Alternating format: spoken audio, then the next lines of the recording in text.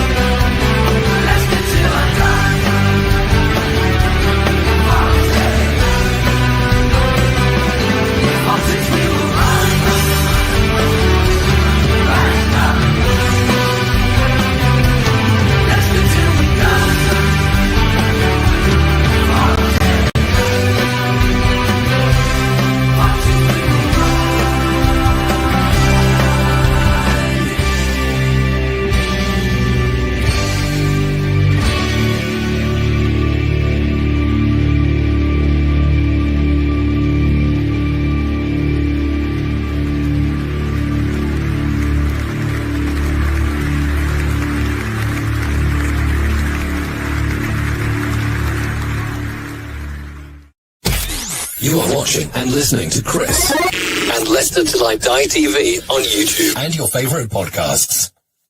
Right, Chris.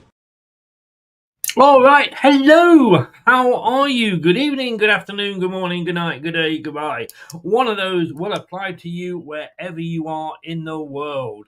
Let's throw Gray straight in at it and say good evening, Gray. Good afternoon, good morning, whatever it is. I don't care. What are we doing here today? What are we doing here? A couple of diehard fans have gone for a draw. A couple, in fact, nobody's gone for a win. I can't remember anybody going for a win and predicting us to win. And you know what's getting interesting? Tomorrow, we are doing this 12 o'clock. The Leicester City debate. A couple of fans there are wanting top to sell. They want top out. Really? Lots will be joining us to say he wants top out. Craig will be joining us to say he wants top to remain. I'm going to be sort of whatever my thoughts are, and I'm certainly on the remain side. Top six. Is it Brexit? So we've had Brexit. We've got top six. I don't know if that's the same. But look, that's going to be 12 o'clock tomorrow. That could get very, very lively. Join us soon. Join us for that. We've got all the team news coming up in a second. Pre-match analysis, first half watch-along, the half-time analysis, second half watch-along, and post-match reaction. I am going to be on my own for the pre and the half-time. Brad is working, bless him. And you know what? It's a stupid time for a match to kick off. So, That's why I'm on my own. But let's have a look at the team, shall we? I think that's what we're here for, after all. Limited as to what he could go for, but this is the team. Apparently, we have gone 4-3-3. Chelsea, and we'll look at their team in a second, have gone 4-2-3-1. So we've got Hermansen in goal. A back four of Justin, Faze, Akoli and Christensen. That, in fairness, whether we agree with it or not, is his preferred starting back four or defence. And, there's a lot to be said of just letting players play together and get used to each other, although 11 games in, you could argue that they should have by now. In the midfield, we've got Sumari and Ndidi either side of Winks. Yes, I'm happy with Sumari being in. Am I happy with Ndidi? No, but look, what have we got? It is what it is. El Canoes and McAteer start. Obviously, there's no Fatawu for the rest of the season. Typical Leicester, when it rains, it pours. But I'm glad to see Vardy back up front. And obviously, he's captain as well. So, on the substitute bench, we've got Danny Ward in goal. We've got Ayew, Chowdhury, Cody, Daka. Hey, Dakova Reed's back. What more could we ask for? Mavadidi, Skip, and Thomas. I have never felt so negative about a Leicester team, which probably means we'll now go out and stuff them 4-0. But I've never felt so negative about a Leicester team at any time up to today. Gray, while Cooper's at the helm, I can't see us winning another game and getting a point. I mean, everybody is saying sort of like, bring back KDH, all right, we'll bring back KDH, but when you've got a tosser like Cooper in charge, like I say, I'm having this rant, and you watch tomorrow.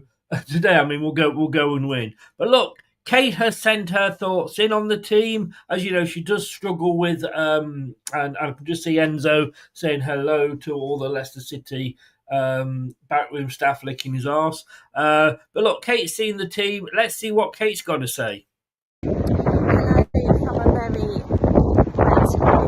Leicester, I hope you're okay. Yeah, the team news wasn't absolutely inspiring, was it? I thought he may go for a back three today, but that's not the case, and Yannick's obviously not in the squad, which is disappointing. Fast seems to be undroppable, as does Ndidi. I'd have liked to have seen Skip come in, to be honest. I probably think we might see a bit of Hamza today as well. I think, you know, the game might need some bite that he can bring, but we'll see. Good to see Vardy starting. Not sure what Daka will do if he comes off the bench, but you never know. But I just want us to put in some kind of solid performance defensively today. It's going to be hard work no matter what, even if we have a really strong team. They're doing really well. They're on great form. They've got momentum. So we'll just have to see what happens. But I can see a 2-0 loss today, I think. But just want some good performances. But yeah, I'll speak to you after the match. So that's Kate's thoughts. She's gone for a 2-0 loss. Let's just make a note of that. I've gone for a 3-1 loss. I don't know, I've got a feeling Vardy may nick one. Or indeed, Dakova Reed may come on and get a hat-trick and we win 3-0. They're coming to take me away. Haha, they're coming to take me away. Oh, God help us. Keith, you've matched me. Don't be sorry, mate. You've matched me. You've totally and utterly matched me. So do not worry about it. Let's have a look. Is that now hidden? Yes, it should be. Here we go. Gray, put in a shift and try, for God's sake. It's all we can ask for. And Gray's gone 3-0 as well. Everybody there. Look, I'm an old man, Gray. I'm an old man. You expected anything different to that? Just to very quickly run through the Chelsea squad. They've gone for a 4-2-3-1. You got Sanchez in goal, Cucurella, Colwell, Badishile, is it? And Fofana. I hope Fofana gets the stick that he deserves. Caicedo, Fernandez, the two sat in front. Madueke, Palmer, great. Jose Felix behind Jackson up front. Fortunately, it's not Michael Jackson. We might stand a chance of winning then, but it is Jackson leading their attack. On the bench, Dewsbury Hall. He will get a good reaction, hopefully, if he comes in. Mudrix is on the bench, not quite fit. And Sancho are the three to mention there. Yeah, well, we both are, Gray. We both are. Leicester City 2, Chelsea 2. Well, look, that's, I say, well done, Paul. That's as much as we could hope for is a draw. I'm just going to put my fan on because I had my heating because you may have noticed it's cold out there. Baby, it's cold outside. That's another old one for you there, Gray. And Andreas is 5-0. Look, I won't be at all surprised, Andreas. The worrying thing about today's match is the fact that we could well lose our advantage with the predictions. Lose our advantage with the goal difference. I mean, if you look at the table at the moment, up until Man United, where are we going? Let me just bring the table up, and then I can. Because up until Man United, our goal difference was a lot better than everybody else's. Now we are currently on -7, which is the same as Everton. Ipswich on 10. Palace on -7. Wolves -11. Southampton -14. And look, I'm sorry, Southampton fans. I think you're gone.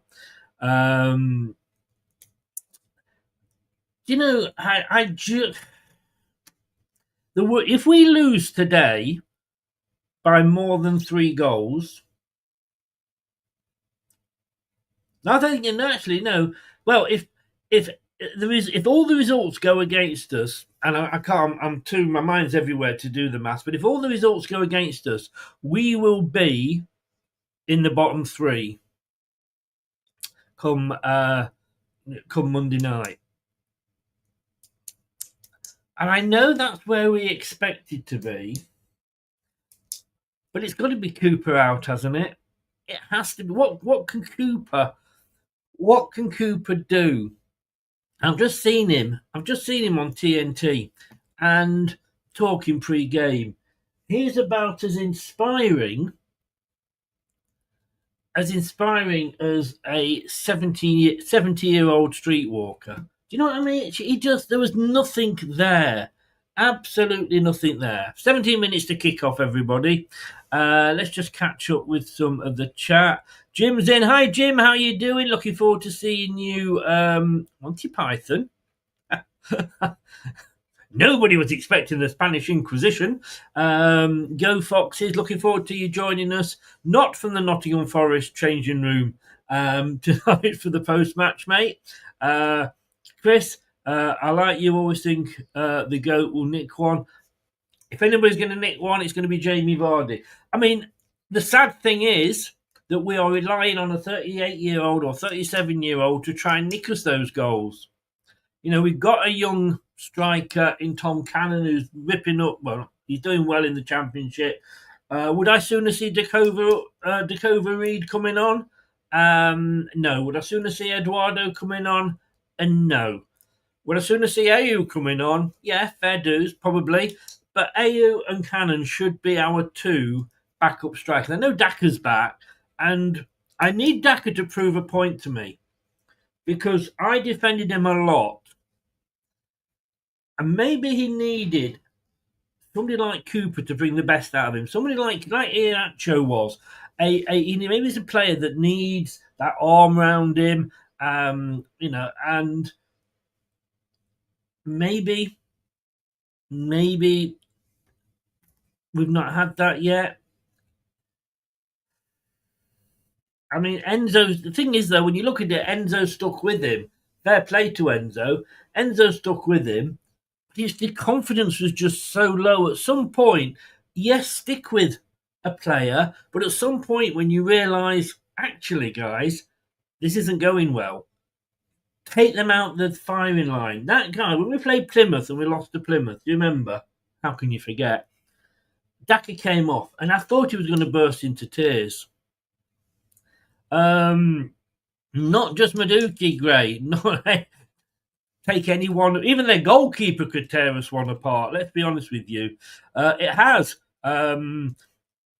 I saw a couple of balls running down my street earlier on, and I saw a couple of monkeys running after them. That's how cold it is. Andreas, thank you very much, mate. This could, LCFC, this could be a rugby score. Yep. Blue Eyes. Yeah, but it was also Tom Jones and Kenneth Matthews as well did it one Christmas. Of course, these days, you're not allowed to sing that song or even play it because basically, apparently it's all about a guy pressurising a woman to do something she didn't want to do. Oh, for God's sake. If you woke, fuck off. Drake is in. Hi, Drake. How you doing? He thinks it's going to be 4-1 to Chelsea. Quite possible. Like I said, I don't think anybody's. But in the prediction league, just to let you know, Brad went 3-0 to Chelsea. Dave went 3-0 to Chelsea. I actually went 3-1 because I thought Vardy might nick one. And Tom, who isn't actually in the prediction league, but you may know he has joined us in the... he does the Monday night show with us, the preview, when we preview all the weekend's actions. We concentrate on 2 games. Leicester-Chelsea is obviously the main one we concentrate on. And this week's second game is Manchester City-Tottenham. And we'll also have an Arsenal fan supplying us with a video review as well for their game. 7 o'clock Monday night. Look forward to it. But he's gone 5-1. So, yeah, he should have gone. It's too late. Rome burned while Nero fiddled. I mean, for God's sake, we've got to think that we've actually got a position here where we've done this with Rodgers. We stuck with him way too long, and look what happened. Surely top on the board are realising that. Surely. Is that where the mistake is? You know, and like I say, join us tomorrow at 12 o'clock. I'm going to redo this here. Join this video tomorrow at 12 o'clock for a game of 2 halves. From top to bottom, our top on the board up to running our club. Sunday, 12 o'clock tomorrow. Check it out. Could get very interesting. We'll just say that, shall we? I think that's probably the nicest way of saying it. It could get very interesting. Let's get back to the comments. Drake said it was 4-1. Cole and Crouch think Cooper is doing a good job.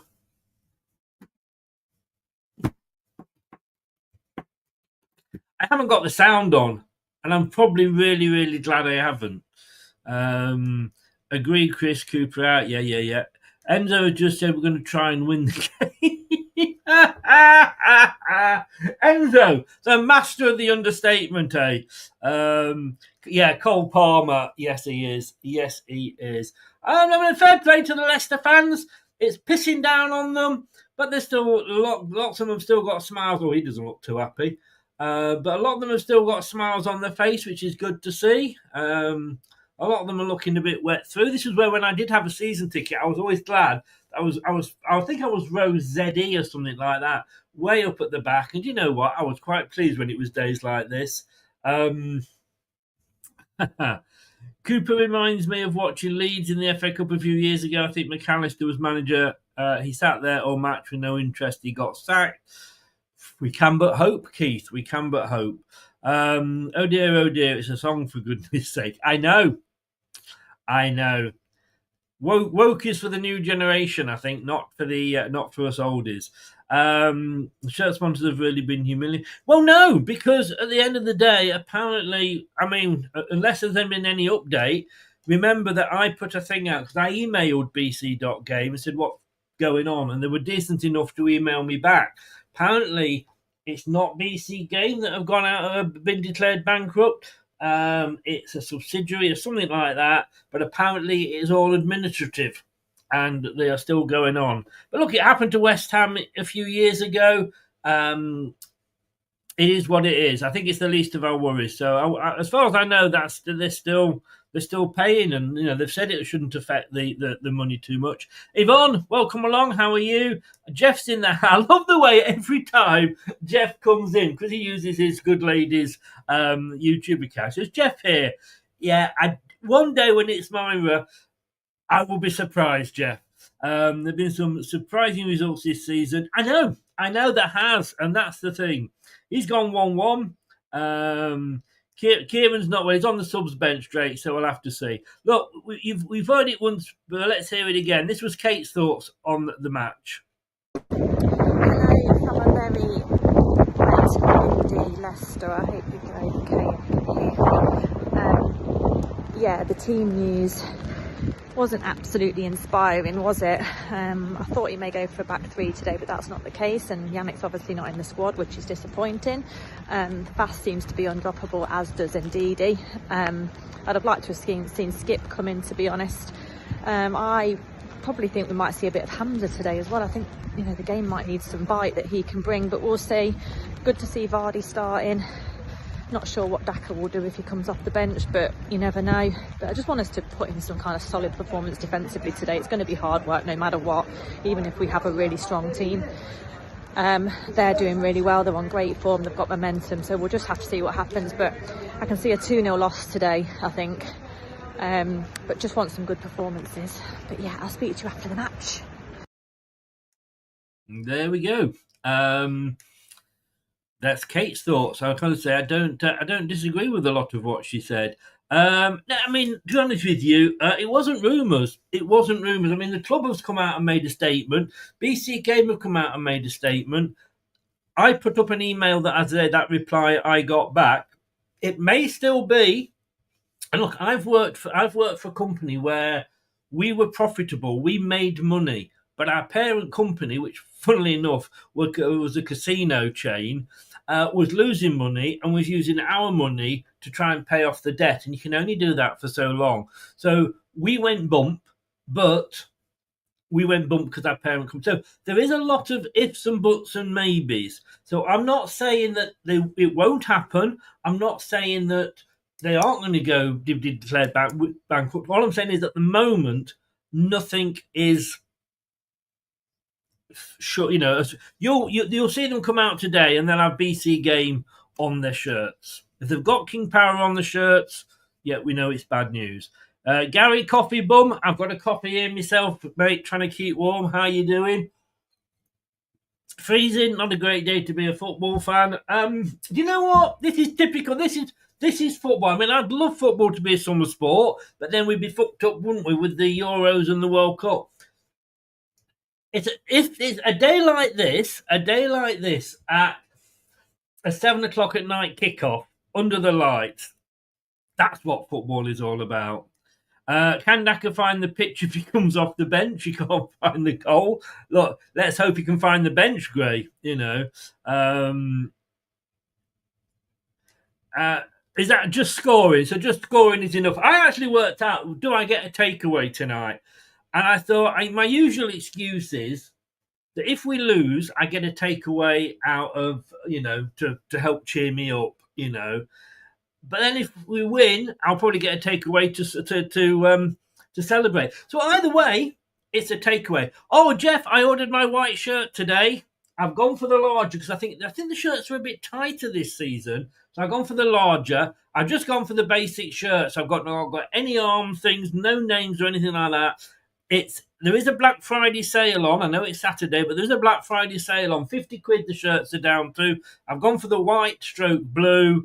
I'm not buying the new blue because, like I say, I've got to be more careful with my money now I'm retired. On that. Right, let's have a look. Jamie's in. Jamie, find the net for us today, please. Please, please, please. I know it's not Jamie, obviously, but wouldn't it be great to think 5 minutes to go that Jamie sat in the dressing room, Red Bull in one hand, phone in the other, messaging Leicester to die. And then going out and nicking a goal.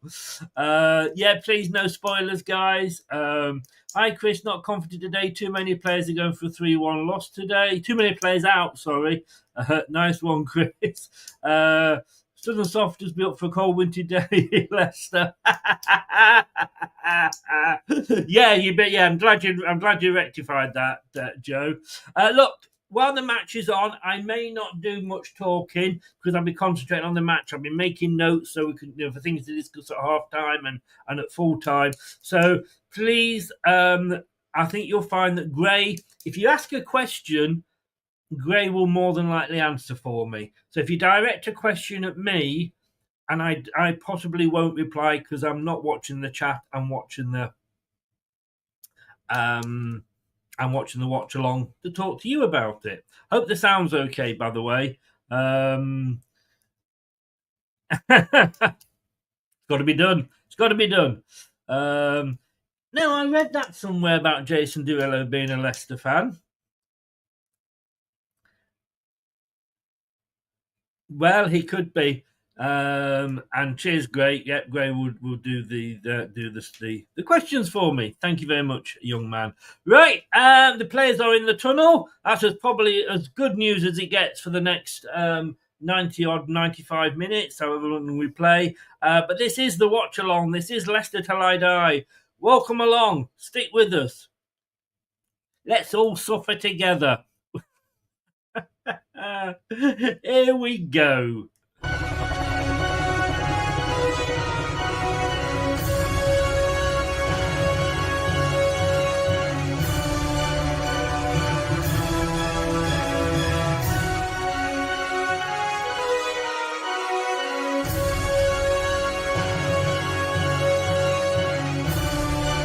This is the Leicester Till I Die Watch Along Show.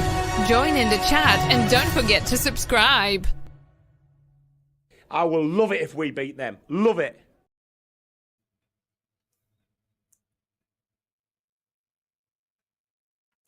So here we go, guys.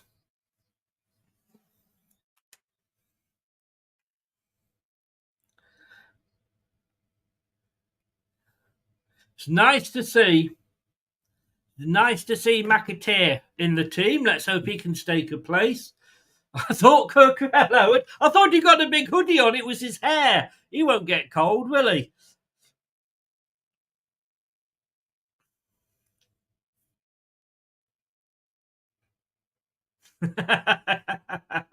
Indeed.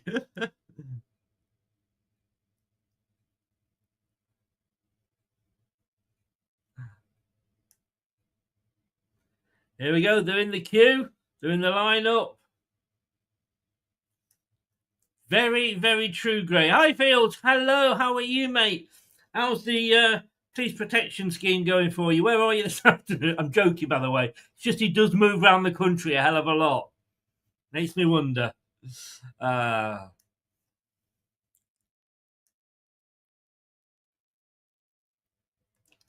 I said, please don't get annoyed as well when I do talk. I know some people get annoyed. Well, you didn't put my chat up. You check a lot of these YouTube channels, you'll see that they don't put every single chat up. And I've got to pass my good wishes on to Neil from Beyond the 90. I hope you are all right, mate, and hope to see you back soon.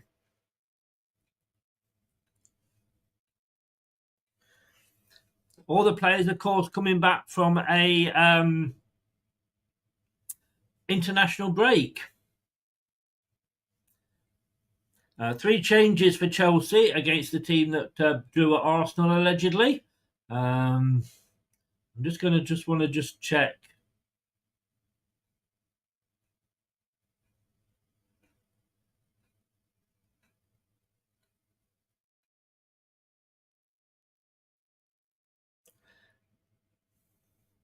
I'm just checking some messages. If I suddenly go, by the way, I'm expecting an Amazon delivery today, and you just know that it will come during the match.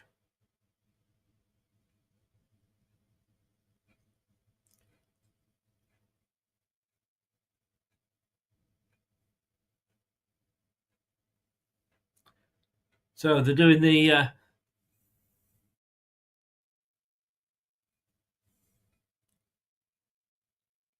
44 goals in 100 games against the top 6.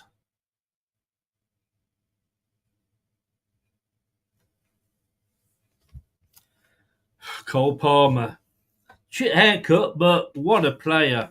What a player he is.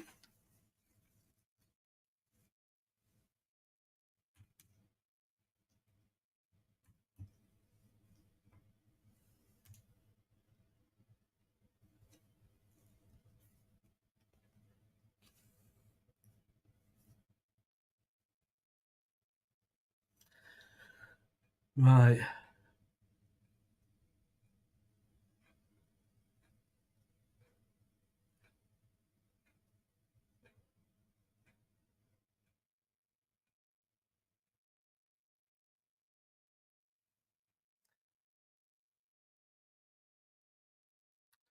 So here we go. It's wet. It's windy.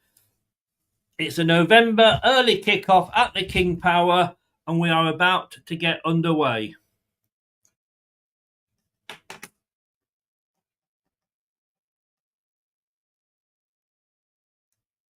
And we're away. Here we go. So Leicester City are in all blue, and they are playing from left to right, which they like to do, obviously, because in the second half they're kicking towards the Kop. Chelsea in their away kit, and the ball goes out for a goal kick. Gives Hermanson a chance to have a... got a ball boy today. Chelsea are in their away strip of all white. Let's hope it's not all white on the night for them. But here we go.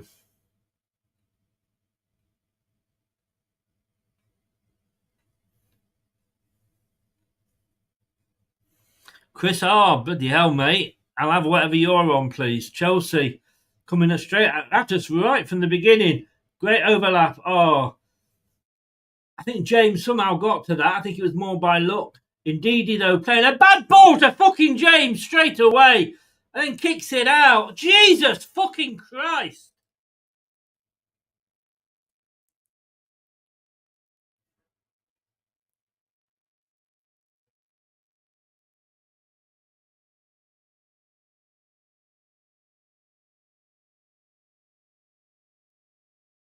What an awful pass right from the start.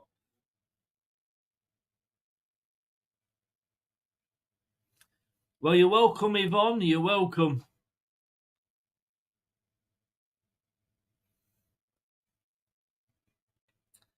I'm nearly a pensioner, but I am retired because I've taken early retirement. Who's the referee, by the way?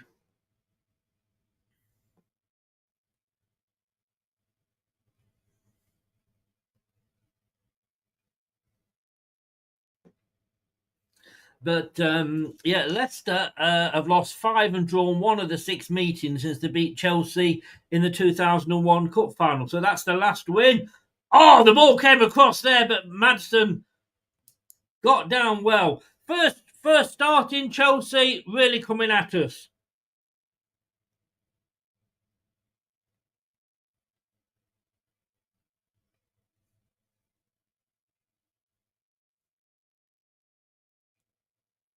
Sorry if I'm bending down. I'm just writing. Oh, Andy Madley, God. Oh, Vardy went over That was a good... Whoa! I mean, that was that was an up and over to Jamie Vardy. That's what we've got to try and do with him. Oh, for again's sake! Fucking Indeedy again!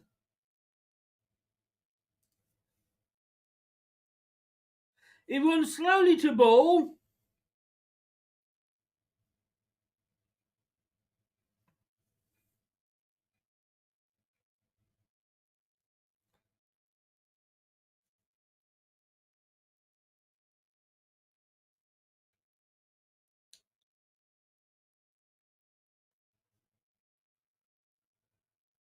I mean, that's a free kick. First free kick of the day goes to Chelsea. Hi, Rich. Oh, fucking hell. I mean, I don't know how many we're going to lose by. That is the question. And I've got to say, get Indeedy off. 2 minutes gone, 3 minutes gone. Let's get the fuck Indeedy off and get him out. He should never be wearing a Leicester City shirt again. You watch, he'll go and score now. Hope you like the new artwork, by the way, guys.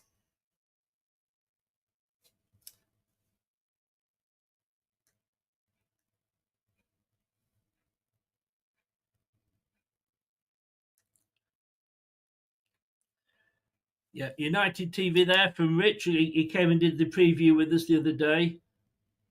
Leicester having to defend here, and it's an up and under. Nobody upfield. Oh, but it was defended well. Jamie Vardy was chasing it, but he was never going to get to it. Thank you, Gray. A fox with a bit of blue in it there.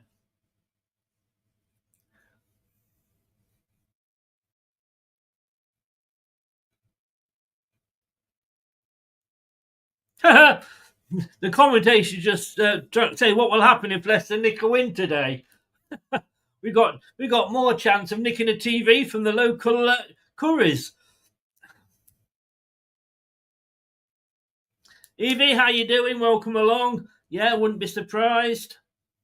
A throw into Leicester there on the near side.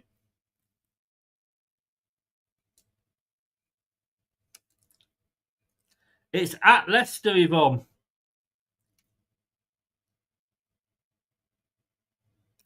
So Casey McAteer's first start.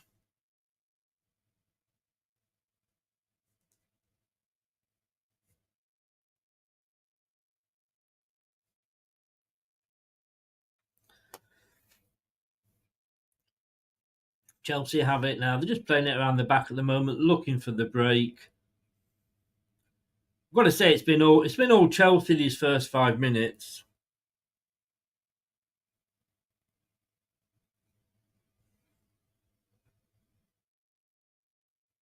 No, Justin lost the ball there. Cucurella, lovely ball through. Can he get the cross in? Yes, he can. Oh, indeed, he again just stood waiting for the ball to come to him. Is he a bum buddy with Steve Cooper? How is he being picked?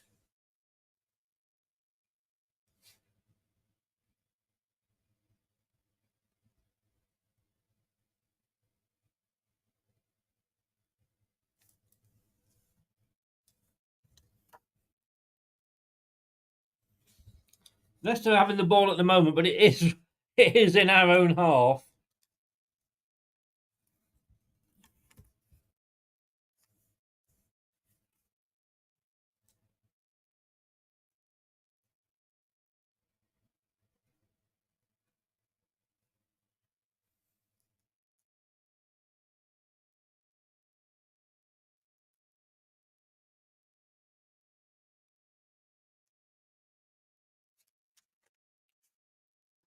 I think that's going to be the topic for our. Hello, Luke. How you doing? Chelsea attacking down the far side. Oh, he's actually going to go out for a corner. First corner of the game. So they've got the first free kick. They've now got the first corner. And I think that's going to be the discussion on Tuesday for the debate show. Is indeed his time at the club over?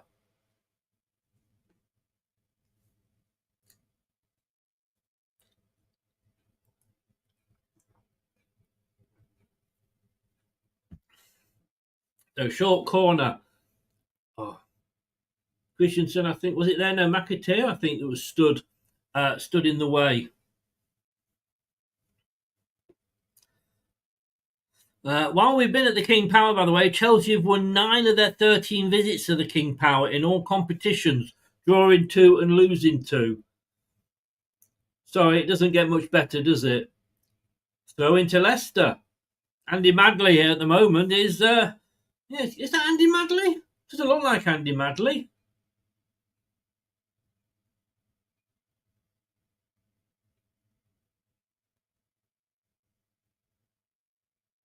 Faze with a long boot upfield. Oh, El Canoe's trying to play Vardy through. It was a lovely chance. Had it got through to Vardy, who knows? But it was cut out.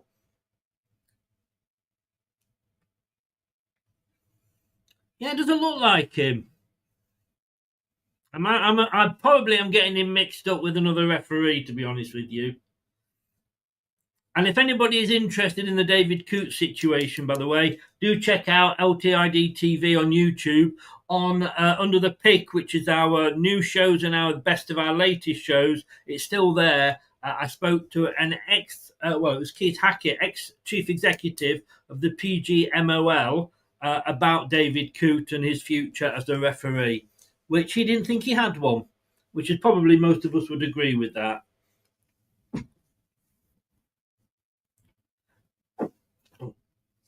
The Winks is down, and Casado kicked the ball out. That's all we need, Winks to be injured.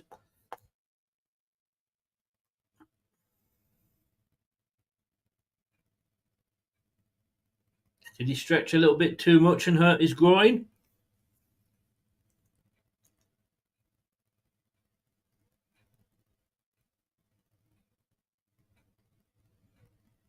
Yeah, it is his groin.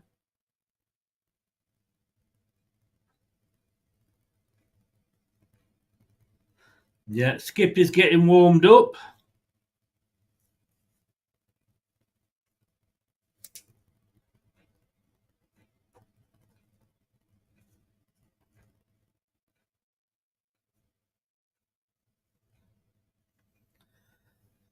So we could be losing one of our...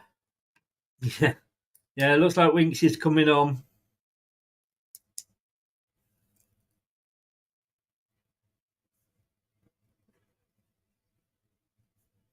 Skip is coming on. Who, I've got to say, is the obvious replacement.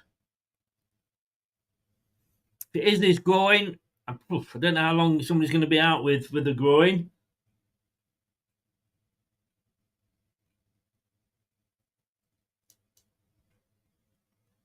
So, what did I say? When it rains, Skip going bold a little bit. Welcome to my world, Skip.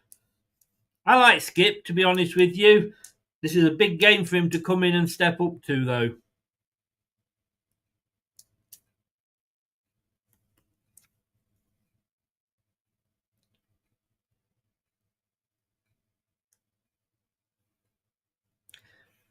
If anybody wants to come on at half-time and give me their half-time thoughts and join me, let me know.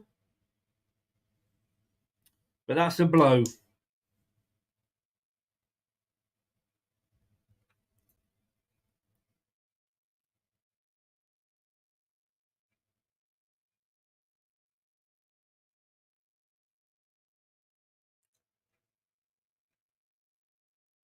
Is that the Chelsea fans I can hear? Yeah, indeed, Gray, indeed.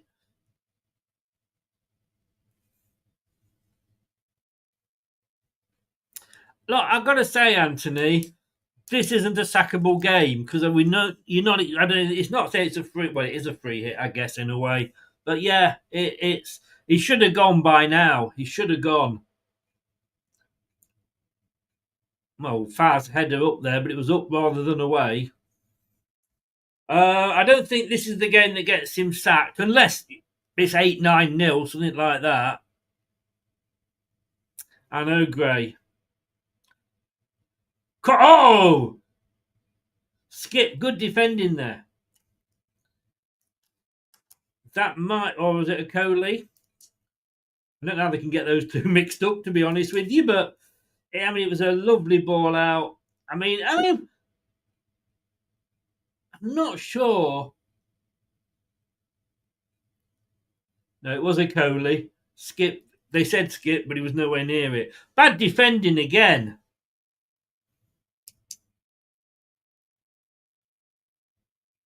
Oh. A shot by Felix with his right foot, and yeah, it was nowhere near the goal, in fairness. I mean, who was doing the defending?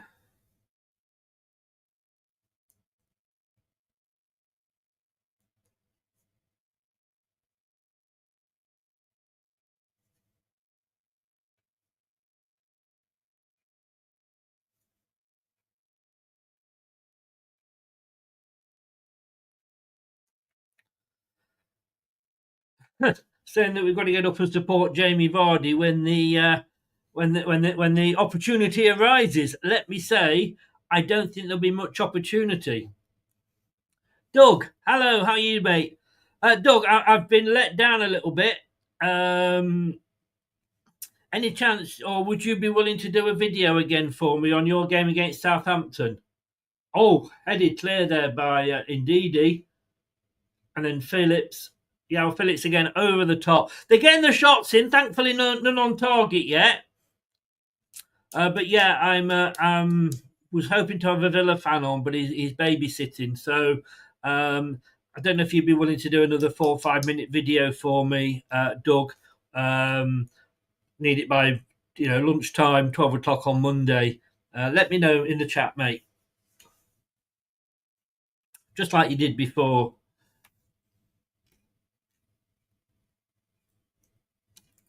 It's a long ball up. Just goes straight to a Chelsea fan who boots it out. Faz Not sure what he's doing. 1-0. Jackson, 1-0. Faye's not dealing with the ball. Oh, thank you so much, Doug. 1-0 to Chelsea.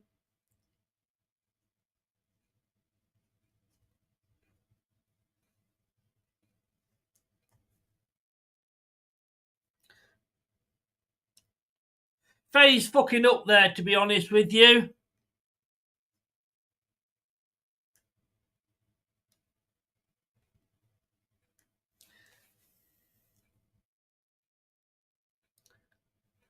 That was all Faye's fault.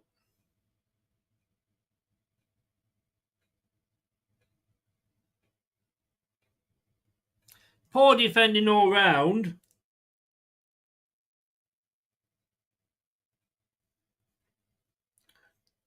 I was just thinking we'd got through to 15 minutes and hadn't conceded. How wrong am I?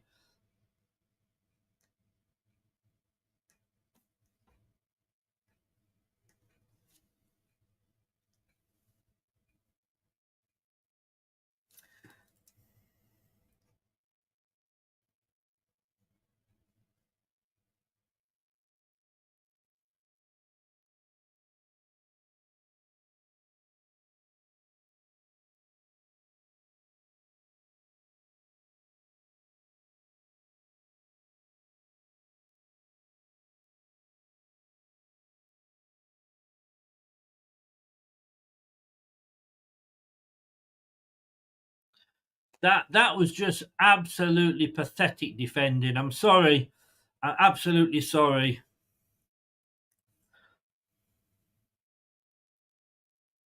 Definitely. Oh, send me some, Jeff. I could send me a crate, please. Yeah. 10 out of 12 times we've conceded first this season. We have only kept 2 clean sheets in the last 35 Premier League matches. I think Cooper's lost his mind. I don't know about the players. So now Chelsea are coming ahead again. This could be 2.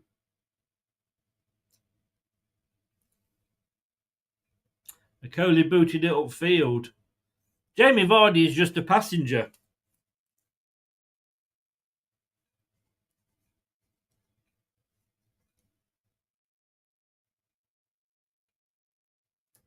Is Top there today, by the way?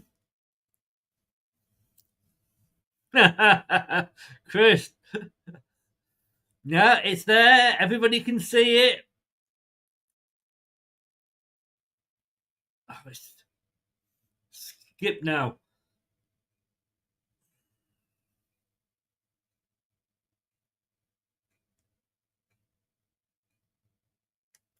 That's what you said there, Chris, earlier.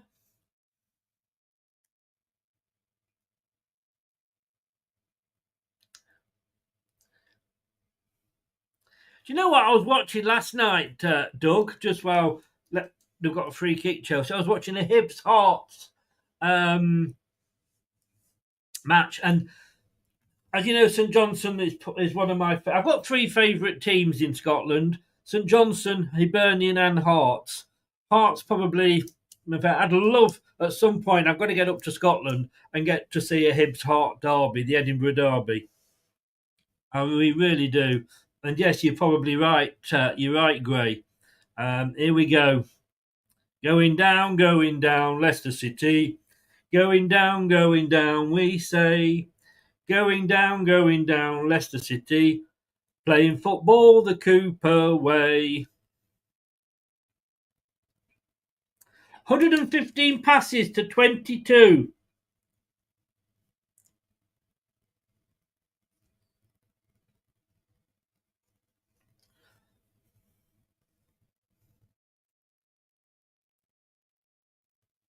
Why would it disappoint Steve Cooper that we've conceded early, to be honest with you?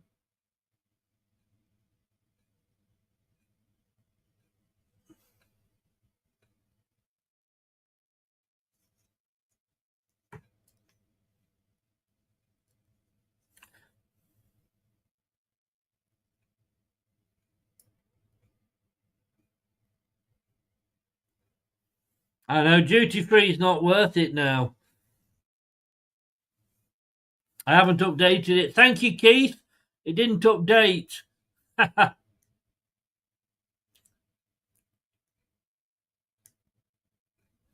got to put the scorer in. I hadn't updated the actual score. There we go. So Chelsea, again, every time I look up, Chelsea are in our box. El Canoes now trying to run with the ball. Oh, gets past two players. That's nice.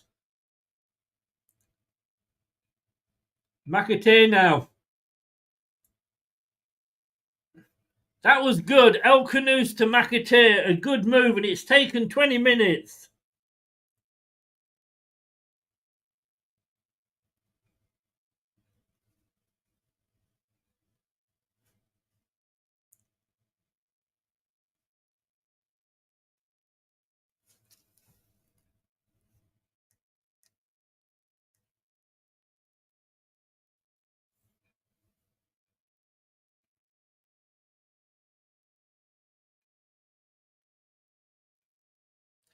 I know this is a silly question, and I should know this, Doug. Where is St Johnstone? Because there isn't a town called St Johnstone. Faye's losing the ball again. What the fuck are Faye's and Indeedy doing in this team?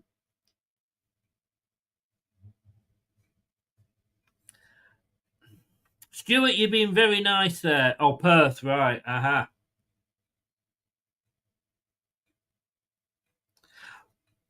Indeed, he booked. Maybe give him a red card. He's not going to be fucking sent off. He's not using the fucking ornament on the pitch.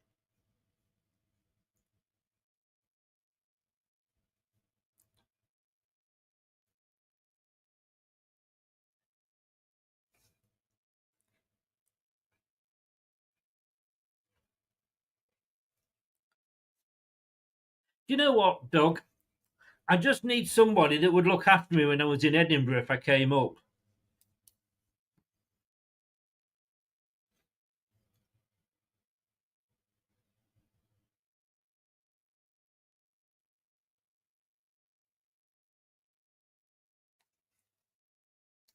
VAR looking at a possible red there.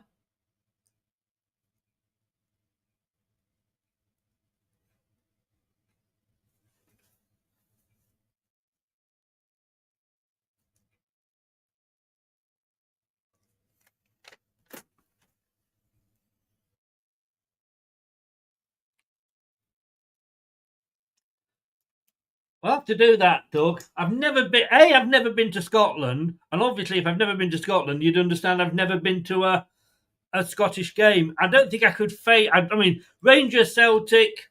I mean, I'd be shitting myself, to be honest with you. Would you come with me, mate, if I went to the game?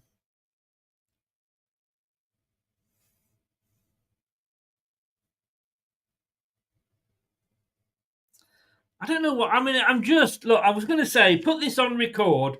Chelsea are attacking, Leicester are shy. Just put that on record. Just put that on repeat. Just put it on repeat and just play the same. I mean, Kukurea here, past James. And Caicedo puts it wide. Unfortunately, Gray, I wish you hadn't, because if he got sent off. Doug, you're on, mate. You're on.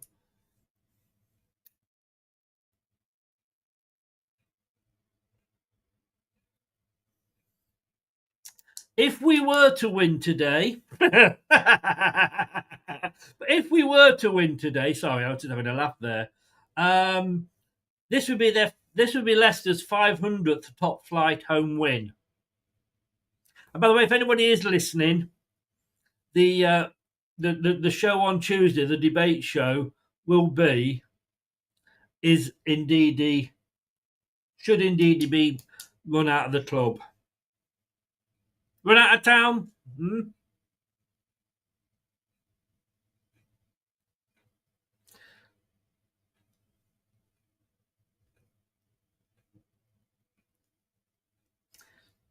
I'm surprised we're only 1-0 down.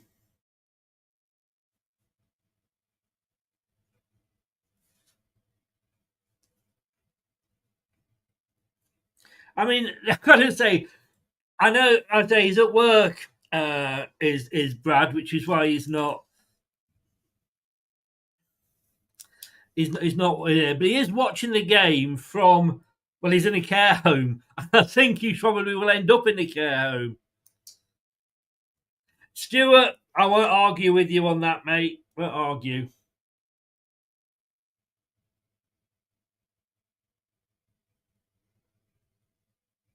Final third passes, 0-62.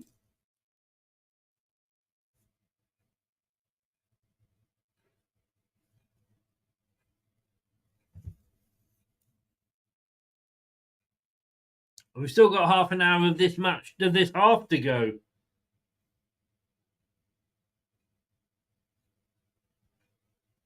It is all about the defence, but it's the defence is what we're watching. I was unlucky again.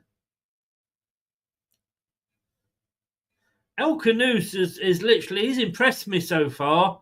He's the only player that have. The white one. Oh. Are you being sarcastic, Anthony?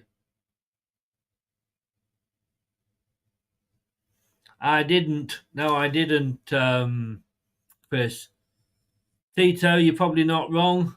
Oh, the top I got. Well, this was the top, obviously, that we beat Chelsea in the FA Cup in. I was hoping that some of that luck might rub off on the team today. I'm a twat, really, aren't I? I've got no chance of that ever happening.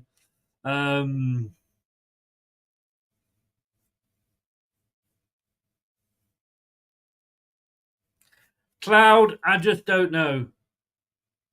Oh. James tried a long pass down this near side to McAteer. Cucurella got in, but it was the right thing to try and do. At least we're in the Chelsea half, everybody! This is as good as it gets. We made it into the Chelsea half. El Canoes on the ball. Skip, Samare, skip. And then it's given away again. Given away.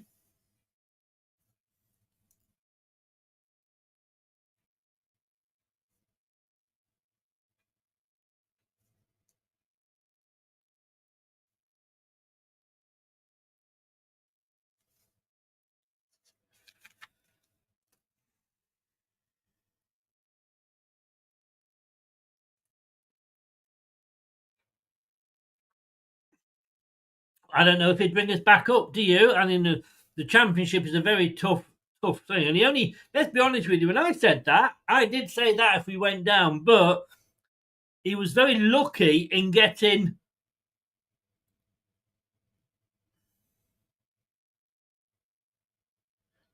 Palmer's down. Sama's going to get a yellow card for that. Oh, good save.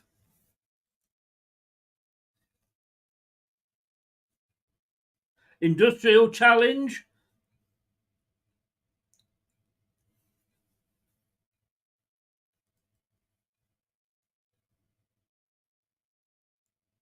Two of those, yes.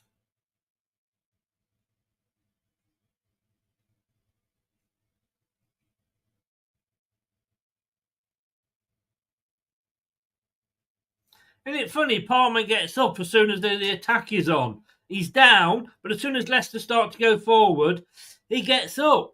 Cheat. Samara is yellow carded. And again, he was lucky.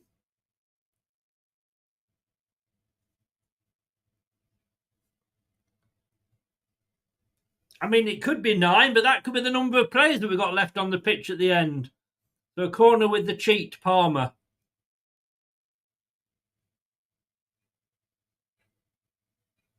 Tell you what, I'd sooner have Loftus-Cheek than Cooper. Awful corner there by Chelsea. I think it went straight out.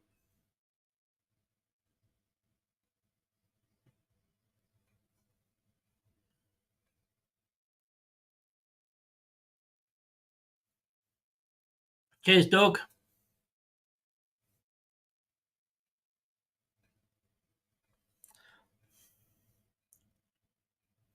Be careful, are you a West Ham fan? Too shy, hush, hush, eye to eye. What a haircut he had.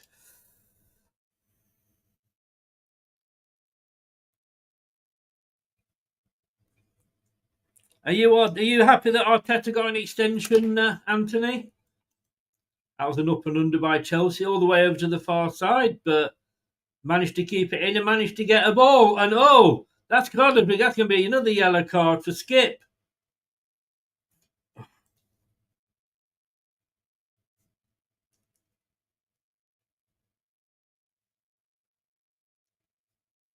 All three central midfield players are on a yellow card. This is not going to end up with 10 players on the pitch.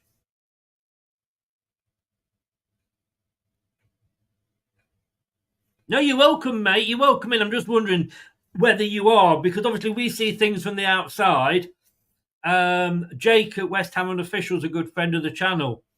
And I just wondered if you were a West Ham fan and you could say you're saying that because you see them week in, week out. I know he's not a key. His attitude was Moyes had to go. But look, there we go. 2-0. Is it going to be? Yes. Madueke. Oh, oof.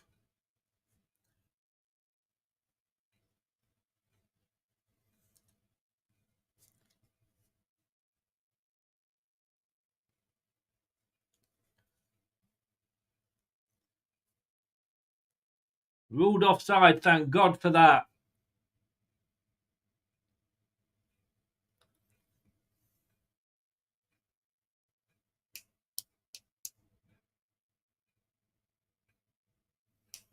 VAR actually checking it. Oh, it could still be a goal.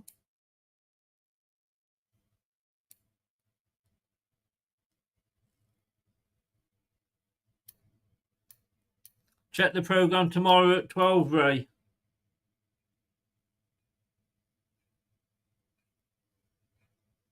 I think this might even be given as a goal.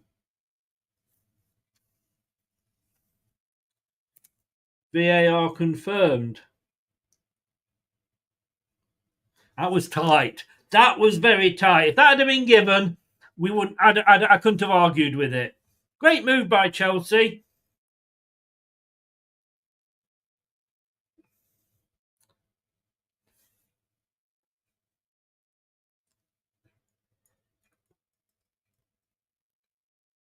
Showing Steve Cooper there. Is he a man that thinks he's going to get sacked? I don't know if Top is there.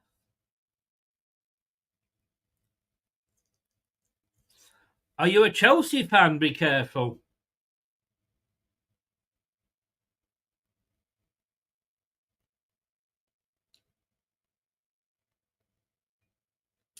Who knows? I don't know if we are on the pitch.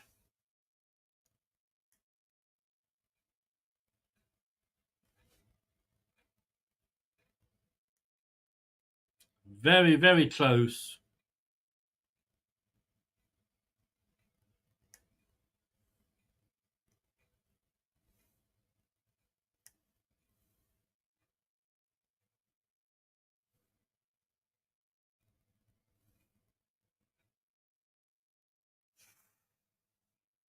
But it is very true, isn't it? It is very, very true. Be careful what you wish for. I always say if you replace a manager, make sure you replace him with somebody who's better. I don't think West Ham have. That said, who could be worse than Cooper?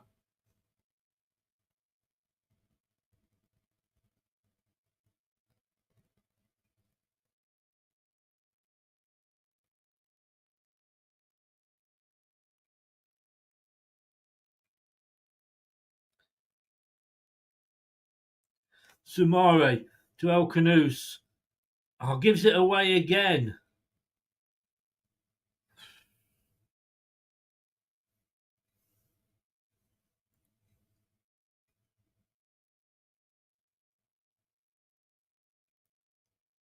I just can't keep saying the same thing over and over again. Chelsea are attacking.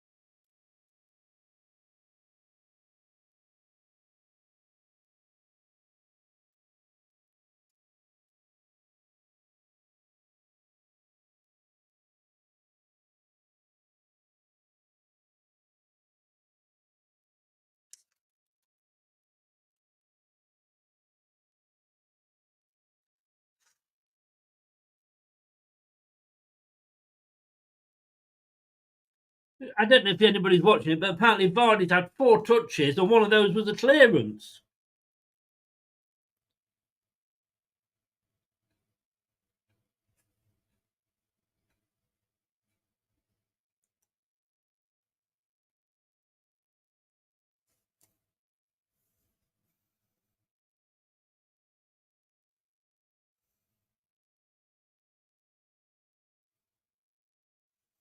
They've got a free kick now, Leicester. Are we having to rely on set pieces?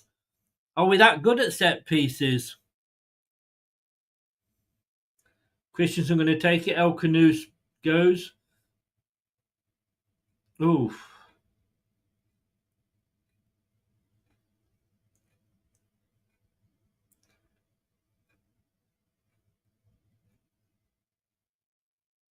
I think the wind got hold of that one.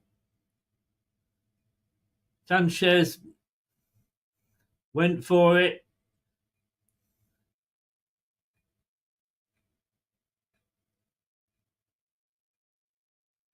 Bit of a mess there for Chelsea, but Leicester surprisingly not being able to take advantage. Well, it doesn't seem to have made our for a while it attracted some good players, Gray, but it doesn't actually. Fofana making them. I didn't know Fofana was on the pitch, but there we go. He's being sarcastic. I know he was. I just hadn't heard him mention.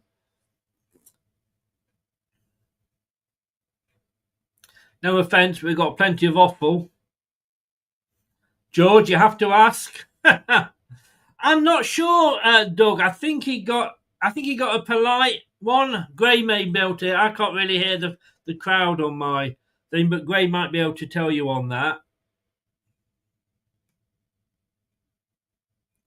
Skip now coming forward. McAteer's got space out here on this near side. Oh!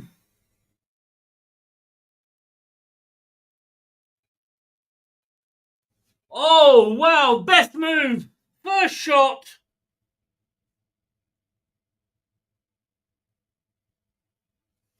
Skip. Good run forward to McAteer. Just wide. And I mean just what? Literally took the paint off the post. Gray, do you know, in Doug's question, what sort of reception did Maresca get? That's basically giving the crowd a bit of something to cheer about, at least. Yeah, Palmer plays the ball out.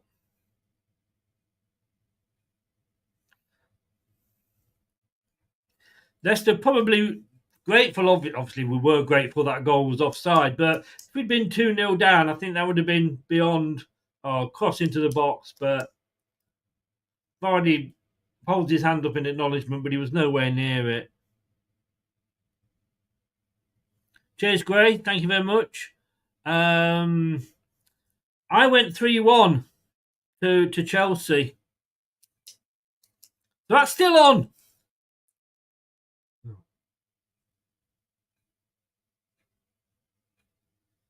Oh, corner for Leicester. Sanchez not happy.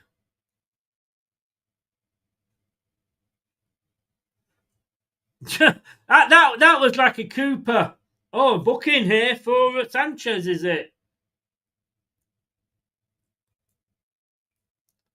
Now the crowd are waking up. Caicedo has got a booking. Christensen to take this corner.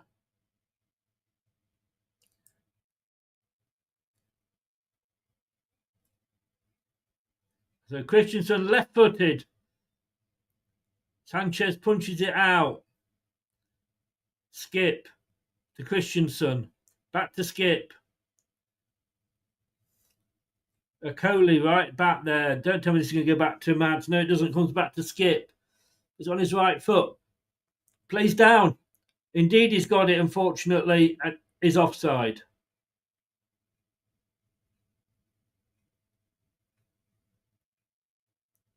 Indeedy. That's all I'm going to say. Indeedy. I don't think I need to say more, anybody, do I?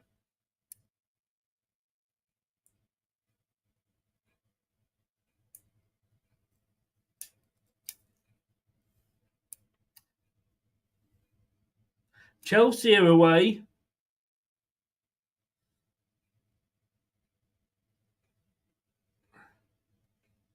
In Europe next Thursday in the conference. They've got to be favourites to win the conference, surely.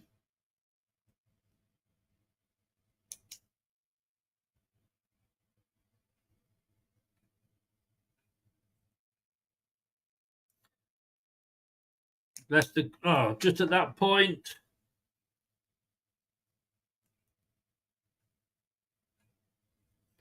The weather decides to fuck up with my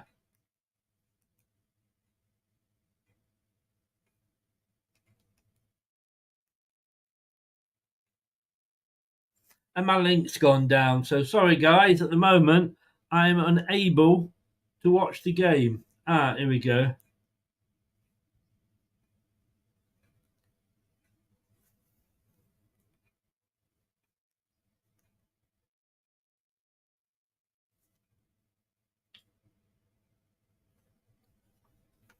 So 1-0 down, and we are 42 minutes. Indeed, he couldn't time anything well, though, Gray, could he?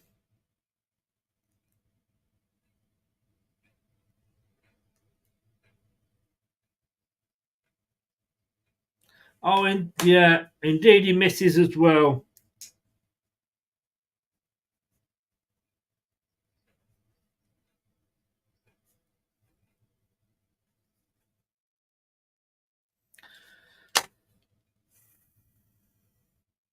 Indeed, no, he's absolutely useless, Ray. Take your last two words off.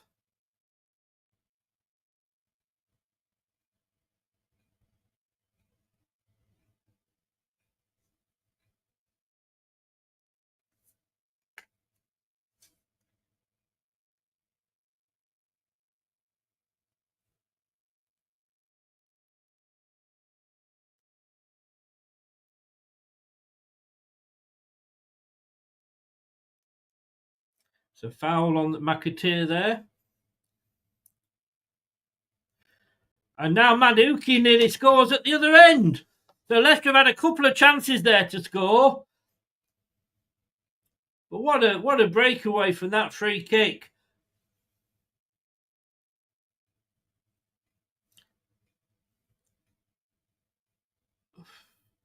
Hang on, isn't Ndidi playing for both sides? Because that should have been a goal for Chelsea.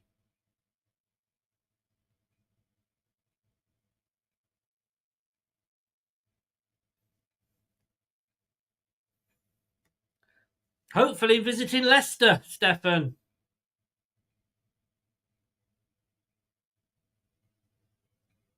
Throw into Leicester, halfway into our own half. Will it go back to Mads? No.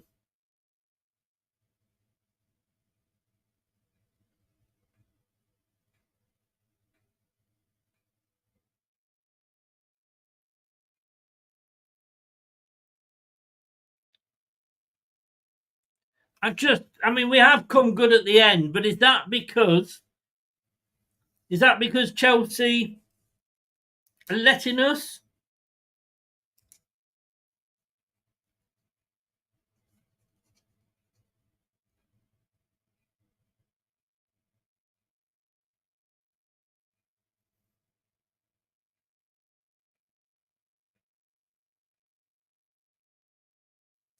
4 minutes. Indeed, he gives the ball away again. Oh, what the fuck?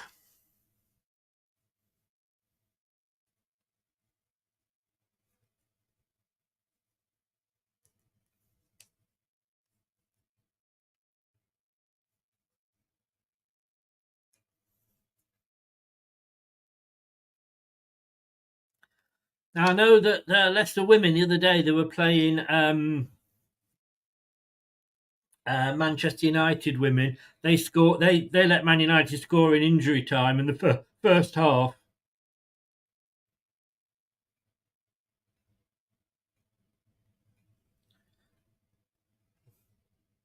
Now, a ball up for Vardy, wasn't able to get onto the end of it.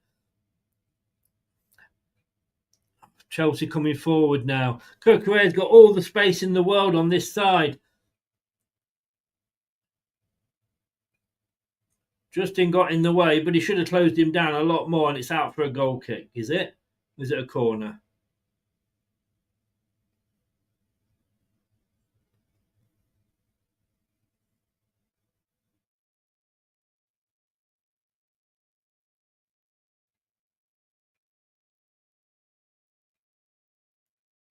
No, it is a corner. They're taking the time, surprisingly, Chelsea.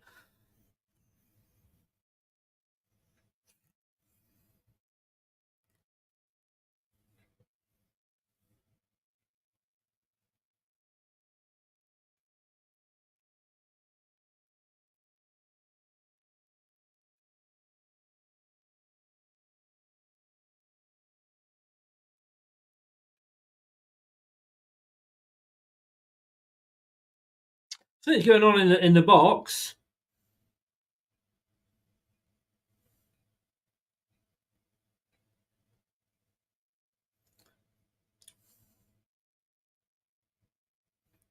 That could have been a penalty, actually, from Sumare. Very, very lucky there.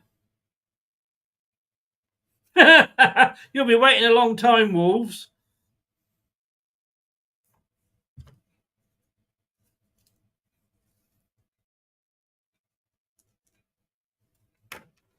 So, corner to be taken again. Now it's a free kick to Leicester.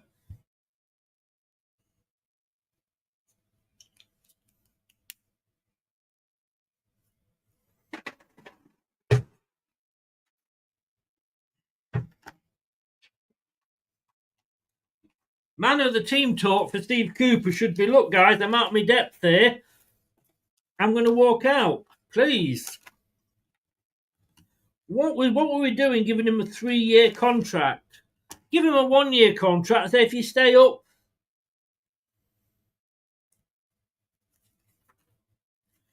I don't understand these 3-year contracts. They cost a fortune when we sack managers.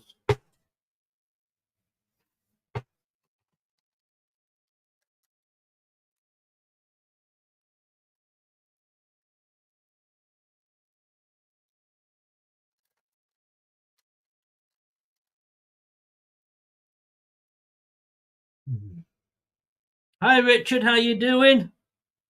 Hi, Victoria.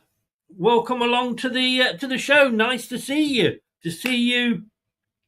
Hope all your family joined in with that one. Then welcome along. In Portland down there, I've been to Portland once, just outside Weymouth.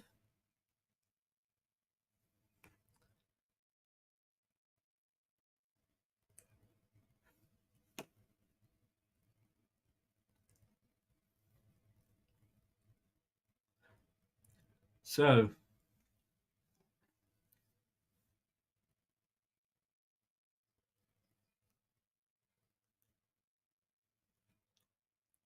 and there it is, half time. How it is only 1-0, I don't know. We came back into that game at half time or towards the end of the first half, but was that because Chelsea let us? I'm going to go off for a piss and a shit. I'm going to be honest with you. Sorry, Victoria, but I need to. And we'll be back in a few minutes. Please, whatever you do, don't go away. And stay tuned. We'll be back with the halftime analysis soon.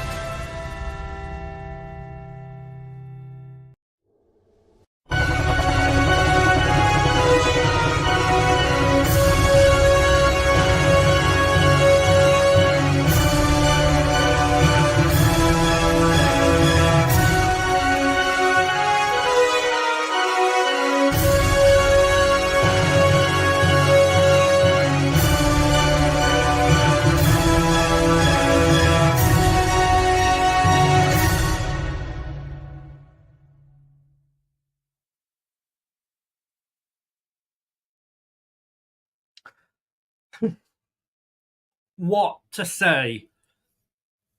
I mean, do you know what? How did your day start off today? My day started off by trying to book Peter Cake tickets. Obviously, nowhere near getting them, but that's how my day started. I'm thinking, why do I need to go and buy tickets to see Peter Kay? Because I can watch 11 comedians every bloody Saturday afternoon or weekend whenever we decide, whenever we're allowed to play by Sky, BT, and TNT or whatever it is these days. Absolute. I'm not getting excited by that last 10 minutes. I'm really not. And do you know why I'm not getting excited? Because I think it wasn't the fact that we came good. I think it was the fact that Chelsea let us, if you like. They took their foot off the pedal. So I don't know. Let's just see what you guys are saying. Coaching changes, yeah. Well, we've done the hi. Well, yeah, we said hello to Victoria.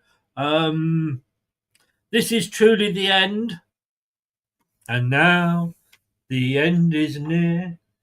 Come join in, and so we've reached the final whistle. Anything can be adapted. Last 10 minutes we got hope. Yeah, but like you had added on there, if Chelsea stopped playing. You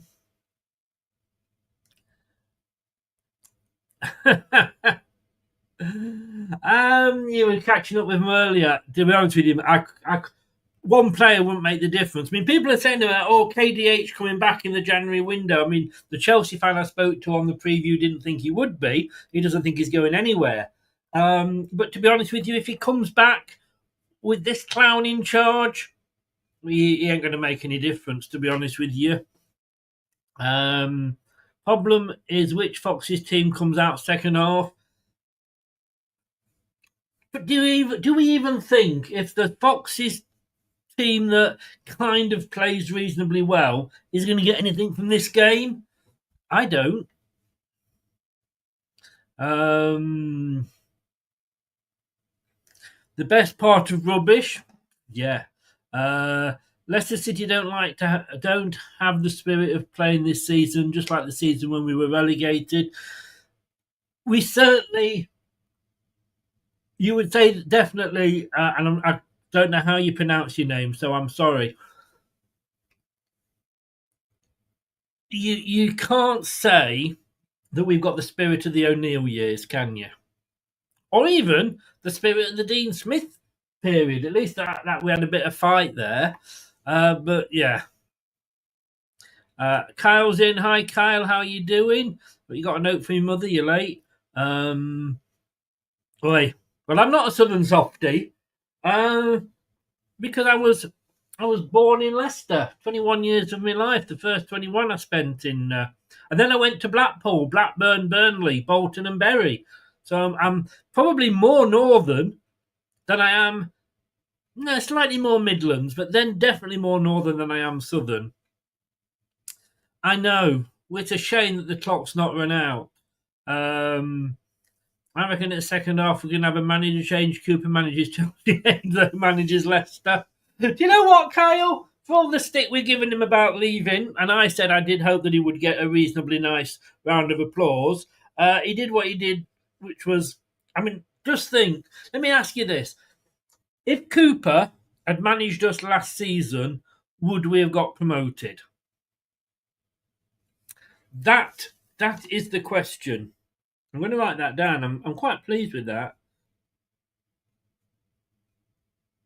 Cooper had managed us last season.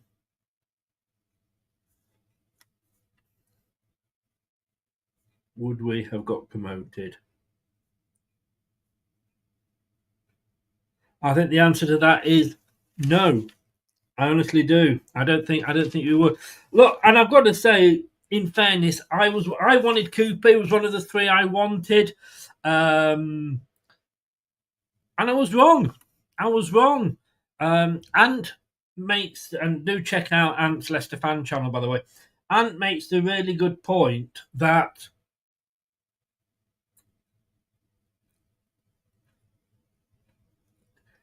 we're not getting any better.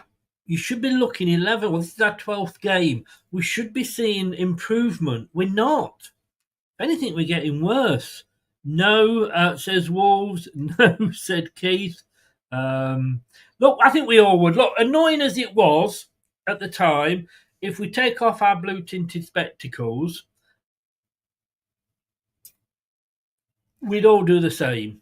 Because you don't know, if Enzo had stuck with Leicester and we got relegated, his chance may not come around again. Like when Potter went there, you have to go for these jobs when they're there. You turn down promotion at work, you don't know when it's going to come back again. To be honest with you, I'd be happy for Moyes, Van Nistelrooy. They're my two of those that we know, but again, there's going to be lots of managers out there that we don't know about. I think you're right, Chris. I hope Victoria heard, by the way. I know, 41 game, and it's all been downhill ever since. That kind of sums it up, doesn't it? You know.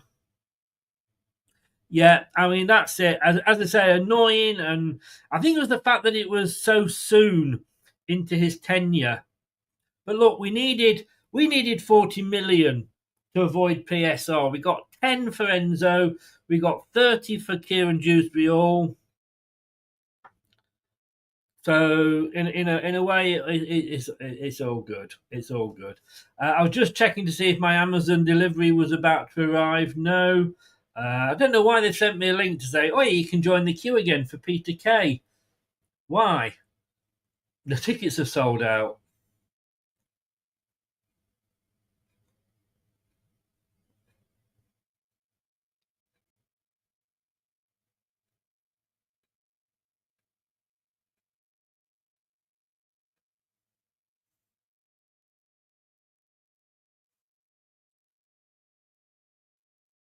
Hey ho.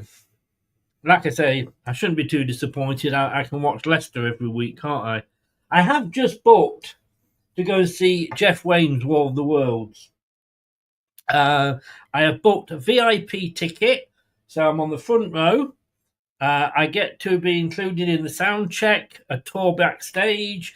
I've interviewed Jeff Wayne, so I'm going to get to meet him, have a picture taken, merchandise, so included. It's 400 quid. But do you know what? I love, and I'm talking about this because the football's so fucking shite. I love Jeff Wayne's War of the World. And you know what I'm going to do? I've actually made myself here another coffee because I don't want to waste a bloody good cider on this load of shite. I'm sorry, but that's true. Right, they're coming out. We should be again back on in a few minutes.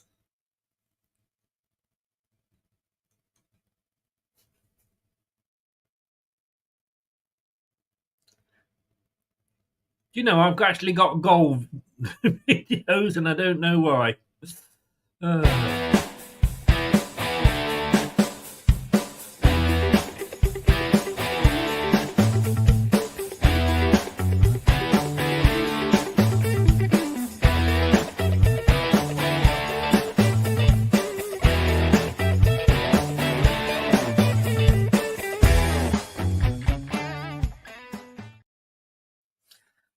So here we go, getting ready for the second half. I have to say that it is a little bit damp there at the KP. I did actually also, as in the break, as well as making myself a coffee, I had a little prayer and I did say to God, could he have lightning and thunderstorms and snow blizzards at the King Power so that the match gets abandoned, and by the time we replay it, we'll have a new manager.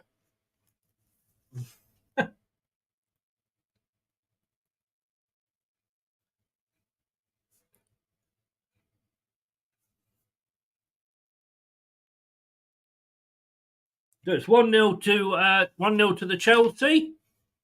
Leicester, all blue, kicking right to left towards the Kop end now.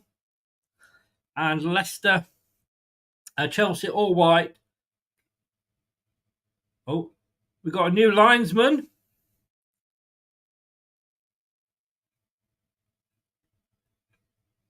So there's been a linesman change. The linesman is now the 4th official, but no changes for Leicester.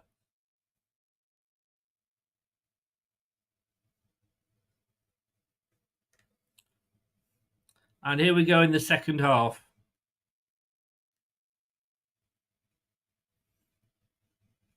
I wouldn't blame you, Gray. I wouldn't blame you.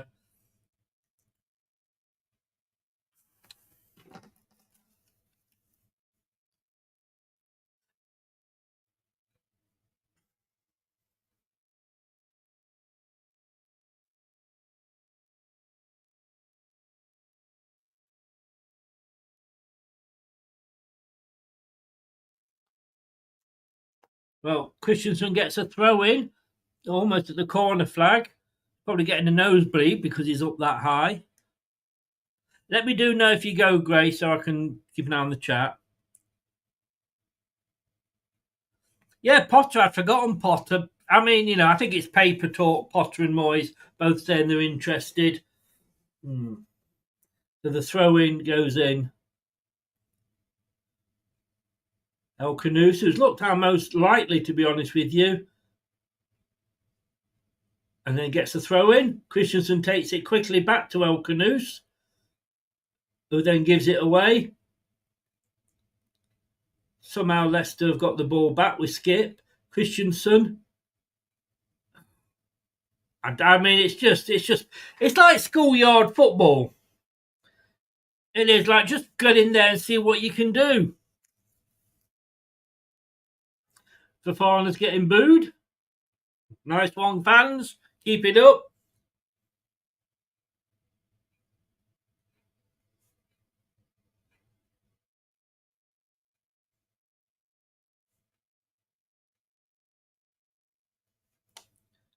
It's a free kick to Leicester this time. Richard Madeley looks different. Maybe he's grown a beard. I think that's probably what it is. Indeed, Christensen plays it forward only as far as the Chelsea player, but Leicester have got it with Samari. Samari turns on the ball. Justin gets it and passes it across. Oh, and that's easily just let out there just for a throw.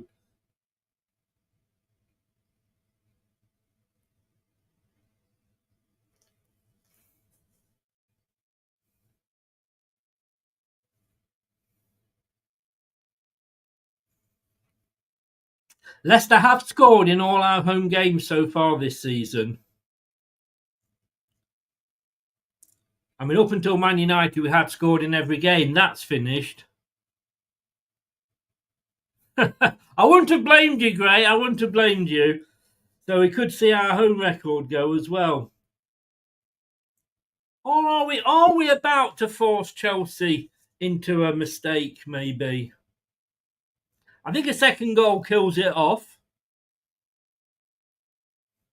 Don't get excited about substitutions, by the way, guys. That won't come until about the 88th minute. Coley chipping the ball forward. So throw into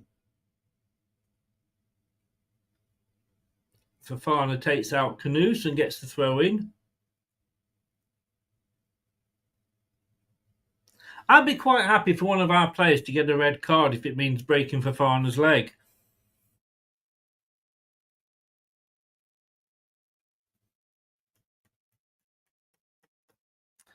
Yeah, Jeff. You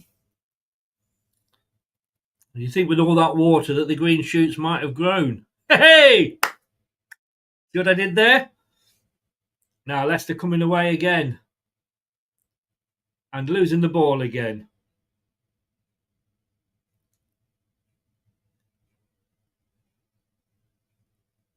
Every time we get it, we give the ball away. And now Chelsea are coming at us.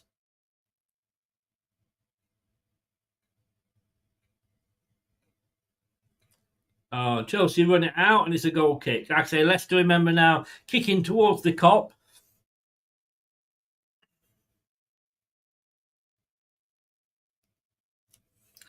We live in hope, Gray. We live in hope.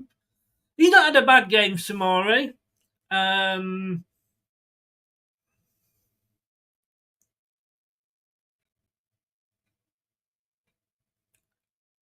This is risking it. Played out well, but it's still risky. Skip, is it? A long ball down the side to Ndidi. Oh, he pushes the player over. Ndidi, will you please just go and fuck off out of our club?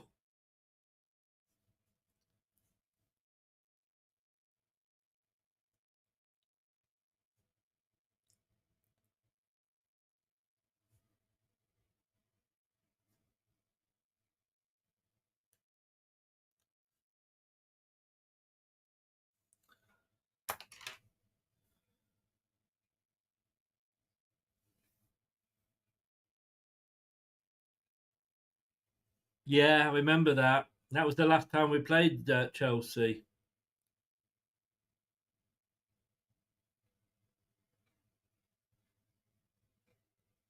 Chelsea coming away now down this near side. They're trying to line it up. They're given a lot of space, but well done. I think it was McAteer that got in the way there, possibly Justin. Yeah, wouldn't surprise me. I would have taken one of the central midfield players off to at least, let us have a player there not on a yellow card, and of course that would have been Ndidi.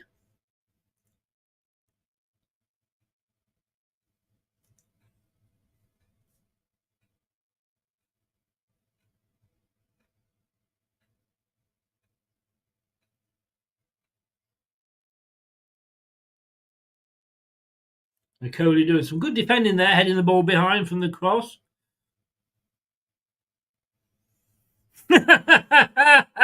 Keith, oh, we could only hope. We could only hope. I'm going to have to put that one up. He needed to get deliberately do for Farner and get a 10-month ban. I am starring that. I'm going to use that one, Keith. Thank you.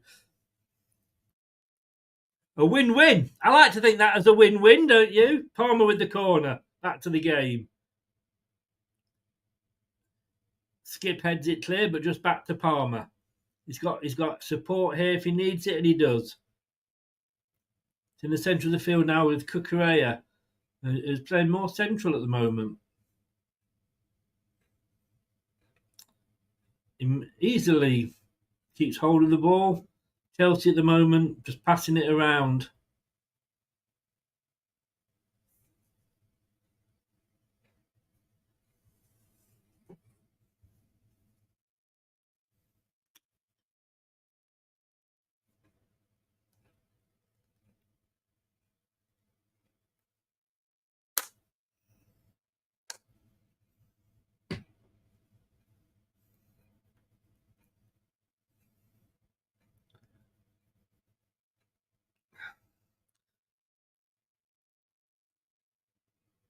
Chelsea somehow managed to get the ball away, and they're breaking now down the centre. It's 3-on-2.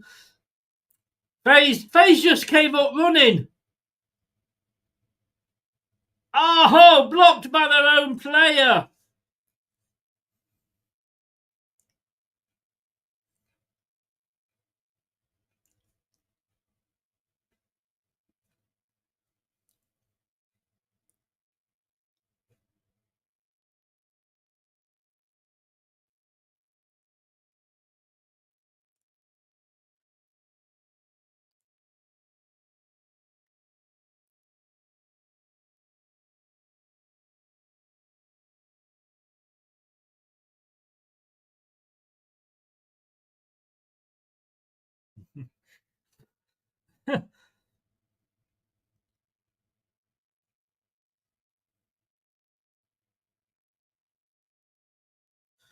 Wow. I mean, maybe maybe we are, maybe you're somebody up there saying you're going to sneak something here, Leicester. Not if you're a Leicester fan, Ronald, no. That was funny, actually. And you got, as the commentator said, Chelsea, you got to laugh. You've got to laugh.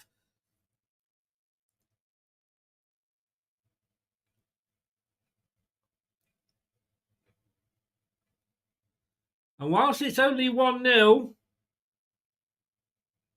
Skip passes it forward and we lose the ball. Chelsea managed to keep hold of it despite a couple of attempts to get it off. Vardy can't really do anything. Yeah, typical Jamie Vardy closed down. You know what that means, guys.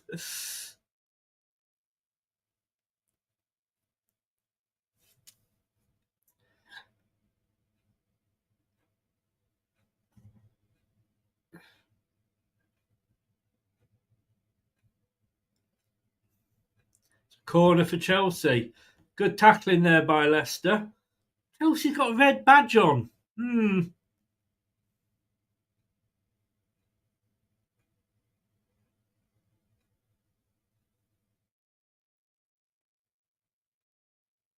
it's a goal kick.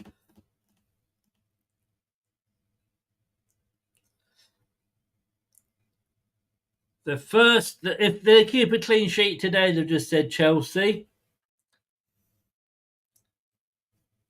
Fofana and Samari clash there, but Fofana is the one that's taken Samari out. Only got 3 clean sheets in the last 22 games, apparently, Chelsea. Or Premier League games. That should have been 2-0.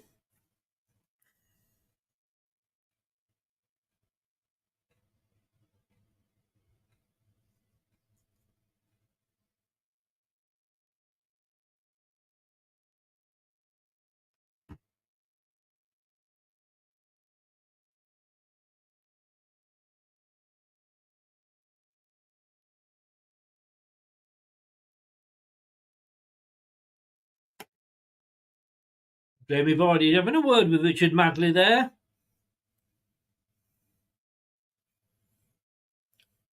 Smash those likes, guys, if you can. We need to try and get to 50 likes. That would be brilliant. Chelsea riding the tackle there. Got it on the far side.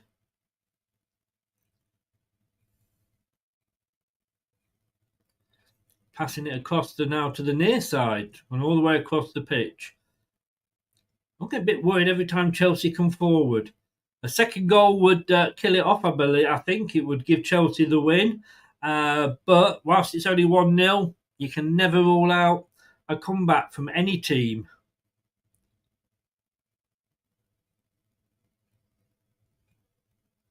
It's a corner. Chelsea on the far side.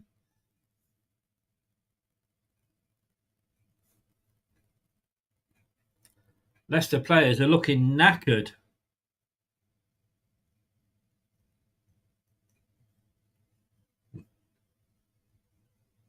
Or Judy Finnegan-Gray. Finnegan-McGinnigan. 7 corners to 1. That kind of sums up the stats.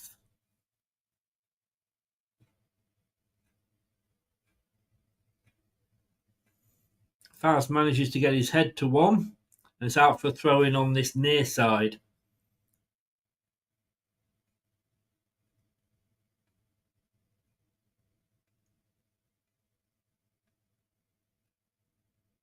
Chelsea not in any rush to take these throw-ins.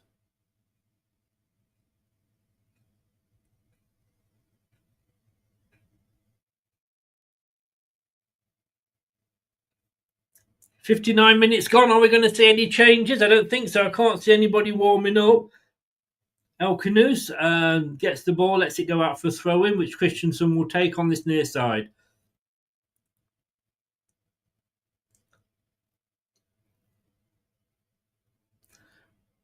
Again, El Canoes can't control the high ball and gives away a free kick.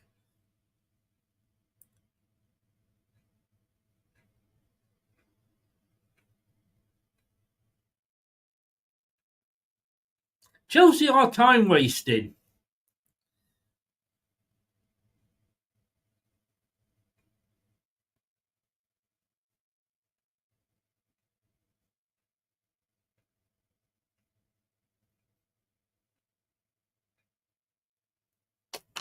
At 1-0, always got a hope at 1-0.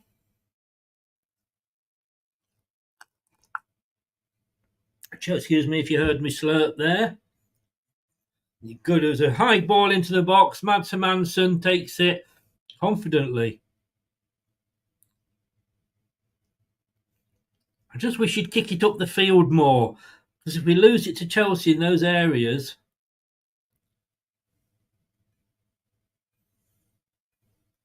Gray. No idea. Fair point, Keith. Fair point.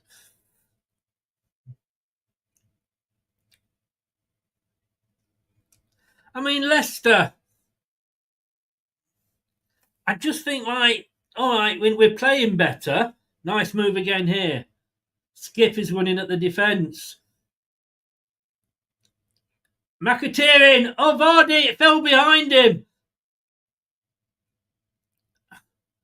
Fast keeps it alive. Oh, offside then. I was unlucky there because it was just slightly behind Vardy. That was probably one of the best moves we put together.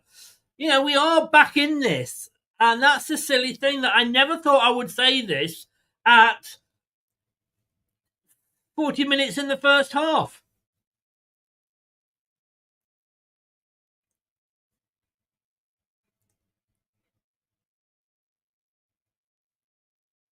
But you just feel that even though Leicester are back in the game, you just can't see them scoring.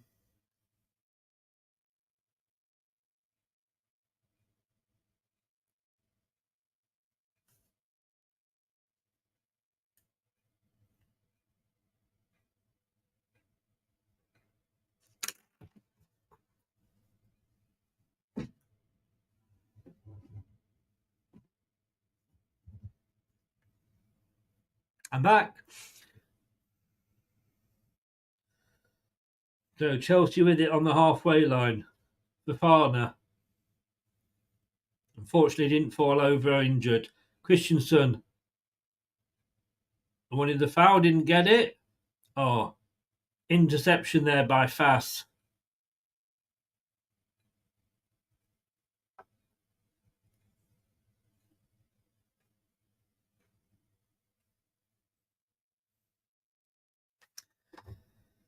So 63 minutes gone, no sign of a substitution.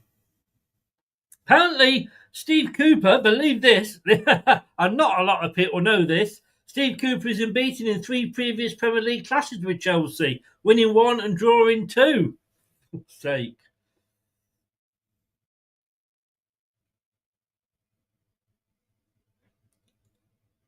Oh, Fofana, they're doing well against Vardy, and Chelsea now can break. They've got numbers forward. Christensen has not had a bad game. Fernandez there. It was curling, but it was curling the wrong way and curled away from the goal kick for Leicester. 1-0, 63 minutes gone. No sign of a substitution.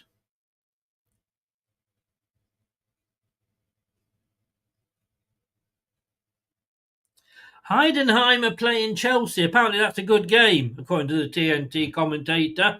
It's the Conference League. They've got to win it, haven't they? They've got to win the conference. They've got to be favourites. I thought the conference would disappear once they'd revamped the Champions League. But anyway, let's have it on the far side. Baz. McAteer. Skip. Skip loses it, though. He's bullied out of it. We're being bullied off the ball.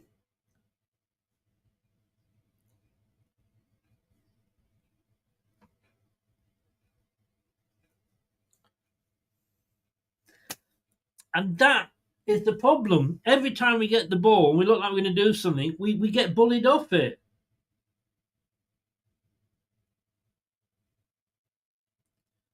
James to Vardy. Vardy's deep. Vardy is deep. Can McAteer get this ahead of...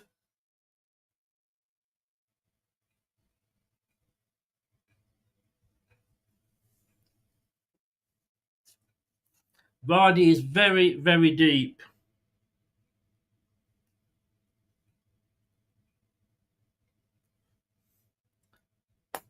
Cucurella there. Yeah, he knew what he was doing.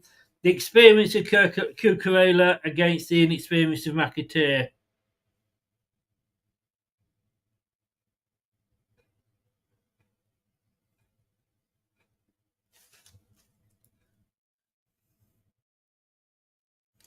$65 yellow card for Chelsea.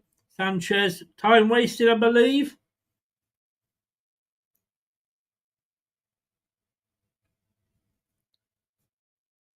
And finally, a free kick to Leicester. Quickly taken. Maybe not the best idea, to be honest with you.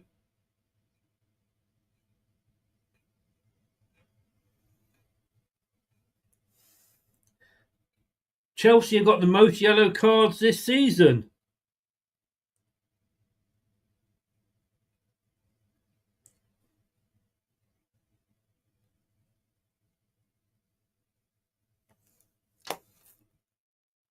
Surely we're going to bring Daka on in some form. Don't bring Dakova Reed on. Here's a possibility. But then Chelsea come away again at us. Oh, good defending by Christensen. Christensen's having a good game as well.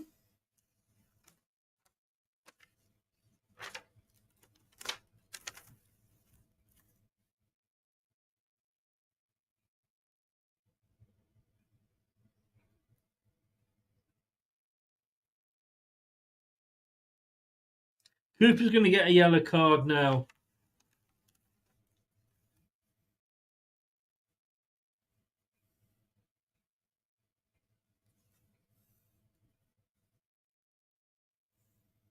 Only he's showed as much passion regarding the team, eh?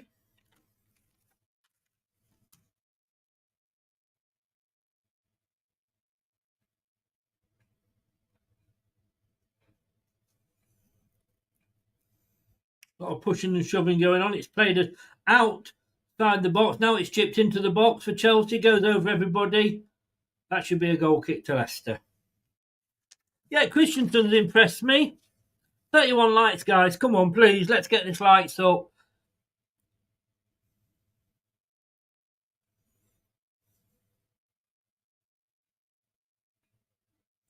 Coley takes it to Faz.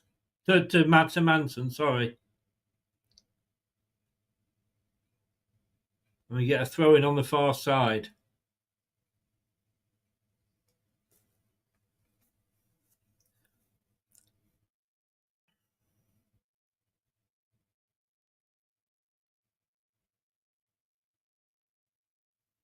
Mavididi, oh yeah, Mavididi warming up. And I think Ayo is as well.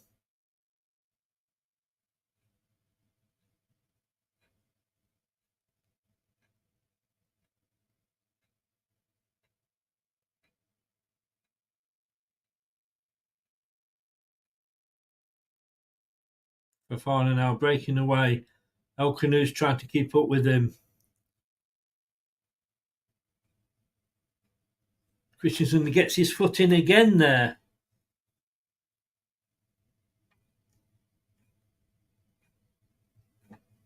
Who's impressed you guys on the Leicester team? I know it's not well.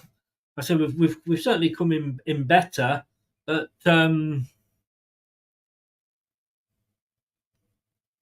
into the match.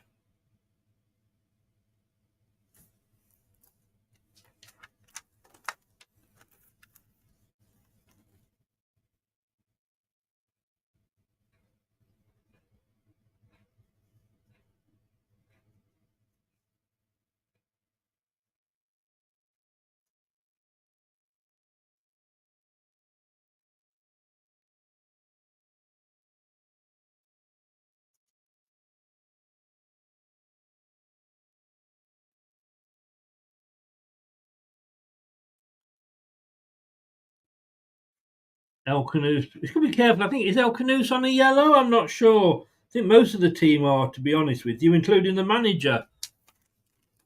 El Canoes certainly making a good challenge. So they're going to see some subs on the 70th minute.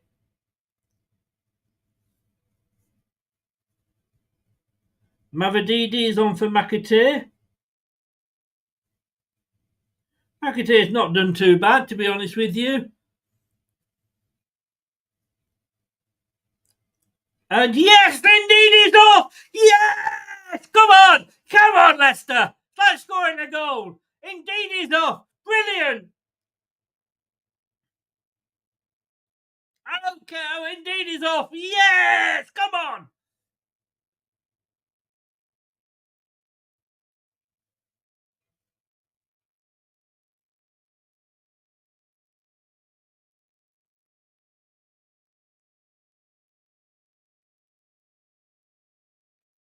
That'd be nice. Well, Kyle, he's on.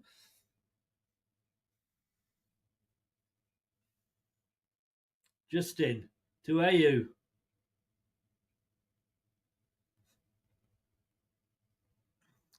Crusaders Mark, he's got 2 on him now. It's a goal kick.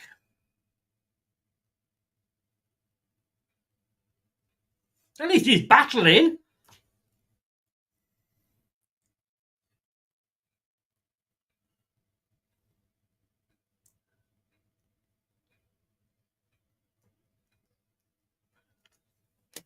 Wow. Vardy's 475th game.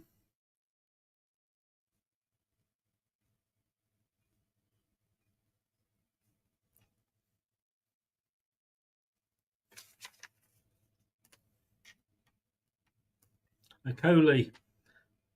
Guess the applause of the Leicester fans with that tackle. Phase, whatever you want to call him, donkey. The ball goes upfield. And he gives it away. Who knew?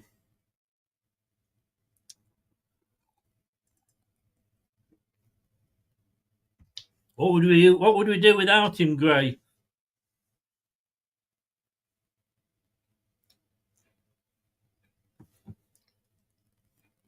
"71 minutes gone. Can't believe it's still 1-0.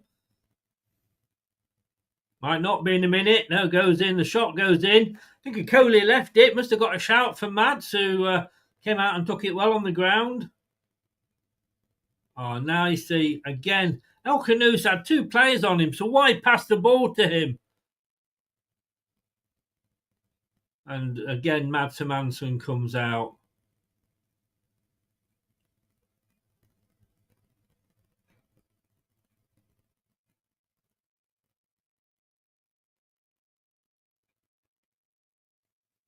You never know. Look, so we've got 17 minutes left.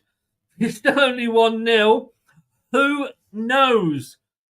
Who knows? Wouldn't we all, Gray? Wouldn't we all?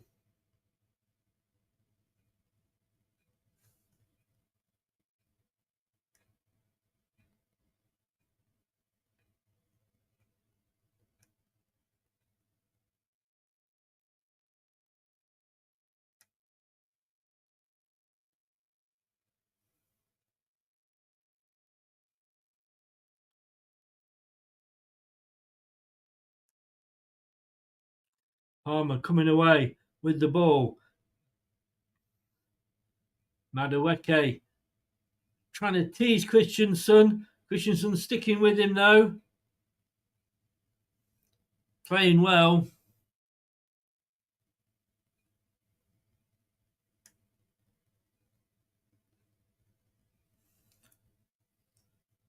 Cucurella chips it in. Oh, what a save! 2-0. Enzo, good save. But now it's all over.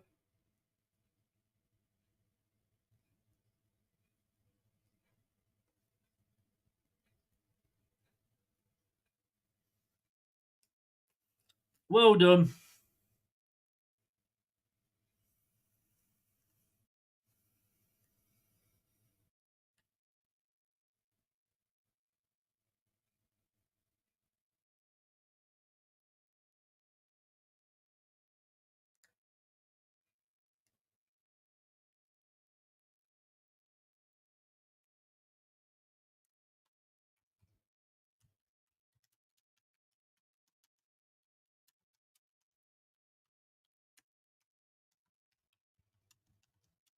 2-0 now.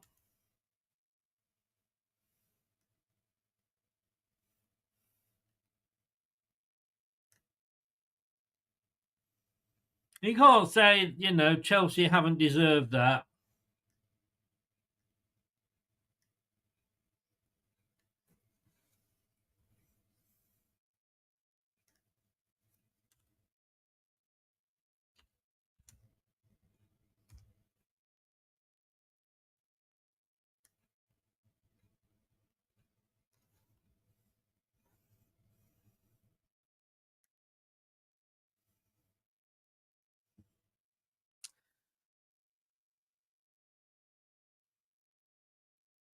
Most away goals scored this season, Chelsea. And of course, it could be more.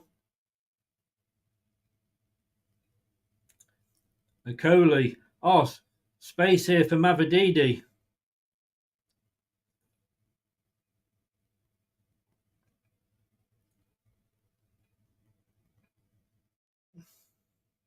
And again, Mavididi loses it. Looks like we're going to see Patson Daka coming on, but for Jamie Vardy, not going two up front.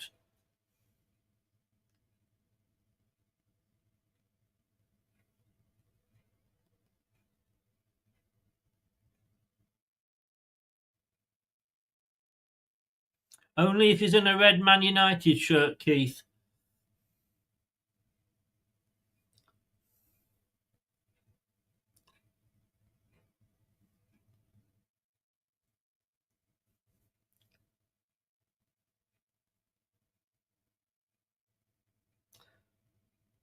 Elkanous passes it in. Phil Christensen now.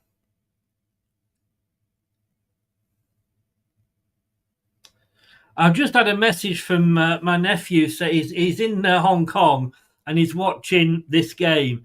And he says, I said, he's a Man United fan. Of course he is. He's in Hong Kong. And he said, he's watching the football. I said, you're watching a decent team, Tom. Chelsea, that is.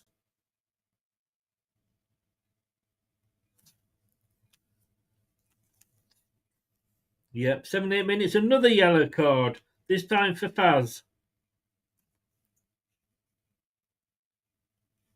Probably deserved.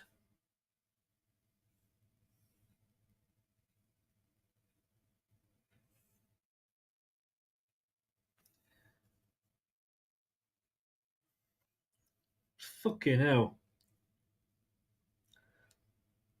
Vardy off, Daka on. Elkanous off. Dakova Reed on. How desperate are we?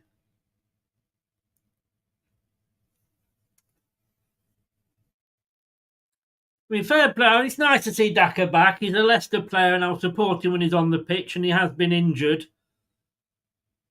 But I know, Daka, I mean, in fairness, Vardy has not done anything today, and I'm not blaming Vardy for that. The balls weren't there for him.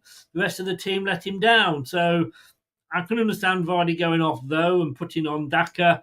Good luck to Daka. Get a hat-trick today, mate. But Dakova Reed on for Elkanous? I fucking don't get that.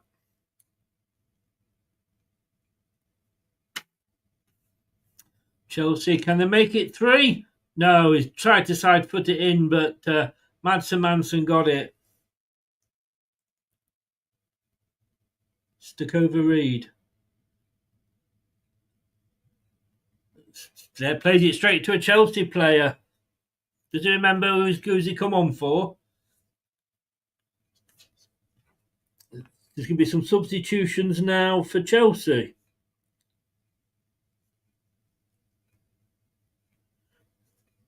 And it's not going to be Kieran Dewsbury Hall. Felix is off.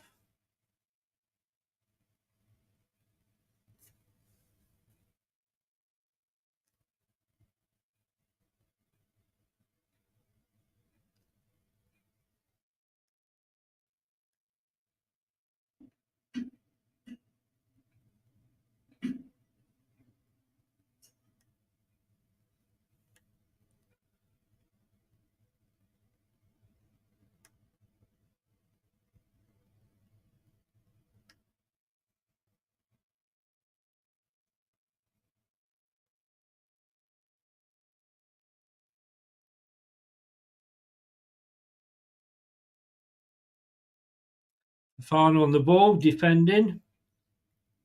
Christensen getting in there as well.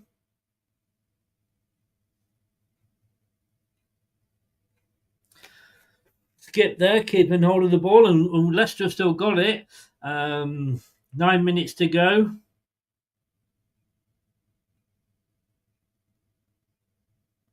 Lovely ball.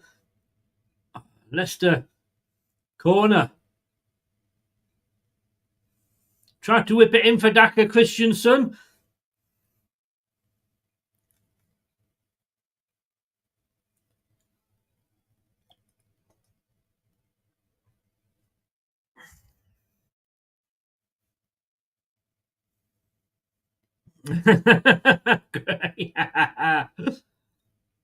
We have a bit of banter.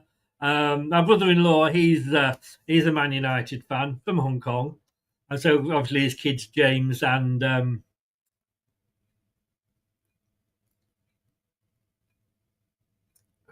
Tom both are obviously. Christensen on the ball, tries to go past, doesn't get it.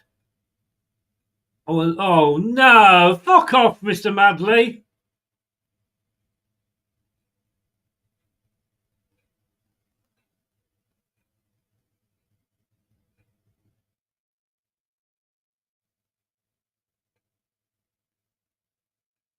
Be interesting to see the reaction at full time. Remind me what you predicted, Jeff.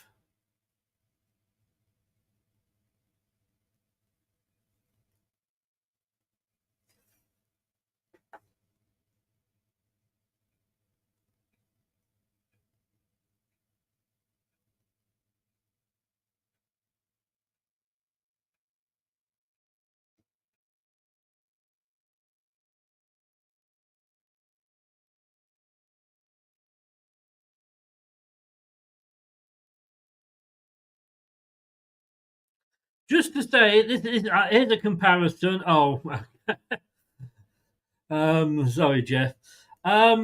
Chelsea have had 38 touches in our box. We've had 5 in theirs.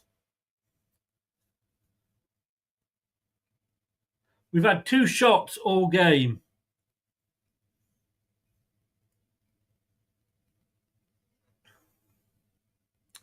Mavididi against Colwell here.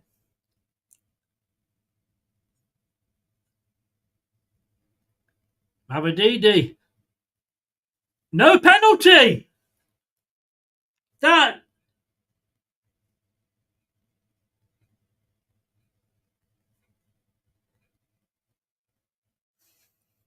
Now it's a free kick to Leicester.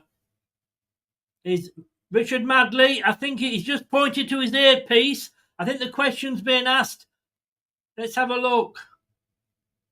That was a penalty, surely.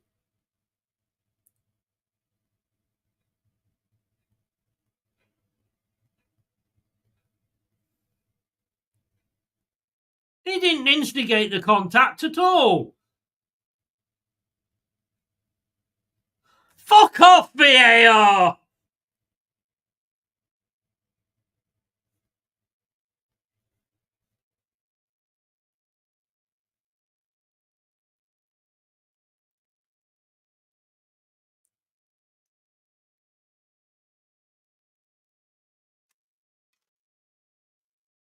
I mean, David Coote, is he on VAR? Has he been sniffing some white substance, David Coote? Is he off his tits? How the fuck did he not give that? Whoever's doing VAR.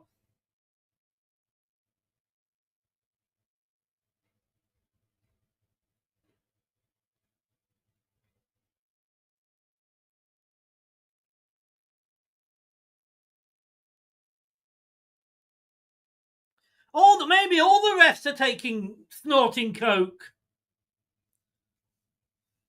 Maybe that's the problem. I mean, normally when you snort coke, it's supposed to improve your performance. It hasn't fucking improved anything with these bloody referees.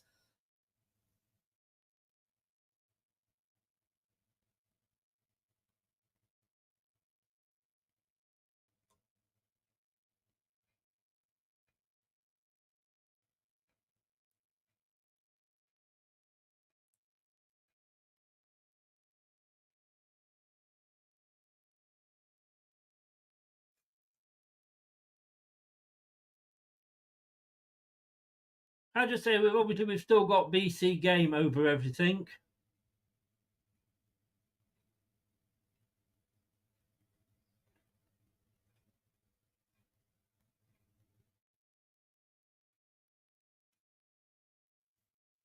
I don't know, Kyle. I think the referee's been snorting something.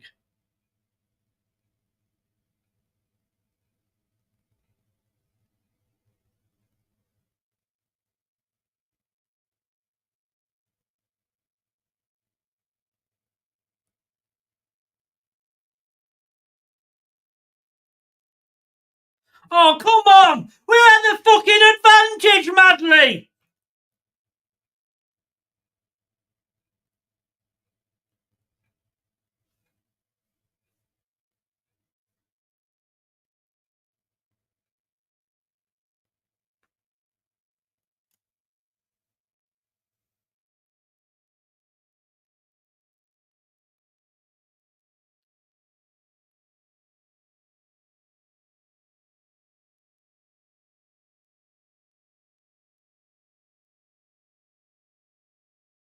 Offside for Leicester.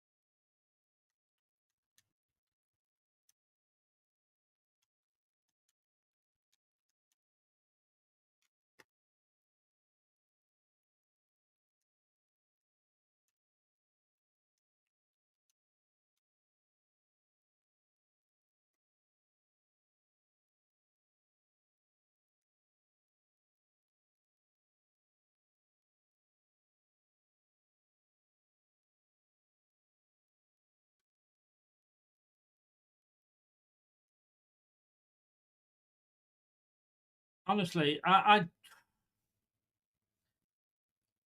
think Joe Cole and Peter Crouch have just said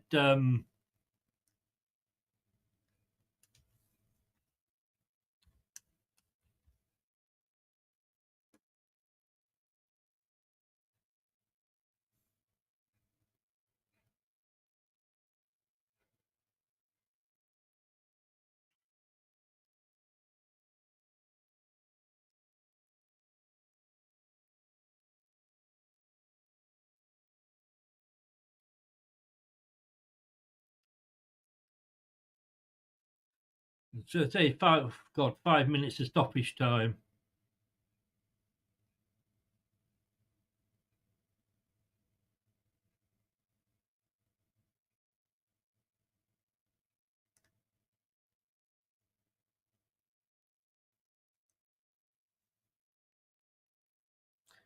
Yeah, Gray.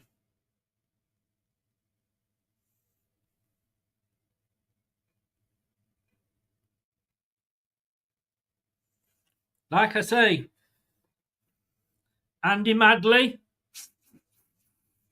not a referee to be sniffed at.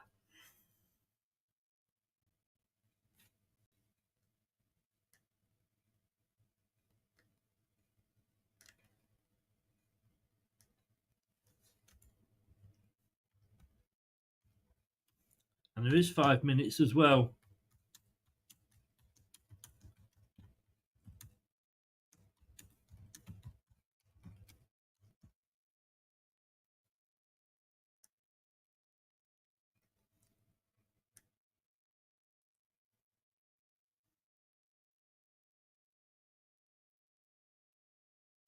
Kieran Dewsbury Hall coming on.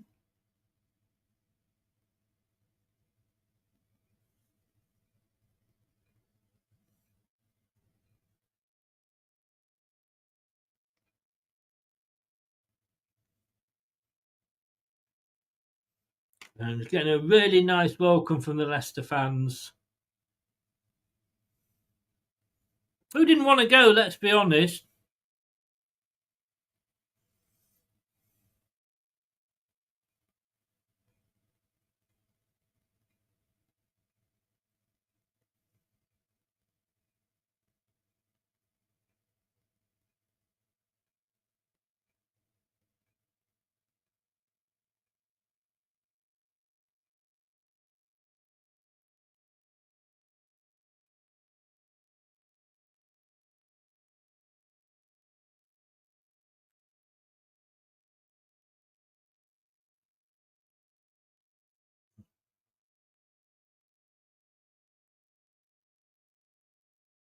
And I mean,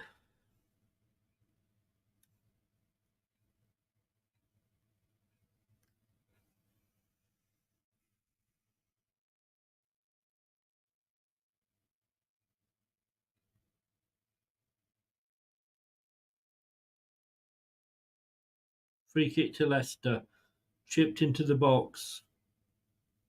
Goes absolutely nowhere, of course. Christensen again, getting in there and winning the ball. Well done, mate.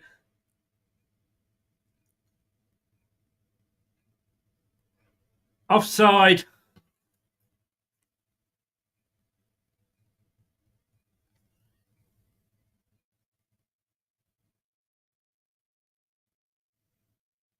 In fairness to Madley, he was about to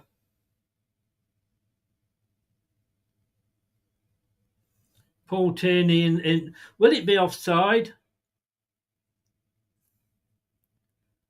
No, it could. This could be a penalty.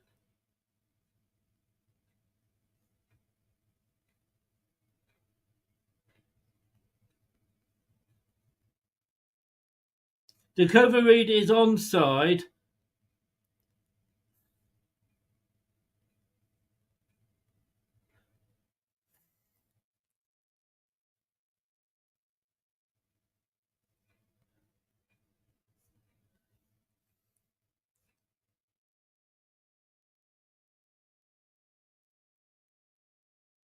Now this is interesting.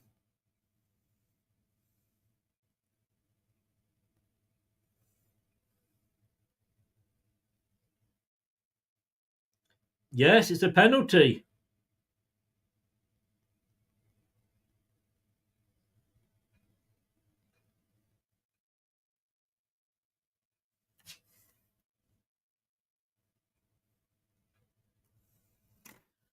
Who's going to take it?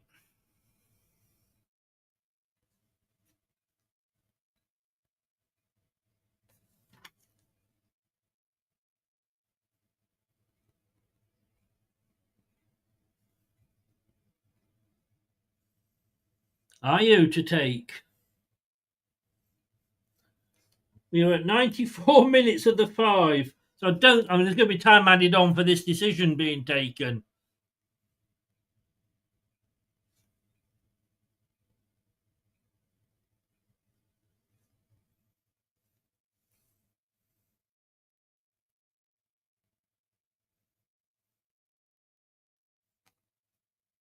Yellow card for Lavia.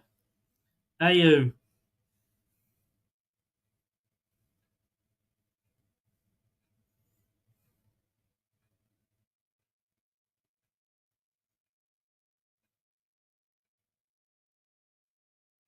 Yes! Ayew gets the goal.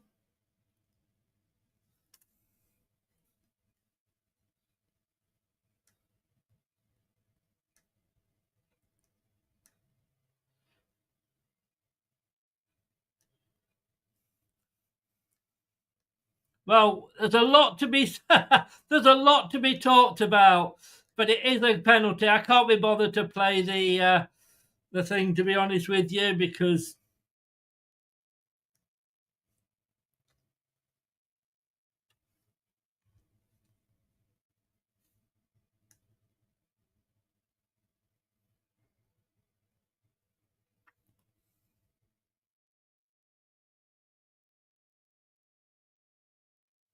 so well done, Ayew.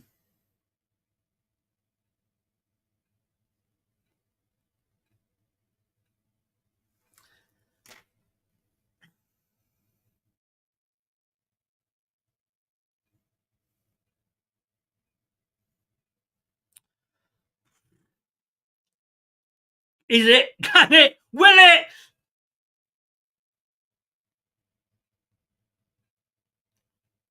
It's a throw into I think it's a throw into Chelsea.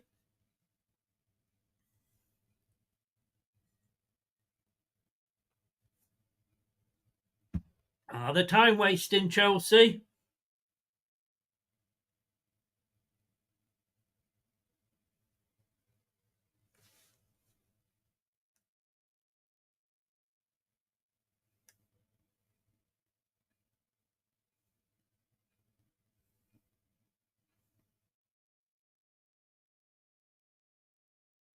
It's a corner, apparently. How's that a corner?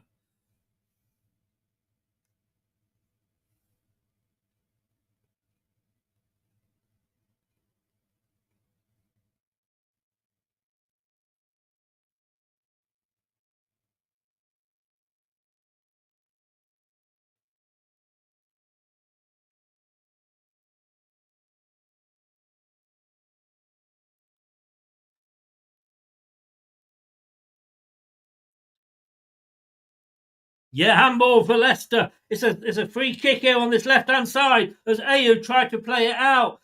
Christensen boots it upfield. That's what he's got to do. But Chelsea does fall for Chelsea. And Kolimis kicks it over to the far side and still play goes on. 97 minutes. Can't be long left. All Leicester got to do is try and get this ball and get a free kick.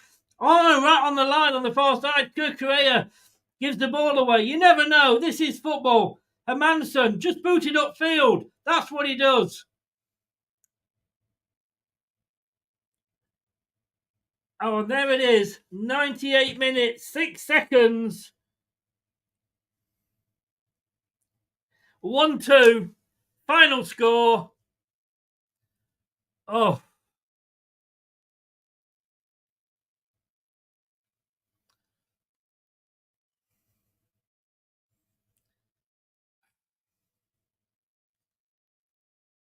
Yeah.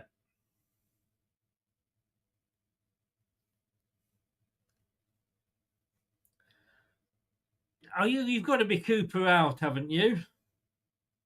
Yeah, we scored, but it was a penalty. At least we didn't get battered by the goal difference.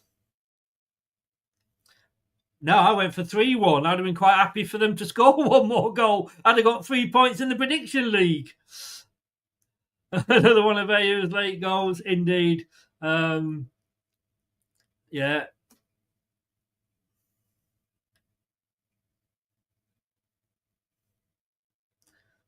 Cheers, Rabbit Man. How are you? And good luck to Ipswich. It hurts me to say that, but good luck later on. LCFC, kudos for you, Chris, for being more positive than I am.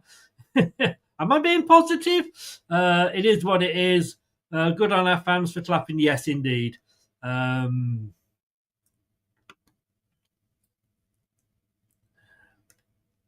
Not the drubbing most people predicted. Not indeed. Not indeed. Right, I do need to go to the little boys' room again, or in my case, the immensely huge boys' room. I will be back. I wish. I will be back in a few minutes. Don't go away, and we'll be back with the post-match reaction.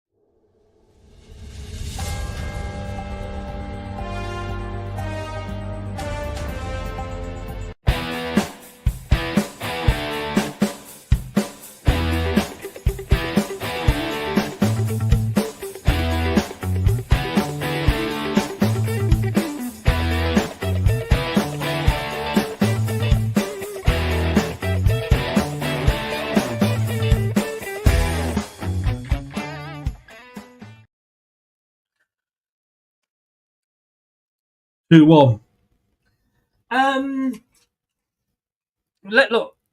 Let's not get too taken over with the fact that they only beat us by the 1 goal. I mean, we have now dropped to 16th because we're, I think we are anyway. I think we're a goal down. Yeah, we've dropped to 16th because we've gone to -8. Everton on -7, but obviously they've still got to play. That could have been a lot worse, the goal difference. And I'll bring the guys in a second, just waiting for Brad to come in. I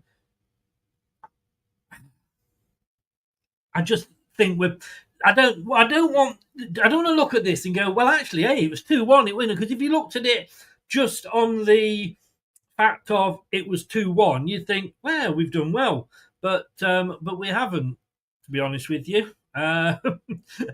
It was awful. It was really, really bad. I've got so many notes here, and we're going to go through the game right from the kickoff. But let's just get Chelsea did enough. They did. The Lou and Carl says, just noticed they see no spoilers, speak no spoilers sign at the bottom. It is quite good, that. It is quite good. We'll be rock bottom by Christmas. I don't think we'll take that long, mate. Palace win today and we're in the relegation zone. Yes. I'm not sure who Palace have got, to be honest with you. No, well, at the moment we're 16th. I'm not sure whether that's referring to the... I don't know. I haven't had a chance to have a look at that. Ipswich fan, Rabbit Man, I wonder if we get VAR and ref decisions tomorrow against Man United at home. I see Chairman and Kieran McKenna had a meeting with officials to voice concern. I think just look at this game. That's all I'll say. Imagine where we'd be if we'd got a point. I know, that is the thing. But look, that's not down to Cooper. That's down to the lawyers. So... should have been 2-2. You could argue it should have been 3-2 because they had a goal disallowed and it was very, very tight. Leicester they do say, don't they, after a while, that dogs end up looking like their owners. Teams end up playing like their manager.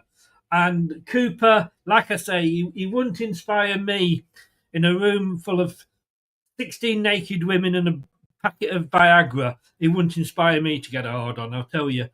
Gray's gone 4-10 team performance.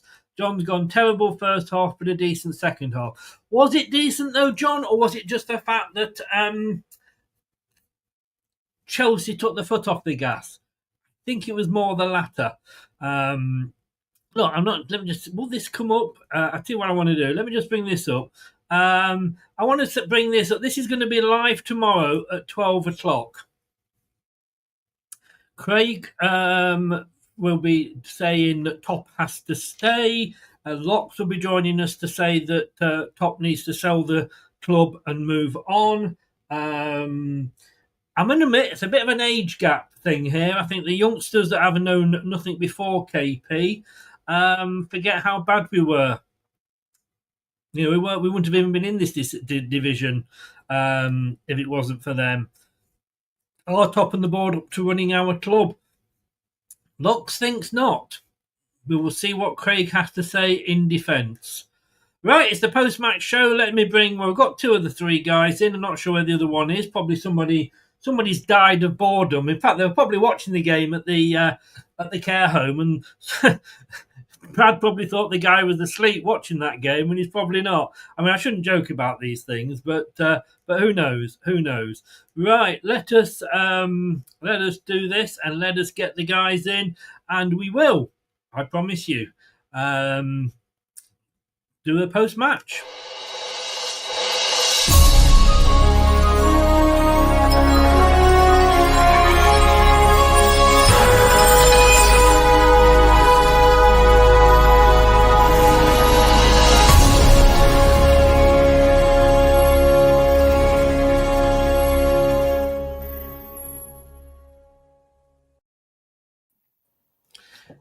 I say good evening. Evening, guys. How are you doing? Evening, Chris. Hello, Chris. Can I just say, Jim, you've been really, really busy painting your red walls white. Well done. You're never going to let me live that down, will you? No, never. That will be going on at least all season, if not into next season. It's okay. We are Premier League flag behind you. I think we can say only just. I actually went for the old kit from the championship year just to bring us some luck, because I knew we were going to need it. But I went for the kit that we won the FA Cup in. I saw that. in the hope that it might bring us some luck, but neither of us. Wayne, hope you're feeling better, mate. Yeah, no, 80% Chris, but okay, mate. Yeah, cheers. Cheers, Well, Wayne. after that, you'd be excused for not feeling very good. Look, let's go back, because I want to talk through that whole match with you, because first of all, before we start going through it in detail, Wayne, 2-1, that wasn't the story of the match, was it? No, it wasn't. I mean, it's a score that before the match and all the talk leading up to it, we'd all taken gladly. But when I watched the players in the tunnel before they came out, as Leicester came out to the side where the Chelsea were waiting for them, as they all walked out onto the pitch, Leicester's body language, they looked to some like Chelsea were God footballers. You know what I mean? I thought, that's not a good sign at all. And it was a sign of things to come on the pitch, really. Because, we struggled big time, yeah. Indeed. I mean, Jim, we do look at games, don't we, and go, oh, we lost sort of 3-0, but that wasn't the story of the game. We deserved something out, blah, blah, blah. That was bloody lucky to still be 2-1. I mean, yes, we could have had a second penalty, and we'll come on to that later, but they could have had another goal that was disallowed. That was very tight. And had they sort of known sort of where the goal was and were not playing Australian rules football and trying to get it over the top, they could have had a couple more. We didn't. I don't think we deserved anything from that match. No, I agree. I mean, heck, it could have been 3-0 in the first half. I mean, they brought one back for offside. How about the one when Palmer hit his teammate? That could have been 3-0 first half. I agree with Wayne, too. Body language from when we started the match, we didn't seem to have any sense of urgency. We weren't on the front foot. We just seemed to be sleepwalking. We had a nice stretch at the end of the first half. But no, we just, from the get-go, it felt that way. Welcome along, Brad. Howdy, gents. Hey, Brad. I'm going to go through, because obviously I was on my own. I want to go through the whole game, so I apologise if either any of you got appointments tonight. But I want to I'll just say to the other two guys, Brad. I hope all your residents are okay. I was a bit worried that if you're watching the game, they might have fallen asleep, and you thought they were asleep, but they were dead. But I shouldn't joke, should I? But that was not a 2-1 game. Chelsea should have been out of sight, shouldn't they? They should have. They probably deserved. Well, they did deserve to be out of sight at 2-0 as well. But that was the most frustrating. I think that was minus our performance a little bit. That was one of the most frustrating things about it, because you could almost hear the commentators egging us on to kind of go at them, going, "Well, Chelsea could be out of sight, but they're not. If Leicester go at them and get a goal, they could get it." And that's sort of the feeling you started to get. You're thinking, well, maybe, you never know. I know we've been crap, but we could be a little bit better. We could get into this game. We could nick a goal. We deserved the penalty. The thing is, Chris, one thing I will say about today, and it might not have looked it in the performance, and you have got to remember we played a really good Chelsea side today. I know they've got 400 signings, right? But eventually you're going to get a world-class team up there. I noticed a lot of things that you didn't see on the pitch necessarily, but the positives were somehow there to be found. I had to dig deep, but I have managed to pick a few positives in regards to how we went about things, or at least attempted to go about things, especially in that second half, trying to chase the equaliser. Yeah. I've got to say, I've seen your message to me earlier about Faze, and the debate show on the Tuesday is actually, I've already decided the topic, and that is taxi for Ndidi and FaZe. I think both of them have got to get out of the club ASAP. I did actually say during the game that, I would pay anybody's fine if they were to get sent off and take Fofana out the game and break his leg for the rest of the season, just because I can't stand the little twat. And Keith Webster said here, indeed, to deliberately do Fofana and get a 10-month ban. See, that would have been a win-win situation if that happened. And then not 2 minutes after that, the Fofana takes out Soumare. I mean, come on, guys, come on. Right, let me just get. Armchair jockey. Cooper go after this game. I don't think he will go after this game because even unless we'd got stuffed 7-8, 9-0, it was never going to go after this game because this was a game that we were going to always lose. I believe. Well, I predicted a loss, as most people did. So I don't think this was the game that got him sacked. Unfortunately, he should have gone over this break. The next 5 games will, Chris. The next 5 games have that potential to get him sacked. That's the concern that we Brendan Rodgers it in the next 5. I'm just going to take you guys. Sorry, Brad. I'm just going to take you guys out and bring in the good-looking one out of the 5 of us, shall I say? But I've got to I am. I'm kicking you all out, and we've got the beautiful, beautiful Kate. Kate, how the devil are... Well, after that, I don't know how good you're going to be. Oh, look, I'm a bit windswept like Marilyn. What are you going for? Let me know if you can't hear me very well, so I put my hood up. That was frustrating, wasn't it? And lots of areas again. Can you hear me okay? Yeah, no, I can hear you. Yeah. I mean, sloppy goals to give away again. First 15 was a bit of a disaster. It just feels like the first part of a match sometimes we act like we don't know each other and we've never met each other. But then I feel like we ended the first half really well, and I didn't want half time to come. And then second half, I think we did all right. We did better. Thought some of the refereeing decisions were quite frankly bizarre. Yeah. JJ got nailed for the second goal, no doubt about it. And the referee not giving the penalty the first time round was odd. But yeah, it's almost like you're a bit frustrated about a point that we didn't get, but we didn't deserve it either. No. I said to the guys earlier, when you look at the game and it's 3-4-0, but you've really, really battled, you say, well, we didn't deserve that. That 2-1, we didn't deserve. Yeah, possibly. But I get a bit sick of the rhetoric of saying what we didn't deserve when we don't give credit where it's due sometimes as well. There's a lot of focus on the negative part of Leicester at the moment, which I totally get. But we hung in there for the most part.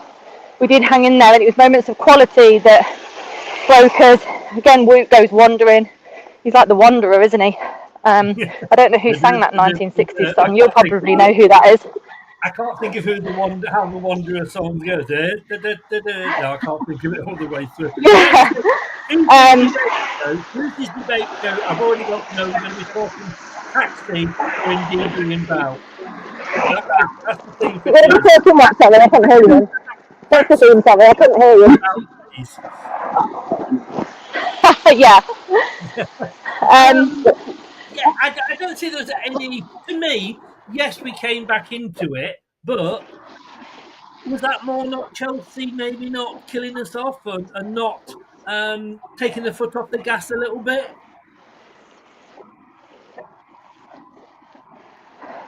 No, again, I think that gives Chelsea more credit. We didn't allow them to put a lot of gas into it at times.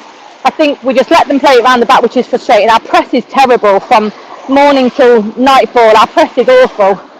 Yeah. And when we've got a bit of bite in us, we did threaten a little bit. Like, they're not as great at the back as you think. Their front line is amazing.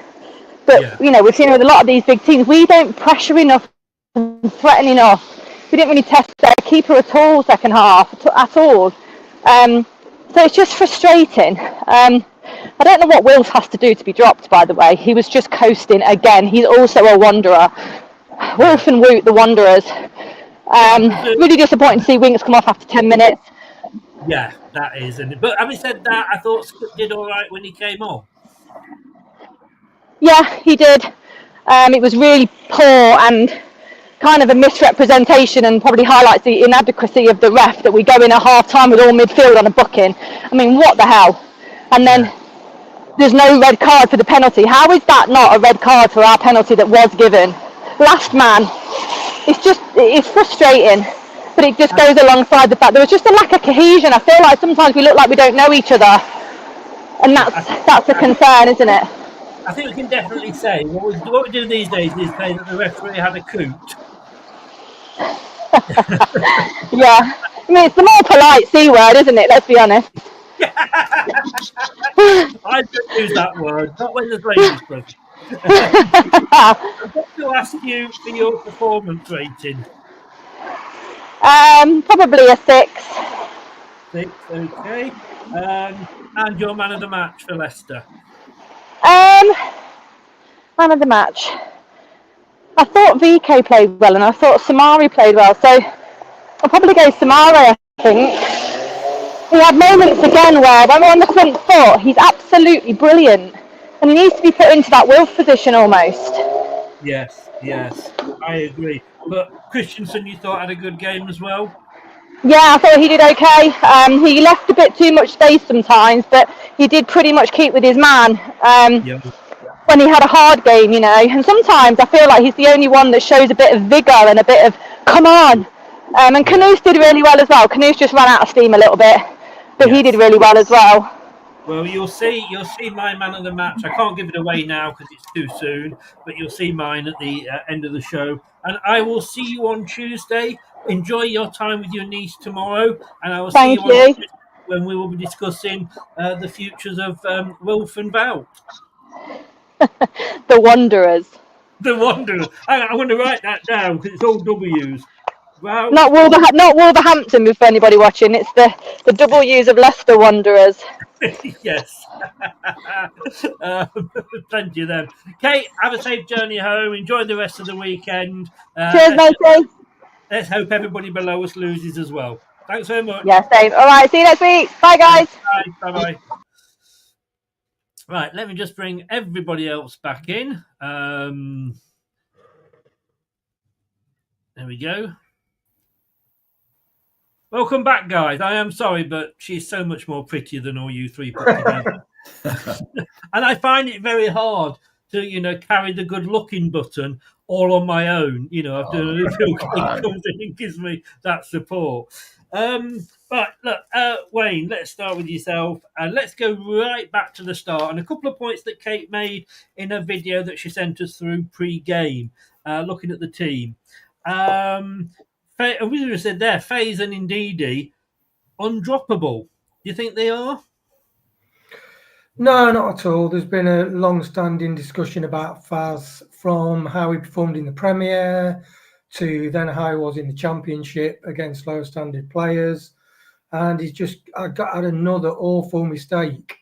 I did think during the match, thinking if Faz, his agent should be getting on him, say, let's produce a series of videos for upcoming defenders on how not to defend against because he is making every single mistake that if you've got children or grandchildren who play park football, they're taught this every week by everyday mums and dads coaches. It's just a very basic thing. And indeed, that shot when McAteer got his chance and then indeed he got the other chance, you're just thinking, just rifle the net, and he just shoots it wide. And that does sum up Ndidi's skill level and thinking process when it comes to either developing attacking football or trying to score a goal in the box. He just hasn't got that Premier ability, and he is the shadow of his self. Yeah, needs to move on. Jim, Kate said as well she was very disappointed no Yannick in that game.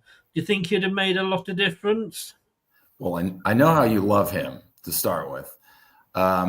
He could have. I think Wayne was spot on what he said. I think starting with Wilf, a couple of years ago when we were in the Prem, and I think he led the Premier League in tackles. He was just a man out there. And his skills have deteriorated so bad that Enzo had a little bit of confidence in him last year, got him a little positive, but I think it's gone now. He gets out there, he's a huge liability. So I know during the match you were screaming that you never want to see him on the pitch again. I think he's a big liability. Wout Faes, I think spot on. He's good for the championship, but he's out talented now. So I would have brought Vestergaard in. At least I think he knows the level of the Premier League. So that's true about that. And I know, Brad, you're going to be really upset that your love child Edouard didn't get on. Were you surprised? No Vestergaard in the starting lineup. I mean, I know he had a bad game in the international break. He was absolutely savaged by the Danish press, who gave him 1 out of 10 against Spain. But he just has that confidence. He sometimes just has to put a foot in, doesn't he, just to get a tackle in. And I think we're missing that today. I think so, because of the reason that when you saw a Coley and Faes in the starting 11, you thought we was probably going to press them a bit more, because obviously both of them like to push a high line, and obviously Vestergaard is, like a Maguire-esque, a Morgan-style defender. He's going to sit back and allow the wing-backs to get forward a bit more. And he's going to allow, he's going to allow you to kind of push up and have that last line of defence before your goalkeeper sort of thing. So when we kind of played the game out as if we had a defender like that on the pitch, I was very surprised that he didn't start. Because at first I was like, we're going to show a bit of attacking intent. We're maybe going to try and get at these. And for the first 30-odd minutes of the game, Chris, it looked like we was trying to do everything to help Chelsea have an easy day at the office. Because, like you said, he does bring that calmness next to, to the defence. And I think it is definitely needed. Got to say hi to Jesse, and Jesse says there that could have been much worse. Yes, it could, but what I don't want is us to think that, well, we did well because it wasn't as bad as we thought it would be, because there was nothing out there that gave me any confidence. All right, referees' decisions, and yes, we could have had a couple of goals, but Chelsea could have and should have had some more if they had the shooting boots on. Wayne, the first thing I wrote down, we're going to go through the match now, and I'm not going to go minute by minute, but the first thing I wrote down was on 1 minute, 3 seconds. Indeed, short pass to Justin, shit pass. And it didn't get any better after that. Now, look, we've said about Indeed, so I don't want to sort of go on that, but that first 15 minutes, Chelsea were encamped in our half, weren't they? Yeah, the way you could copy and paste that, Chris, for the first 35 minutes of the match. Yeah. But yeah, we didn't. I mean, what Kate said was spot on. We didn't press as a team in an organised way, and although a lot of people criticise Enzo's style of football, and I wasn't too much of a fan of it, like De Bruyne said, possession. People say possession. Possession is nothing unless you do something with the ball in attacking play. Yes. But we sat too far back, and quite often Samari was in the back five. We sat way too deep, and the press, it didn't seem organised and existed. And one thing, I didn't watch the Steve Cooper pre-match press conference, and he says, we talked about going forward and all these company speak phrases. He says, when the international break's on, we do planning, reviewing. I'm thinking, well, come on, you should be planning a press, because to send professionals out to press or not press or press in a disorganised way is not being professional. And I think we have got the players in there to do it. Yeah. And I think that Chelsea, because they're all young kids, I think they just didn't punish us properly. But yeah, it was the first 35 minutes was absolutely woeful. Yeah. Jim, after 2 minutes 56, my next comment was, indeed, he runs too slowly to the ball. I've used the whole pen up writing about Ndidi, but the point I want to make is that the ball was played back towards Ndidi. Ndidi was sort of almost waiting for the ball to come to him. There was a Chelsea player behind him. The Chelsea player nipped in front of Ndidi and ripped the ball off him. And that is like, why weren't you moving towards the ball to get it? And I think that could be said for our whole team. I mean, like Wayne said, they were on the attack from the get-go, right out of the bat. We stayed back and played very defensive. They are a young team. I think a lot of momentum early. They were excited. They were up. But we were just playing so defensive. They were first to the ball.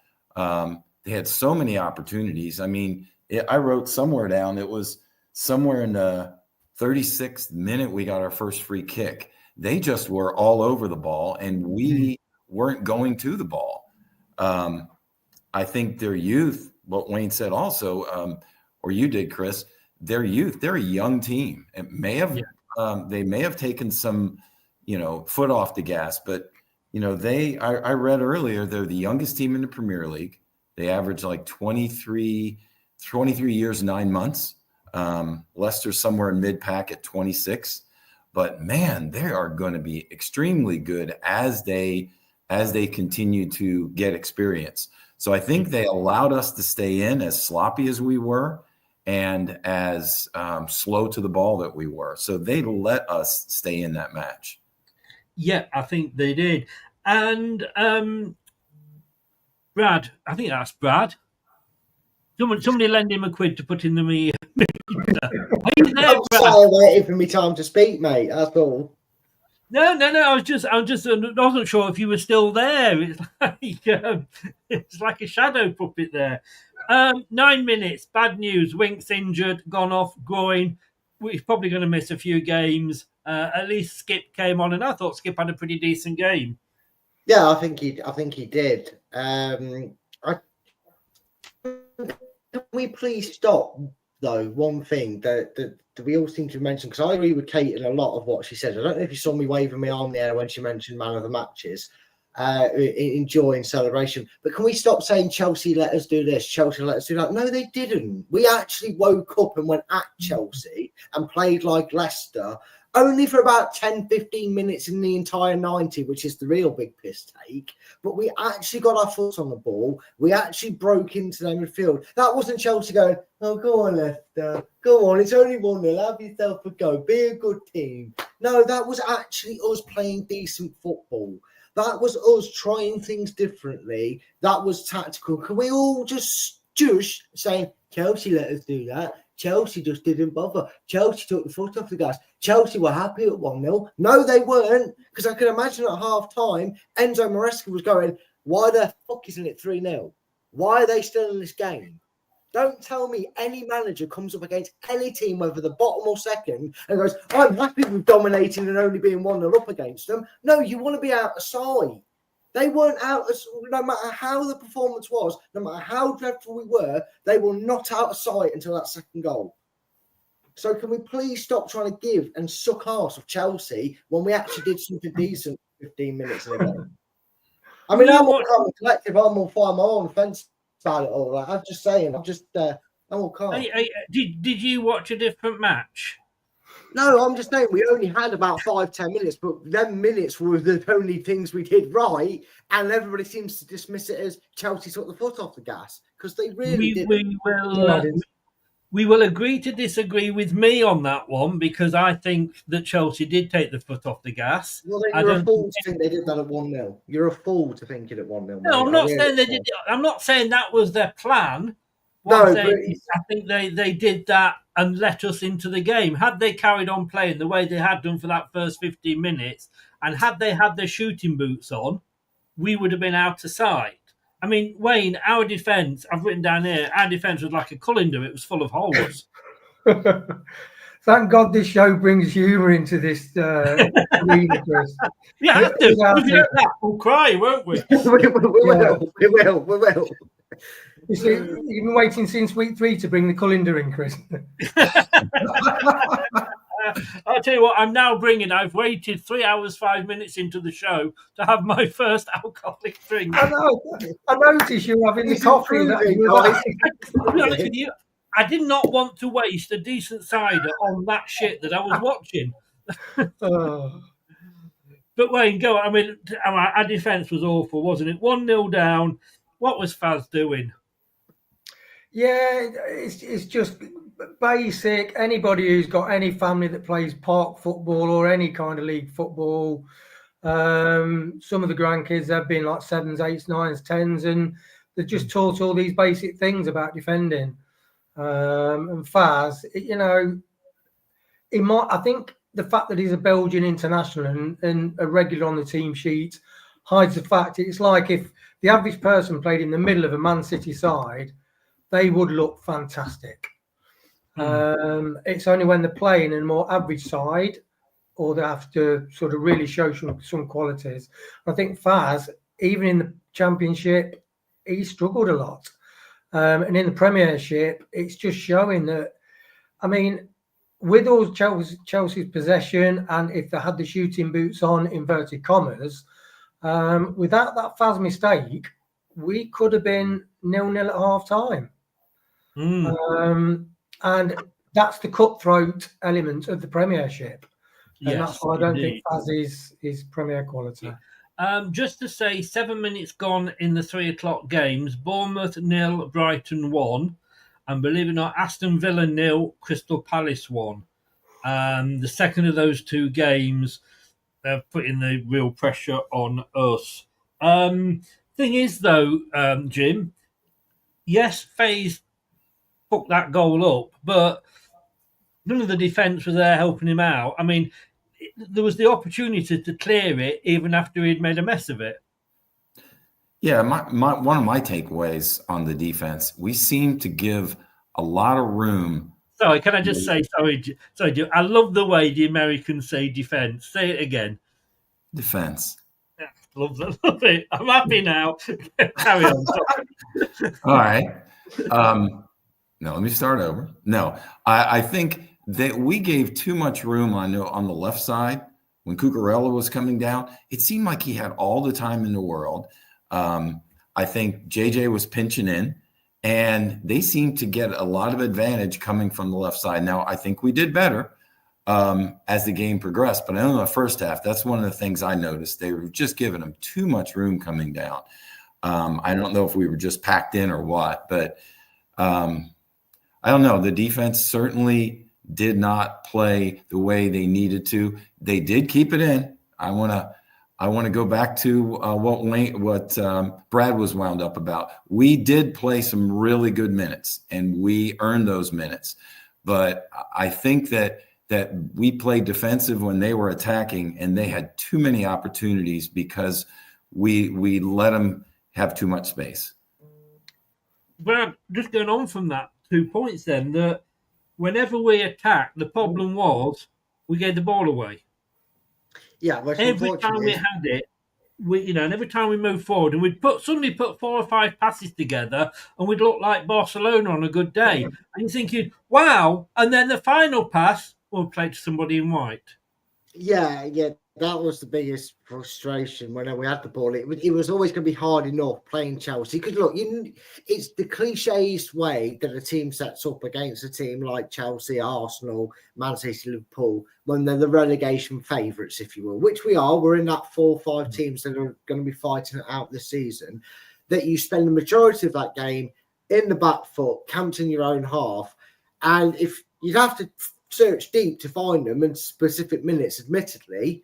But if you could see when we were actually looking decent on the ball, where our midfielders were, and when we were struggling to string 5 passes together and where they were, I think it was Tom at some point said, Samari, it might have even been you, Chris, it said Samari was basically sat in front of the defence for the majority of that first half. He was practically a third centre-back for how deep we were. And that just shows you, and we've said this before about Cooper, if you can see it, Wayne see it, Tom, Dick, Harry, Greg, Bob, Steve, I can see it, whoever's in chat, if we can all see it, why can't the man who picks a team and changes the tactics see it?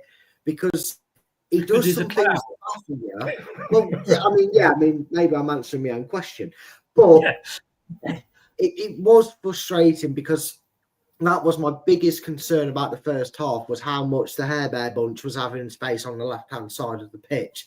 For them, it was crazy, because once we kind of clued up to it, Chris, I mean, they said it about Enzo, who scored the winning goal for them in the end. Well, it turned out to be the winning goal.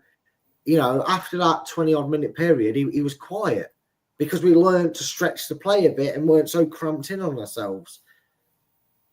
I thought. I got to say, you know, maybe we should have put Wout Faes over that side, and he could have gone up with a header with Cucurella and got their hair tangled, and you'd have been able to stick with him all game. Just wondering. Who's going to ask the question? Coincidence. Yeah, exactly. It's a good tactical idea, Chris. Yeah, well, I know. Why hasn't Cooper realised this? What is he? Well, he calls himself a football manager. Look, Wayne, Chelsea have never lost when they've scored first. But we were always in it, and the commentator said this a lot of the time. We were always in it when it was only 1-0. A team always is, we know that. But you need your strikers to do something. Jamie Vardy, he could still be playing next August, and he wouldn't have scored in that game. And that's not Jamie Vardy's fault. He was just a passenger. Yeah, it was. And interestingly, Andy Townsend on the commentary said he's never watched a Leicester side where Vardy's been so starved of the ball. Mm.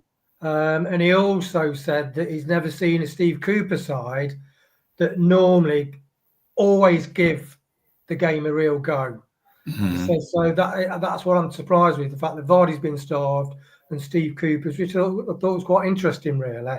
And Vardy, he was on his own. In fact, the stats, I screenshotted the stats from the BBC website, something like 35 minutes.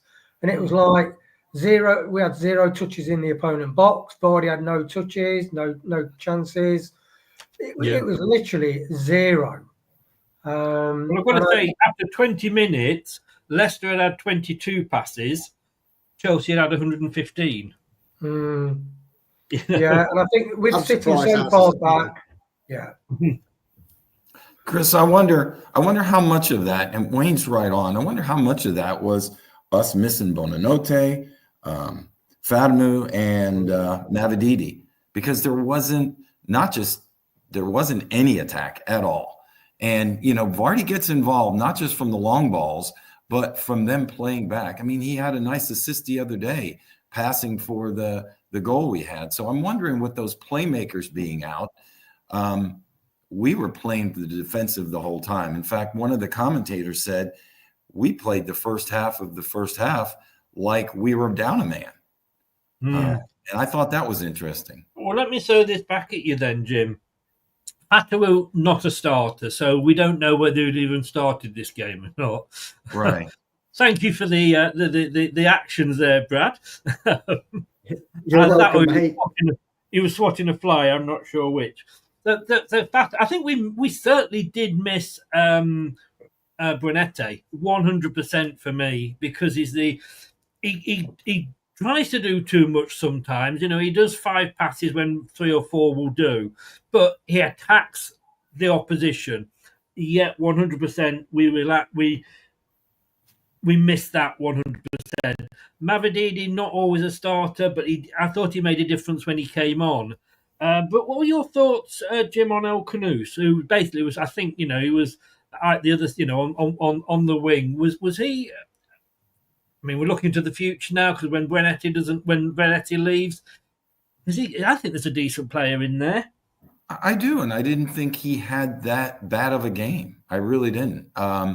It just wasn't a lot up front. I mean, we had the stretches certainly in the second half. We had the last 5 or 6 minutes of the first half. But no, I see some talent there, and I think, once again, the more he gets comfortable playing here, playing in this league, I think he'll continue to get better. Yeah. Brad, I've got to say, 21 minutes. I'm writing about Ndidi again. He got a yellow card. Bad news for Leicester was he didn't get a red. I'm sorry, good news was he didn't get a red, I meant to say. Sorry, did I say bad news there? Oops. No, I get what you're saying. I know that was very tongue-in-cheek because obviously nobody wants to go down to 10 men, but I don't understand what Cooper sees in Ndidi to think he can still play the role that Enzo tried to play him in a championship, because he's just. I'll freely admit it. I like Wilfred Ndidi as a CDM, but in any other position, I don't like him. You know, and look, see, some people agree with me, but I thought you'd skip over them. I'm putting them up. Yeah, good lad. I know I like you as a boss, Chris. Would you trust Ndidi in that CDM role still? I would, because all he does then is receive the ball and pass it forward, and there's always somebody in front of Skip. There was always somebody in front of Samari when they had it. It makes his response. You remember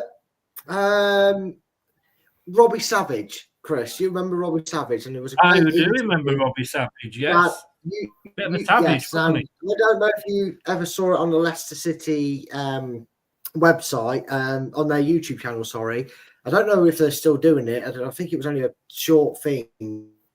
But they had like Jerry Taggart, Matt Elliott, and some other players on there. Oh, my phone just vibrated. That was annoying. That scared me.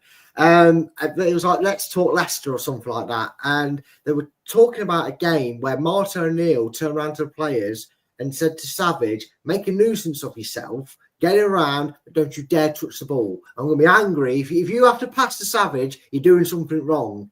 And I feel like that's what Cooper needs to be saying to the players. Let Wilfred Ndidi run around like a headless chicken and scare them, and just do not give him the ball if you're going to play him in the role that's not CDM, because it's the only position he's ever looked good in, Chris. When he was our CDM a few years ago in the Premier League, Barcelona wanted him. Manchester United was sniffing around him. I mean, they're sniffing around everybody. But you know what I mean, Chris? But a few years ago, I was married to a lovely wife. Now I'm not. You know, you can all look back in the past. But also, Chris, if he was to ask me who would I pick him with our current options as CDM, not to get ahead of the game, Chris, because I know you're going to talk about it later, but there was better CDMs, one played in that position today, that I'd pick over him anyway. So I'm finally going to say it, Chris. Put him on the bench. If you're in love with him that much, Cooper, and can't resist not being around you, just put him on the bench. Brad, join us on Tuesday when we talk about Taxi for Ndidi. I might just do that. Wayne, I want to throw another stat at you here, because you started this thing. 25 minutes in, final third passes. How many do you think Leicester had? Can I guess none? You'd have been right.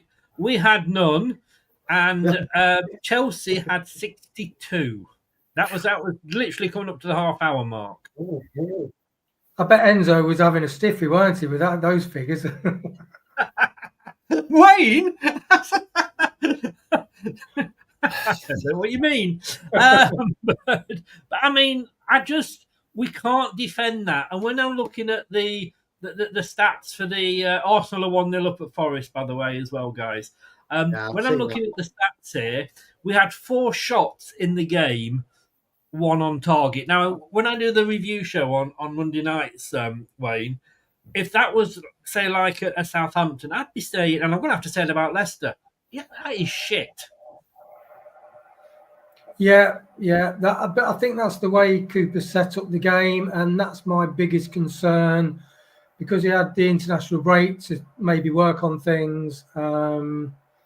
I just think the tactics were wrong, and I wanted to give Steve Cooper a chance, but I do think that being a bit more positive sometimes in the Premier League isn't. Nope, Wayne has frozen. He's back. That's right. Sorry, I just pulled the power lead out of the laptop. But I just think being a bit more positive in the game doesn't mean being gung-ho, but, setting yourself 10 yards further up the pitch, pressing in packs, in training and doing it in the game. I think Cooper would have got more results out of the season so far. Yeah. Jim, this next stat won't surprise you then. Sanchez, Chelsea goalkeeper, did not have to make one save all game. I'm not surprised, because I was looking at him throughout the match thinking he's not even in the action at all. In fact, the only action I saw him is when he got a yellow card. That was it. And a few back passes as well. A few back passes. No, he did not. That's a shame that we couldn't get anything more than that. Chris, Fulham are 1-0 up. Fulham are beating Wolves 1-0. Oh, I'm on for a point there. Then I've got Arsenal Forest as a draw, so I'm immediately struggling. But look, Jim, we're not going to win games, are we, if we are not testing the goalkeeper? Oh no, you've got to win. You can't just rely on a PK. I mean, we got fortunate with a goal at the end, but no, we've got to attack, and we don't know. I mean, Wayne said it about preparation, having the week to look at how we can attack, how we can handle, playing Chelsea, their style, their team. We've got to come forward with more than what we've showed, attacking wise. We just have to, and we really haven't. We had some stretches, but still to come up with 0 shots on goal. Brad, Skip got booked on the 30th minute. So in half an hour, all 3 of our central midfield players were on a yellow card. Yeah, it's weird because I was annoyed that we were just kind of, what we doing? We're letting the frustrations get the better of us. But then the other half of that is, well, at least they're not kind of backing out the challenges, and they're just kind of like, for God's sake, let's get all this ball, get on, stick something on them. And I think in a way, whilst we were probably more fortunate than not that we didn't go down to 10 men, even though Chris would have done backflips and got his own stiffy, had it been Wilfred and Didi getting sent off. I think he'd also these days, Brad. I'm easily pleased. I know. I asked your ex-wife. Sorry, sorry. But also, I do think that Wolves are losing. That's what I said. Fulham 1-0. Oh, that was the one you just said. Oh, it's just flashed up on mine. Sorry. Yeah. I think it also kind of got the rest of them to wake up, because the one thing I will say that you can never blame a manager for is the lack of energy the players show you. And I think they were so lackluster. I mean, yes, Wilfred and Didi is just horrible in that midfield because he never seems to want to go to the ball. He's almost adamant that it comes to his feet or he's not moving. But there was also just a sign that we were too scared. I mean, I'll take you back to the Arsenal game, Chris, where they ran rampant. They should have been 8-0 up. The amount of chances they were creating. Madsen had the best game of his life, in probably one of Premier League history. It's up there for the amount of saves he made, considering we lost 4-2. But the fight we kept showing in that game to try and get at Arsenal and try and get ourselves back, even at 2-0 down, Chris, we clawed it back to 2-2. That's what we wanted to see, wasn't it? We wanted to get through half time, and we've seen it annoyingly enough this season. We're getting in at half time 1-0 down and going, fuck me, it should be 2 or 3 out of sight. But we've then gone and been like, come at a team, and we've got a goal back, and we've nicked a point, or we've even gone and turned it on his head like we did against Southampton. And, for me, that's just the one thing that it concerned me a little bit against Man United at Old Trafford, but it really disappointed me today. We didn't see enough of it at home to Chelsea. I've got to say here, and I'm going to jump into the second half just very briefly. As Jeff said, I thought we had scored with Cush's reaction to the Ndidi substitution. I did celebrate Ndidi being taken off like we scored a goal. But Wayne, look, my first comment at 1 minute and 3 seconds was Ndidi played a shit pass. After 41 minutes, my last comment of the half was, indeed, he fucking missed again. So I'll take it you're not his biggest fan, Chris. I'm just putting at straws here. Well, I'm trying to be impartial, but he's making it very difficult for me. Yeah. But But all joking aside, they should have been 2-0 up. It was offside, but it was a toenail decision, wasn't it, Wayne? That was very close, yeah. Sorry, was this Chelsea chance? Yes. Yeah, it was, yeah, but it was the right decision. But, we're still in the game, though. That's the important thing. I think with the Premiership, we have that fear and caution element. And I think sometimes that can deprive from the ability that we've got. Hearing fans' criticism of Cooper, which let's give Cooper a chance.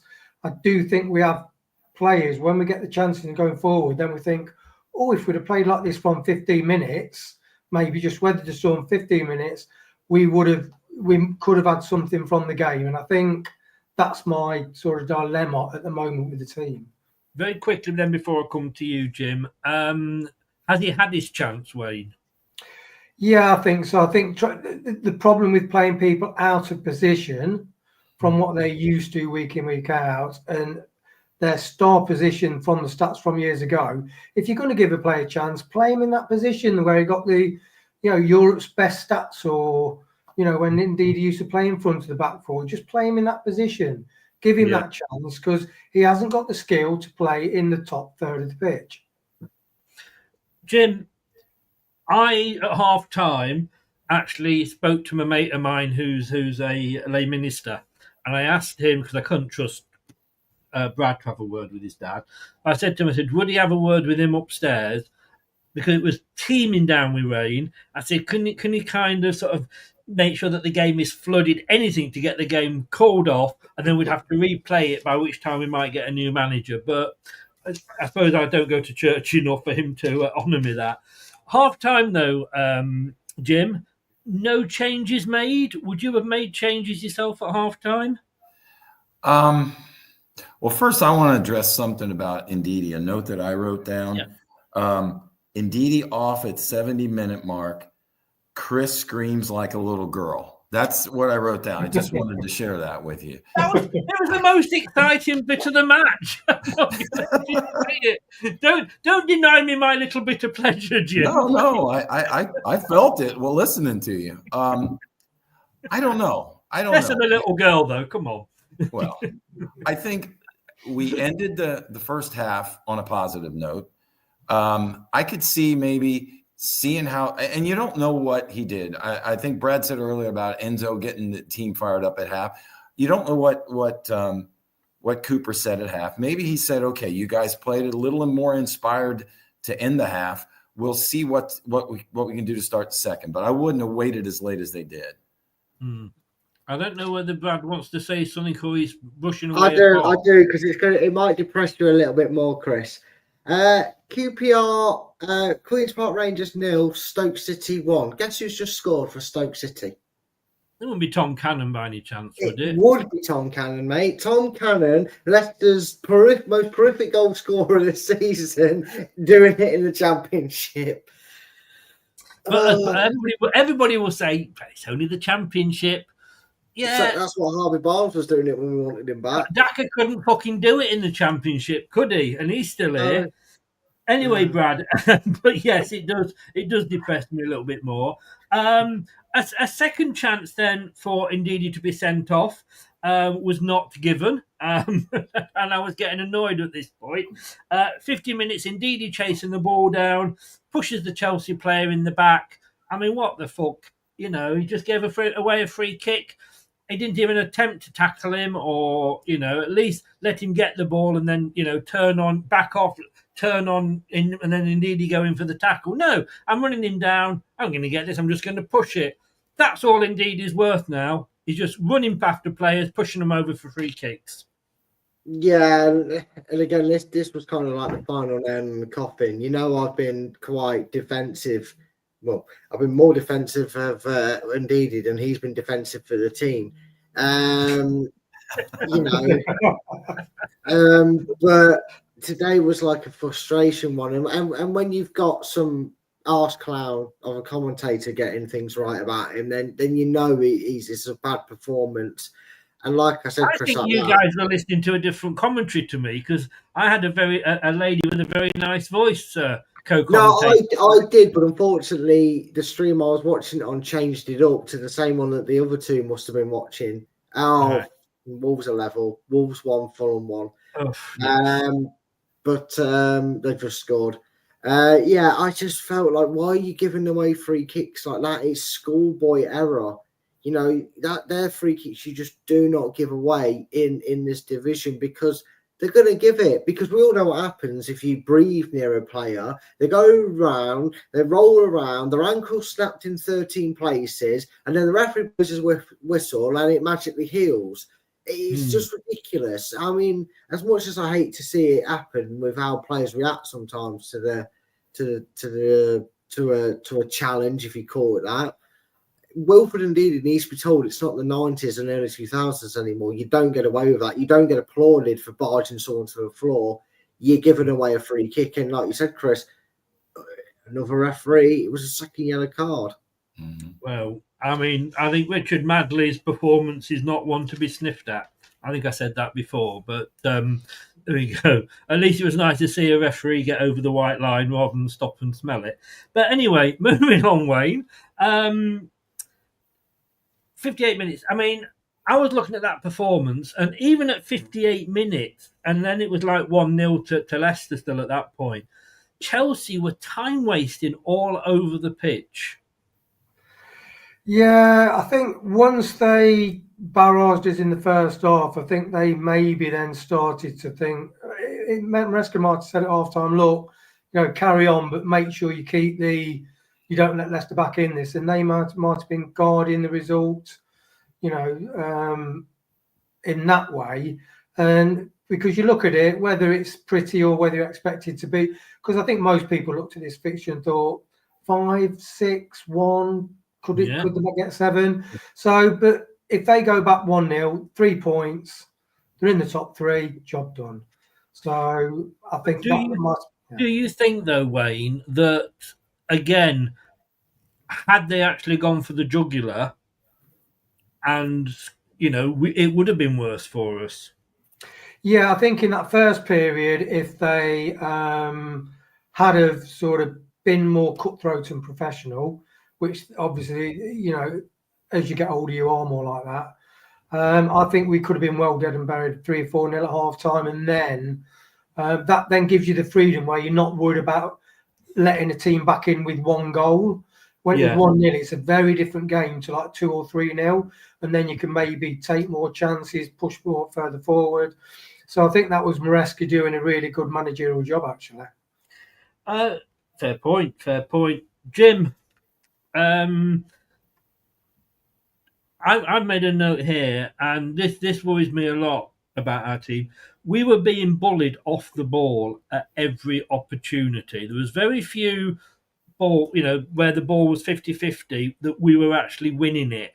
We just don't win those balls. And if we get the ball, we never seem to be able to win a tackle. We always seem to sort of lose it all the time.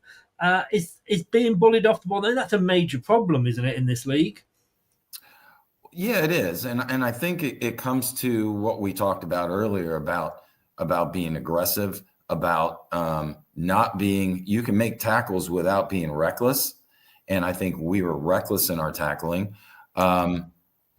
I think that we've got the capabilities of playing tougher, but we can't be pushed off. And you're playing the top 5 teams. They've got some talent over you, but it's the fight that we want to see. And that's why it's been said on this post-match already. We didn't see the fight in it. And I don't mind as a Leicester fan if we lose a match, but we fought our way through it. Even a 3-0 match, if we go down 3-0 and lose, but we fought, I'm okay with that. And I just didn't see that today. So I think it leads into having that fight in you, and you've got to have it. You have got to have fight. Say hi to Luke at Leicester City Down Under. Do get over and show your support for his channel. He's just saying top out. And I have only got the one. I think have you seen my messages, Luke? But don't forget, tomorrow, 12 o'clock, Craig versus Locks. Who is going to be who's going to come out? One wants top out, one wants top in. I think it's almost very quickly, Brad. It's almost a generational thing, isn't it? The youngsters want him to go, and the older generation of us want him to stay. Yeah, the younger generation have got naive and still developing brains, and some of us have got brains and actually know that you can't blame the owner for everything. I love you, Luke. Love you, mate. Are the youngsters just not sort of cloned Man United fans? Maybe, but Villa 11 against Crystal Palace, thank Christ for that. I've never almost felt like celebrating Ndidi being taken off. And my moment came at 70 minutes, Brad. McAteer off, who I thought had a very good game, to be honest with you, for Mavadidi. And yes, Ndidi off for AU. Yeah, but do you know what was even more cheerful, Chris? And I completely appreciated all your delirium and excitement and premature loads going off, probably. I found that, by the way. I found that. That is going up. You will all be able to enjoy Brad's premature loads on a separate little video soon. Yeah, but going back to the question you asked me, the biggest cheer that came from me on that one was we actually did change manager in the game, Chris. You might not have noticed it. And you might not have noticed it because you were so excited about the fact that Wilfred Ndidi finally left the pitch. But we actually changed managers at about 68 minutes when the subs came on. We had Mike Bassett in charge because he went 4-4-2. Did you notice that, Chris? I didn't, to be honest with you, because I've got to say, the chat was more exciting than the match. That's very true, yes. But when he took the midfielder off, when he took Wilf off, we actually had only two centre midfielders, Skip and Samara at that time, and we had McAteer off Ndidi. And he put Mavadidi. Don't say that we took Ndidi off and then brought him straight back on again. I just thought I'd wind you up with that. No, but no. I meant, you know what I meant. Mavadidi. Yeah, and we actually had two wingers, two strikers, two midfielders. We went 4-4-2. We did a Mike Bassett on our rounds. Ironically, then Chelsea went and killed the game off with the second goal. But that was probably the period where we actually looked most dangerous. When we had the width a bit. So, if we take a positive on the fact, if we're not going to take any positives from this game at all, I mean, Jordan Ayew's not scored outside of 90 minutes for us yet. He's the stoppage time king. And we only lost 1-0, Chris. You know, what do you always say? With Leicester in the position we're in, goal difference could be vital to us. And that late penalty has probably done us a bit of a favour. I will take that 2-1 because everybody. Well, you deserve to lose 4-0. Yeah. You went 3-0, I went 3-1. And at the end of the day, I wasn't overly impressed with the performance, as you'll see in a bit. But the fact that we only lost by 1 goal, because I think a lot of people, me included, were thinking it could really bugger up our goal difference, which could be the way we stay up. I mean, we're now on -8. Wolves are currently -11, Ipswich 10, and Southampton 14. Let's see, where's my notes here? Wayne, 2-0 down. Good save from Mads, but where was his defenders to help him out? Yeah, it was a difficult one because it was shot across the box, wasn't it? And he did really well to get his hand to it. And I think he had an excellent game, Mads Emerson. But yeah, it's just that being asleep in defence. But that's the quality of attack, is that they're always anticipating it coming off the keeper, off the post. And brilliant save though, Maz. Another fantastic game. But the guy that then headed it in, if my memory serves me right, and my memory is going as quick as I can about this game, he was unmarked, wasn't he? I think Christensen was who I thought an excellent game. He did have an excellent game, but when you track back the play, I think Christensen probably could have ran in, but Brad's not agreeing with that. You're half right, but the main blame goes to the centre-back who we've not been slagging off sideways, and that was Coley, because he stood still and watched him run in front of him. Christensen didn't track him back properly, which is the initial one. The second point, so you are right, right with what you said, Wayne. I do agree with what you said about Christensen. But if you're looking at who shoulders the blame for him having the free header, it's the other centre back. It's got to be. If you're going to criticise Wout Faes for juggling the ball in the air and failing to clear it for the first goal, Coley takes the blame for the second goal because he just didn't seem to know that Enzo was right behind him. You know, it's a bit of a shame that both centre backs have in a weird way cost us the game in a sense because of the lack of quality in front of goal by Chelsea, and to credit, decent defending at points from Leicester has stopped them rampaging through us. But yeah, you're right in a sense, but it was definitely a Coley that should shake the full blame for that goal. Jim, we made some more subs on the 78 minutes.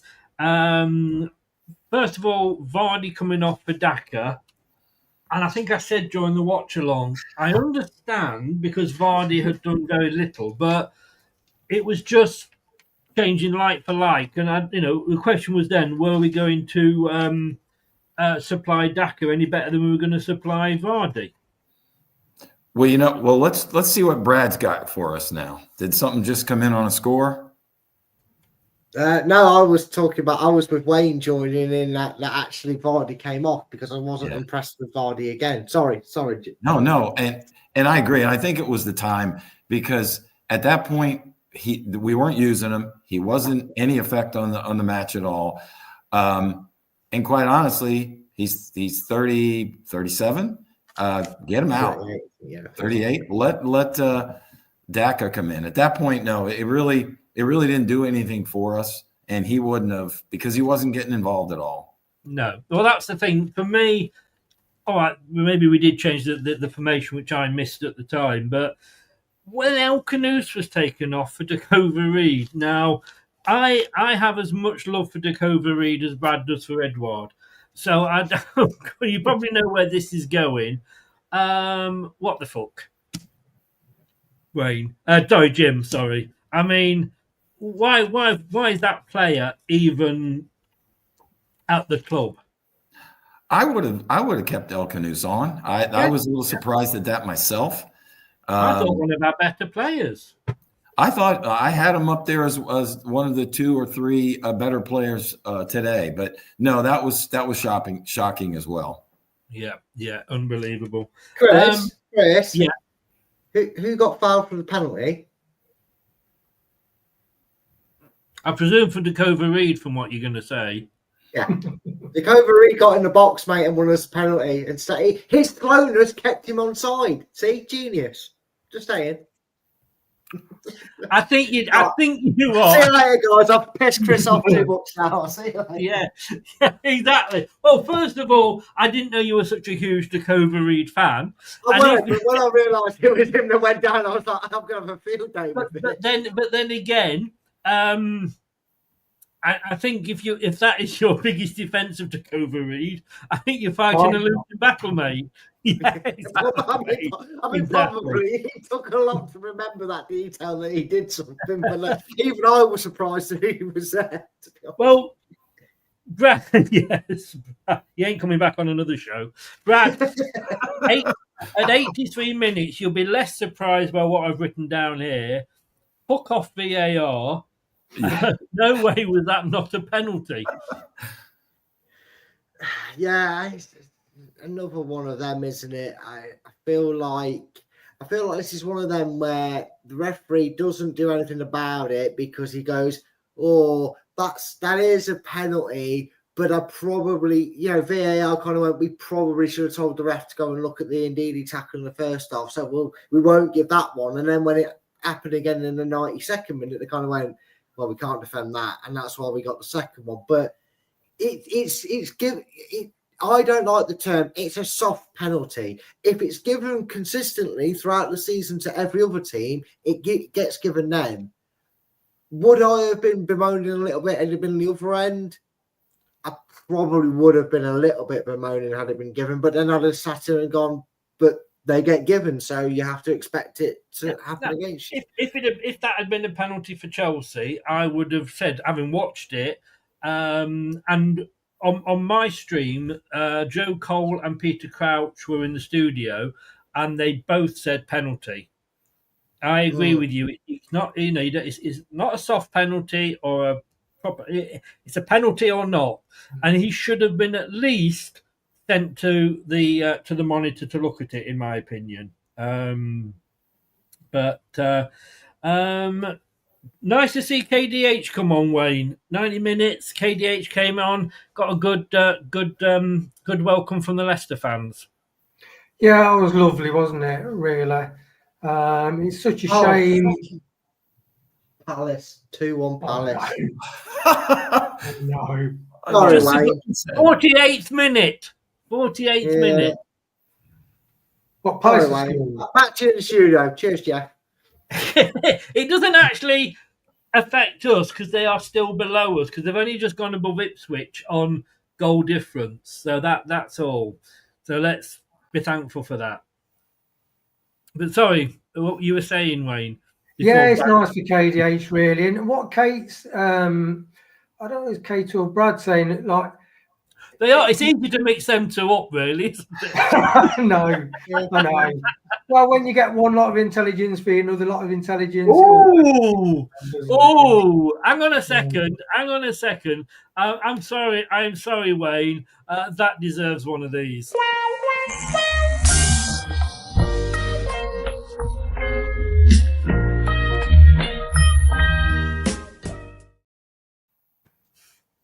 Was that Fat Larry's band?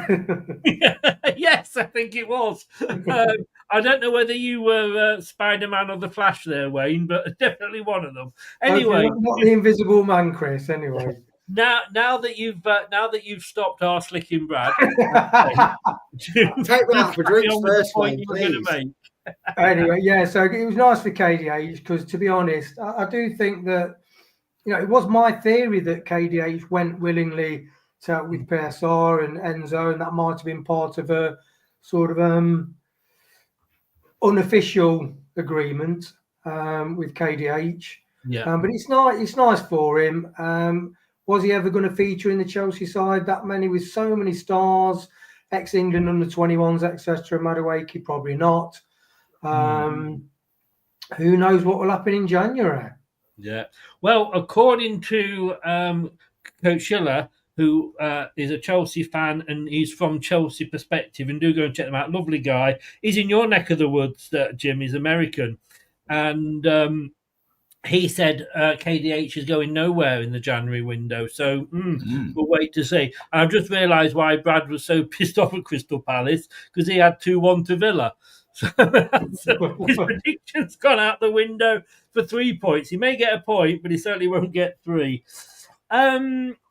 Look, Jim, as much as we bemoan the referees, and you could argue that he had a bad match, I hate it when you say, well, we lost the match because of the referee, because the referee's on there for both teams. I have to say, in Andy Madley's defence, that he went to point for a penalty for the challenge on Dakova Reed. I hate to say that, but there we go. The linesman then put out a yellow flag. It then went to VAR. He didn't even go and look at it. It was told by Paul Tierney on VAR that it was a penalty, that his decision, as in Andy Madley's decision, it was right. So fair play, and I think it was a penalty, wasn't it? Yeah, and it's funny because I was listening to you talk about Andy Madley, and I wrote a note down somewhere, maybe near the end of the first half, that he wasn't doing a bad job. I think the second half, his indecisions hurt us and made some difference in the game. It certainly was a penalty, and I'm glad we had that opportunity.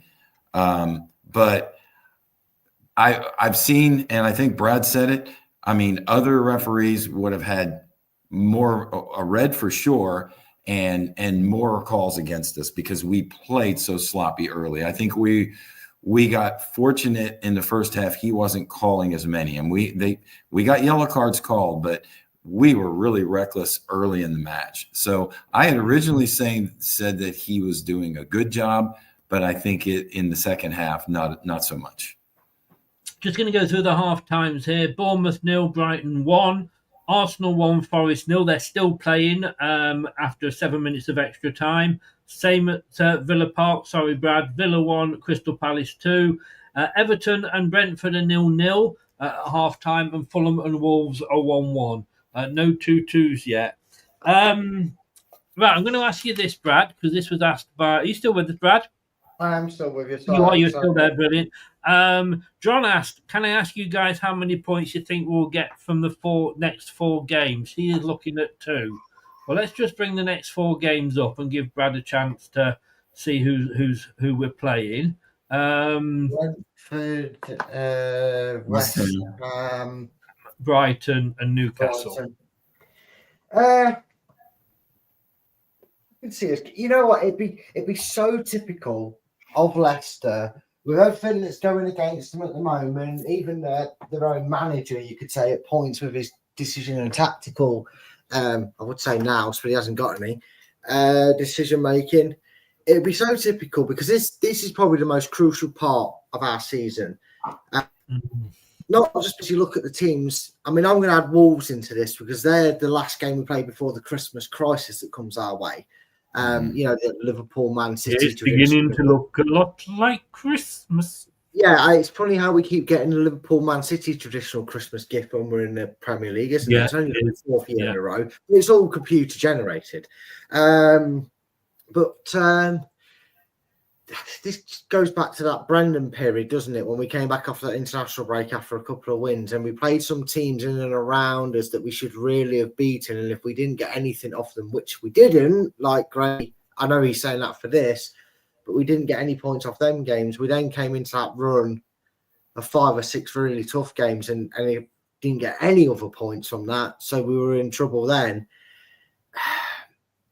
You could just see it where I think in the next, I'm going to go off the 4 games. I think we can get 6 points. And I don't know why. I really feel there's going to be some weird reaction where because Cooper's forced to change it, it's not going to be from Cooper's genius, Chris. It's going to be from Winks being out for 2 to 3 weeks if it's a groin, if not longer, because a groin injury is a long time. He's going to have to play 2 midfielders because I can't see him sticking with 3 unless Bornette maybe he might do. But he's going to have to do something to that team that he's forced to change how he goes about things. And I don't know why. You know, knowing how Lopetegui will get sacked and West Ham will turn into prime Barcelona, but that'll be a game I think we can win at home. They'll get moved by Nistelrooy. And again, Pop will be fiddling while Rome was burning. Yeah, probably. You know, there is some games out there that I feel we can actually win. Brentford haven't been brilliant this season. I know they're 10th, but if we just let them score first like every other team, they lose. So if we do that, there's another 3 points. So just to get this right, Brad, you've gone for 6. Yeah. Wayne, what would you go for? Oh, 6 or 7. Bloody hell, right, okay. I don't know what you two guys are drinking, but can you let me know? Can I have some, please? Jim. Desperate optimism, Chris. Yeah. What Wayne says, I'm more like that than blind faith. Jim, bring some sense to this question. I think we could get 5 to 6, and here's the reason. I think the West Ham. No, I think West Ham we can win. Wolves we can win. Brentford's not played great, but they are still top 10. Brighton and Newcastle, maybe not so much. 5 to 6, I'd say. Well, I'm sorry. I've got to go against you totally, all of you. I think Brentford will beat us because it's at Brentford. We should beat West Ham, but I think we'll only get a point. Brighton will stuff us. Newcastle will stuff us. And we might get a goal. We might get a point at Wolves, but Wolves can play. We've seen that they've started to, get better. And I don't, we've been said a few times their position is because of who they have played all the top teams. So I think Wolves will get it. So I'm going to go for 2 points. The lot of you have totally disappointed me. All I'm going to say is, Chris, we've seen how well you do at predicting things, so I've got more faith in those 2 guys than Yeah, two. I don't even think you're even. He can go. He's gone. I knew that was happening. Yeah. So Brad's gone for 6, Wayne 6 or 7, Jim 5 or 6, and I think I've been the most realistic of all. I'm not wearing my glasses aren't blue tinted. There we go. Right. We saw earlier Kate went for Sumare as her man of the match and a team performance of 6. I'm going to go around the room as it sits there. Wayne, you can't have your indecisive pants on today. You've got to give me one. First of all, your performance? Performance 6. 6. Jim? I'm going to bore you. I'm going to say 6 as well. When Kate said it, that's what I had written down. So Wayne said it. Yeah. You just copying now. You're just trying to get into a group, aren't you? No. Brad? I'm going to give us the same rating as the amount of minutes we actually look good in that game. 5. Because you see again, after your idiotic comments, then Brad, I'm very glad to see you've got some sense back. Gray said here, what you guys on? No, Gray, but I wish they'd tell me that they're keeping it a secret. I want some. It's blind optimism and desperation, Gray. That's what we're drinking, aren't we, lads? That's And we it. were in the game, and that was a penalty. Yep. Yeah, well, yeah, but you see, that's not the performance. That's the performance of VAR, not the performance of the team. But no, Gray's gone 4 out of 10. I haven't gone. Well, it hurts me to say this, but I've agreed with Brad, and I've gone 5. Yeah. So, sorry, Brad. That's all right, mate. Can't have it all my own way, can I? No, I'm still waiting on Alan's to come in. He's probably down with some beers after that, bless him. They've probably all left the ground and not woken him up. Yeah, Alan was teetotal before that game kicked off. Yes, indeed. Right, so he's obviously, you can never get a signal down there. Man of the match, Wayne. I'd say VK. I thought he played Madueke absolutely brilliantly. What can I say? Jim. I won't agree. That way it doesn't get you fired up. Although I agree. He did have a good. You wouldn't get He me did have a fired good. up. No, Wayne's right. He did have a good game. I like McAteer. I thought he played very upbeat. I really did. I was disappointed he came off, to be honest. So Yeah. I was McAteer. You know, for McAteer, fair point. Brad. There was He's surprisingly. fucking going to go indeed, isn't he? We know that. Yeah, no, I'm going to give 10 out of 10 to your best mate, Dakova Reed, mate. Yeah, so dig the hole. Yeah, give it back, mate. Look, there was a few performances that stood out a little bit in the bright spot. McAteer, VK, Canoes for the first half at least stood out for me. But the biggest consistent I have, and I'm more on board his redemption arc, Chris. So you know what I'm saying before I say his name. Boubacar Samare.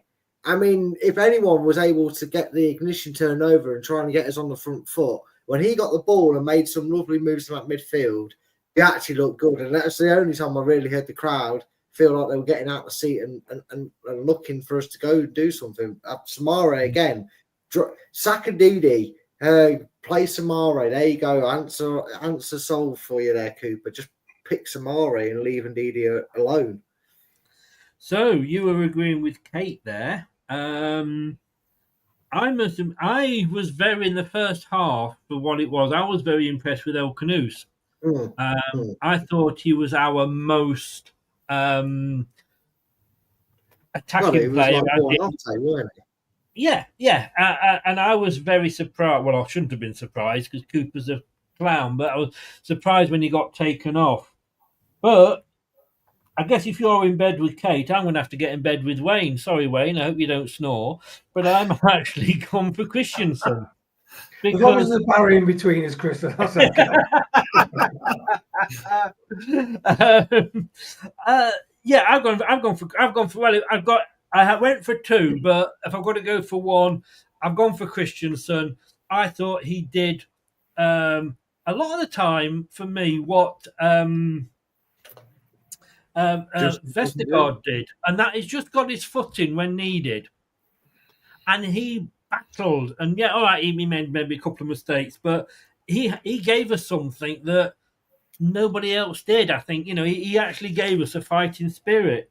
So I've gone for Christensen as well. So there we go. So Jim has gone for McAteer and 6 points. Wayne's gone for Christensen and 6 points. Sumari and 5 for the team for Brad.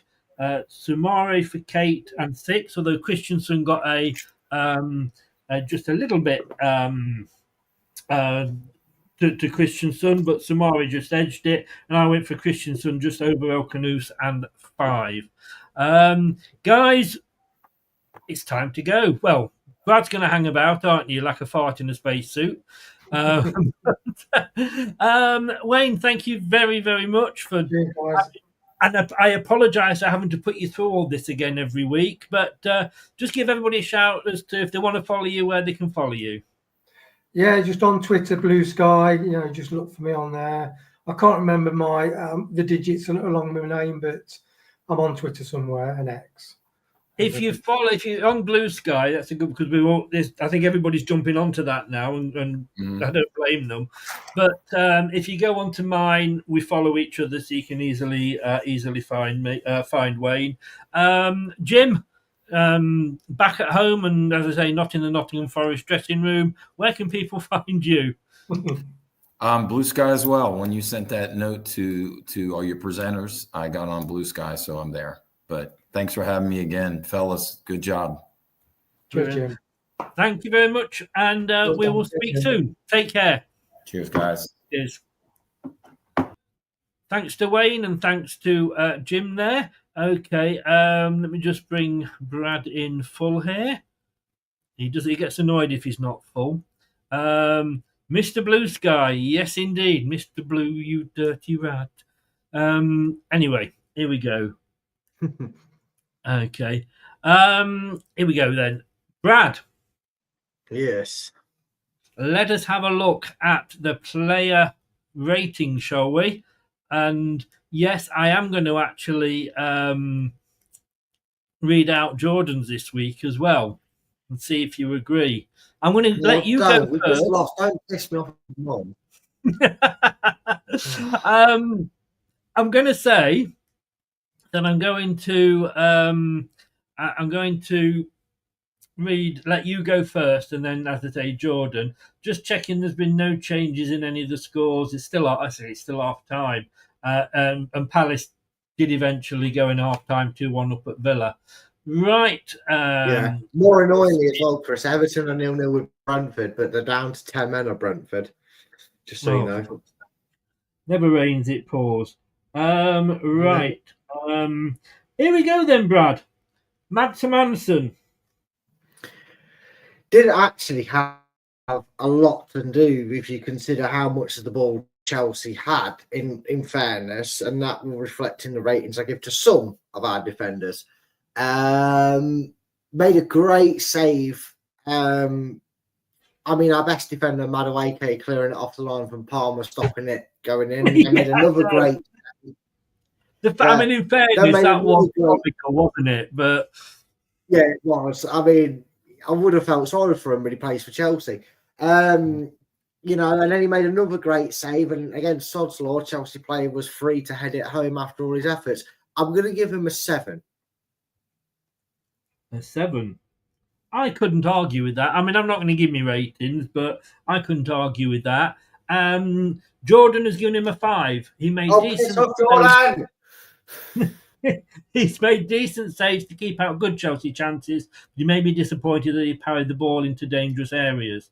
Madueke bailed him out for the first, but Fernandes scored the second. Controversial. James Justin. Another word beginning with a C. I'd describe Jordan, but Justin, frustratingly quiet in the attacking areas. allowed Cucurella a lot of space in that first half. Having said that, did make some good recovery tackles and tried his best to help Wakeface learn the book for defending for dummies at point. I'm going to give him a 5, though. 5. Well, you'd be pleased to know that you totally agree with Jordan on that one. When he stayed back, he defended well, blocking crosses and standing up to Felix to limit the Portuguese star's impact. But then he was asked to advance and he was caught up in the pitch for the second goal. The man that we want to see in a taxi, Wout Weirdly, although you probably could argue he couldn't get any worse, after the disaster act at trying to clear the ball for their first goal, he was a bit more solid. He did make a few blocks, although again you could probably argue it was his bad passing that got to give Chelsea the ball back. Having said that, Wout Faes, when he makes a mistake, it always seems to cost us a goal. Ever since that disaster double own goal against Liverpool, it's always felt like that with him. Let it go. Sorry, do carry on. I'm gonna give him a 3. 3. Okay. Jordan, he wasn't helped by a failed goal kick routine, but he had 3 opportunities to clear for the opening goal and mess them all up. He did recover and showed decent anticipation at times. He never reached a point where there was confidence in his performance. He gets a 4 off Jordan, and we always say 3, 4, 6, 7. Do you know what I mean? There or thereabouts. Now then, you always say give the centre backs the same rating. Do you with a Coley? Coley's mistakes went unnoticed because of Wout Faes. For me, again, made some good blocks, and there is a decent centre back there. There really is. But I feel like you, Chris, he needs a wiser head next to him. And for that reason, until that happens, we're going to see mistakes made. I blame him for the second goal as I blame Faes for the first goal. So you're correct, my friend. They both made critical errors. They both got the same rating. 3. 3. Well, he got...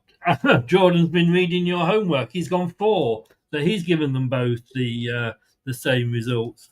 Let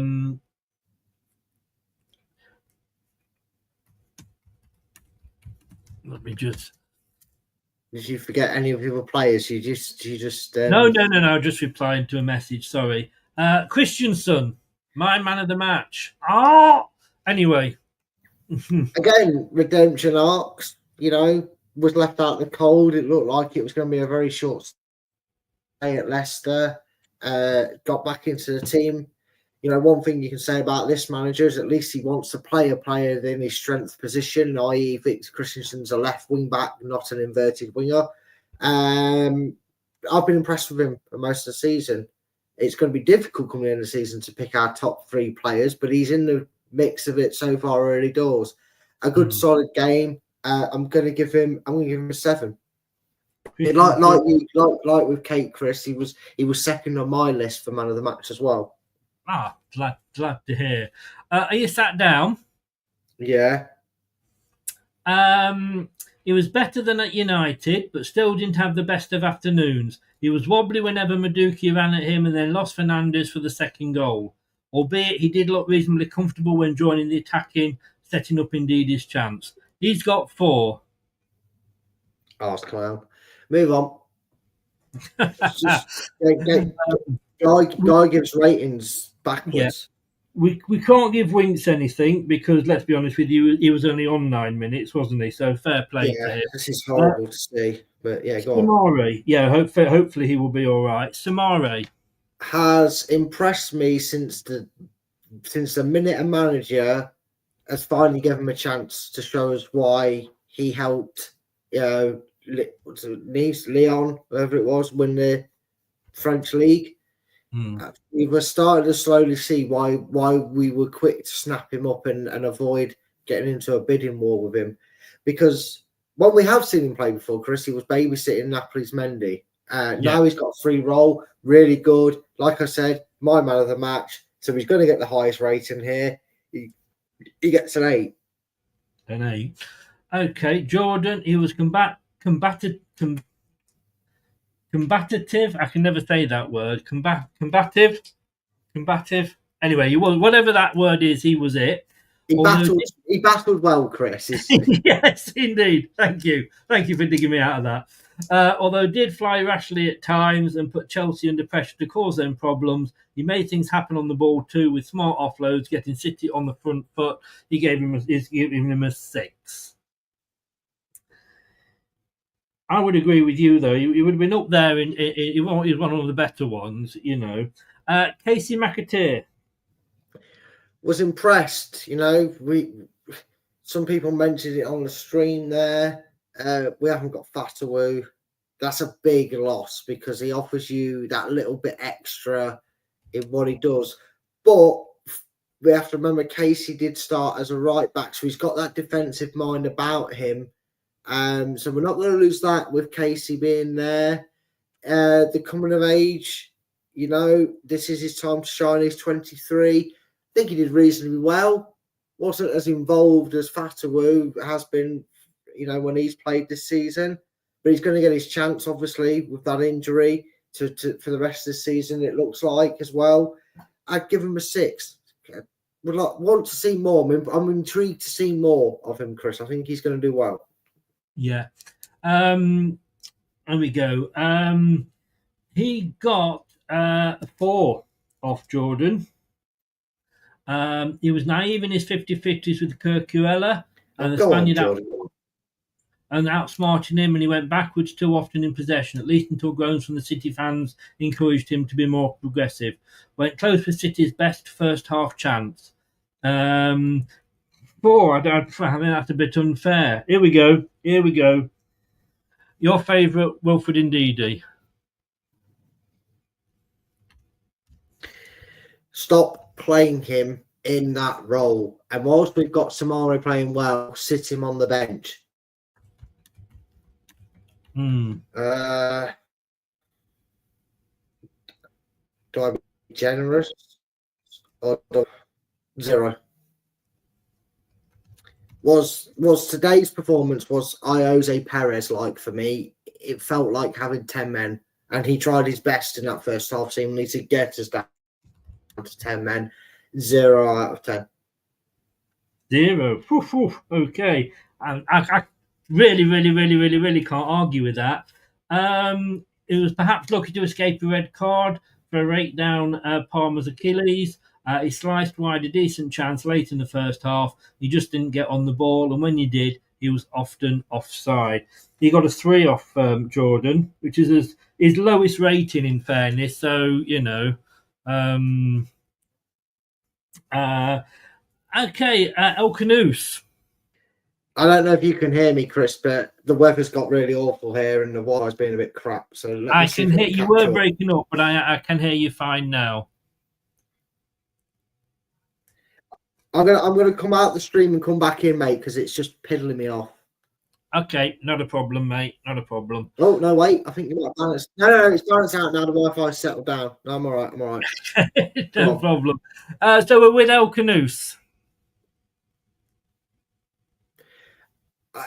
We're starting to see dribs and drabs of what a player can do when he's got a bit of time on a pitch and he has a little bit of confidence about him. Was surprised that he came off, but then, you know, when the player comes on for it, goes you a penalty, you can see why. Again, steady game, growing with confidence. It's going to be a shame, Chris, when Bonate walks back into that team. Not that you can blame him because he's been so good this season, but it's going to be a shame that he's probably going to find himself on the bench for Brentford. But a 6. I would have given him more, but he was one of the first hauled off. So for 20-odd minutes or 30-odd minutes, we didn't really have him. I've got to say, the 6 again you've matched with Jordan. Jamie Vardy. Leicester need to either play how they ended the game with 2 strikers on, or put out missing posters, because Jamie Vardy I believe, had less touches of the ball than he did on his shirt number. I think at one point he had 4.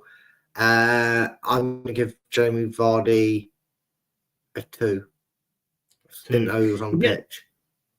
He gets a I'm not 4. saying that's entirely his fault. No. He gets a 4 off Jordan, and I've got to say, whilst I understand him being taken off, I think it was a bit unfair, because it's like saying, the Titanic was a bad ship. I think the thing. You still there? Yeah, I think the thing is though, Chris. We know now with Vardy that he's only got legs in it for 75 minutes against an opposition like Chelsea that are really going to run you ragged a little bit. I think he's a 75-minute man now, and I think Cooper just went, I have to go like for like, because you're bringing on RU to allow Vardy to push up. I think you needed a bit more pace on, and that's why Daka purely came on, because I think Jamie Vardy's race was ran at that point. Yeah. Right, that's the starting. Oh, Oliver Skip. Probably wasn't expecting to come on as early as he did. But it impressed me, Chris. I know I've been a bit harsh, very harsh on him, because we paid 25 million for him, and I don't think he'll ever be worth that. But marshaled the midfield well, won the ball in high areas, was an asset to Samare being the man of the match by being available for him. Did a hell of a lot of better job than Wolf did going forward in trying to get in and around the edge of the box. I give him a 7. You give him a 7. Okay. Got a 5 off Jordan. What did you say about him? He was decent on the ball in the first half when he had time, and once up to speed, he played some good first-time passes too. Although there were still moments where he was too slow, he didn't get around the pitch. I would agree with you. I think he deserves a 7. Mate.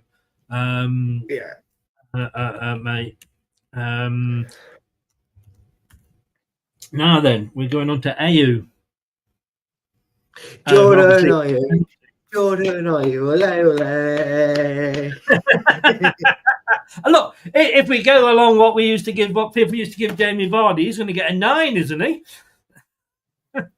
No, I'm not going to do that this week. Not going to be like that this week. But again, Chris, Ronsil, Mr. Ronsil will be my nickname for him until future things, because you were told by Crystal Palace fan Rich what he was capable of. He'll be a nuisance. He'll get you goals. I think he's our top goal scorer now, Chris. I think that's his 4th goal of the season.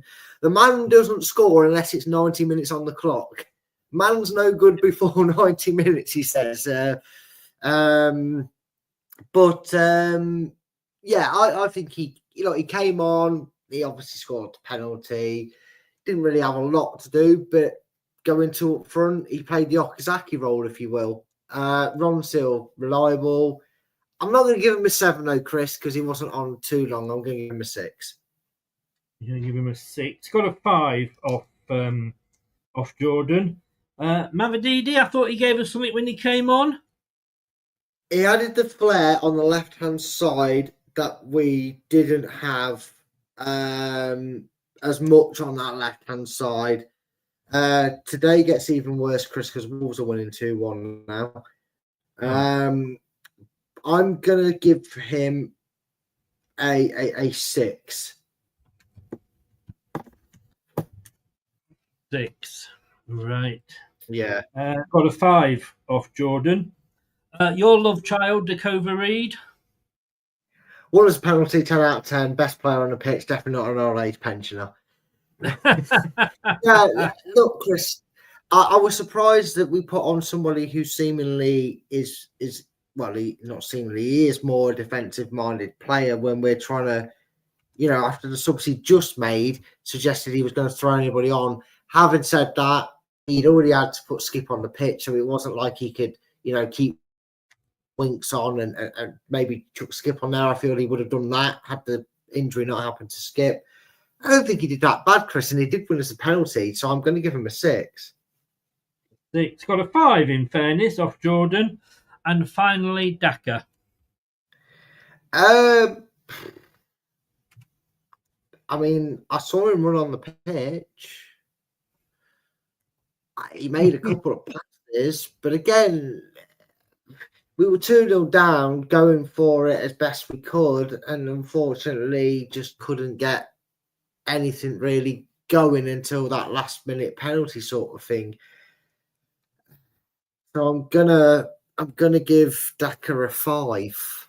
I wanted to give him a 6, but out of all the substitutes, he probably impressed me the least. Yeah, he got a 4 off Jordan. So there we go. But you weren't so far off. I mean, Justin, you agreed. FaZe, you were 1 out, as you heard, with Ricoli. Elkanoush, you agreed. And then the subs, Ayu, Mavadidi, Takova, Reed, and Daka, you were all within 1. So not bad at all. Brad, mate, thank you so very much. Can you stay on the line? I'll have a quick chat with you after. Go on then, because you asked. Yeah, go on then. Thank you very much. How can people find you? Find me here as always. You moved, obviously, so nobody knows where you are now. I know. I see. That's what I mean. Follow me on Twitter at Fulltime Focus. Best place to find me, and you'll catch me lurching around in the Facebook group LTID TV if you want to really follow my life. Yeah, just that. It's more exciting than mine is at the moment, mate. Well, you said it, mate. 2-1 to Wolves, as you've just said. At the moment, Leicester City are down to 17th. Still, if you give me that now, stop the count. Yes, exactly. If you give me that now, come May, mate, stop the count. Yeah. Thank you very much. We are a point off Wolves. Ipswich. I don't care. Southampton is not worth talking about. If Ipswich beat Man United, it's quite possibly they could, and they have to beat them, then we will be in the bottom 3. Yeah, well, then we'll only have ourselves to blame, Chris. We will. Well, no, there'll be one man to blame. One man to blame. Yeah. Thank you very much, mate. Stay online, and I will speak to you in a second. Thanks very much. Yeah, no worries. Take care, everybody. Thanks very much to Brad. Well, look, we all expected it, didn't we? So why are we disappointed? I don't think the show's going to go ahead tomorrow, so I will speak to you all Monday night, 7 o'clock for the review show, and speak to you then. Thanks to Gray for being in and modding, and the other mods as well. Really do appreciate it. Thanks to Brad for coming in straight after work. Really appreciate that. And also, obviously, thanks to Wayne and Jim for doing the post-match reaction as well. And don't forget, you can follow us LTID TV on not just on YouTube, but on all the socials, including the new one, Blue Sky, which is great. A lot better than Twitter. And we will, as I say, talk next week. Thanks very much. I'm just going to press the right button, and I'm keeping talking here because I can't find the right button that I need to press. Now I have. Have a good rest of the weekend, everybody. Take care. See you on Monday. Thanks for watching. These videos are tremendous. You better like them too, or I'll be back.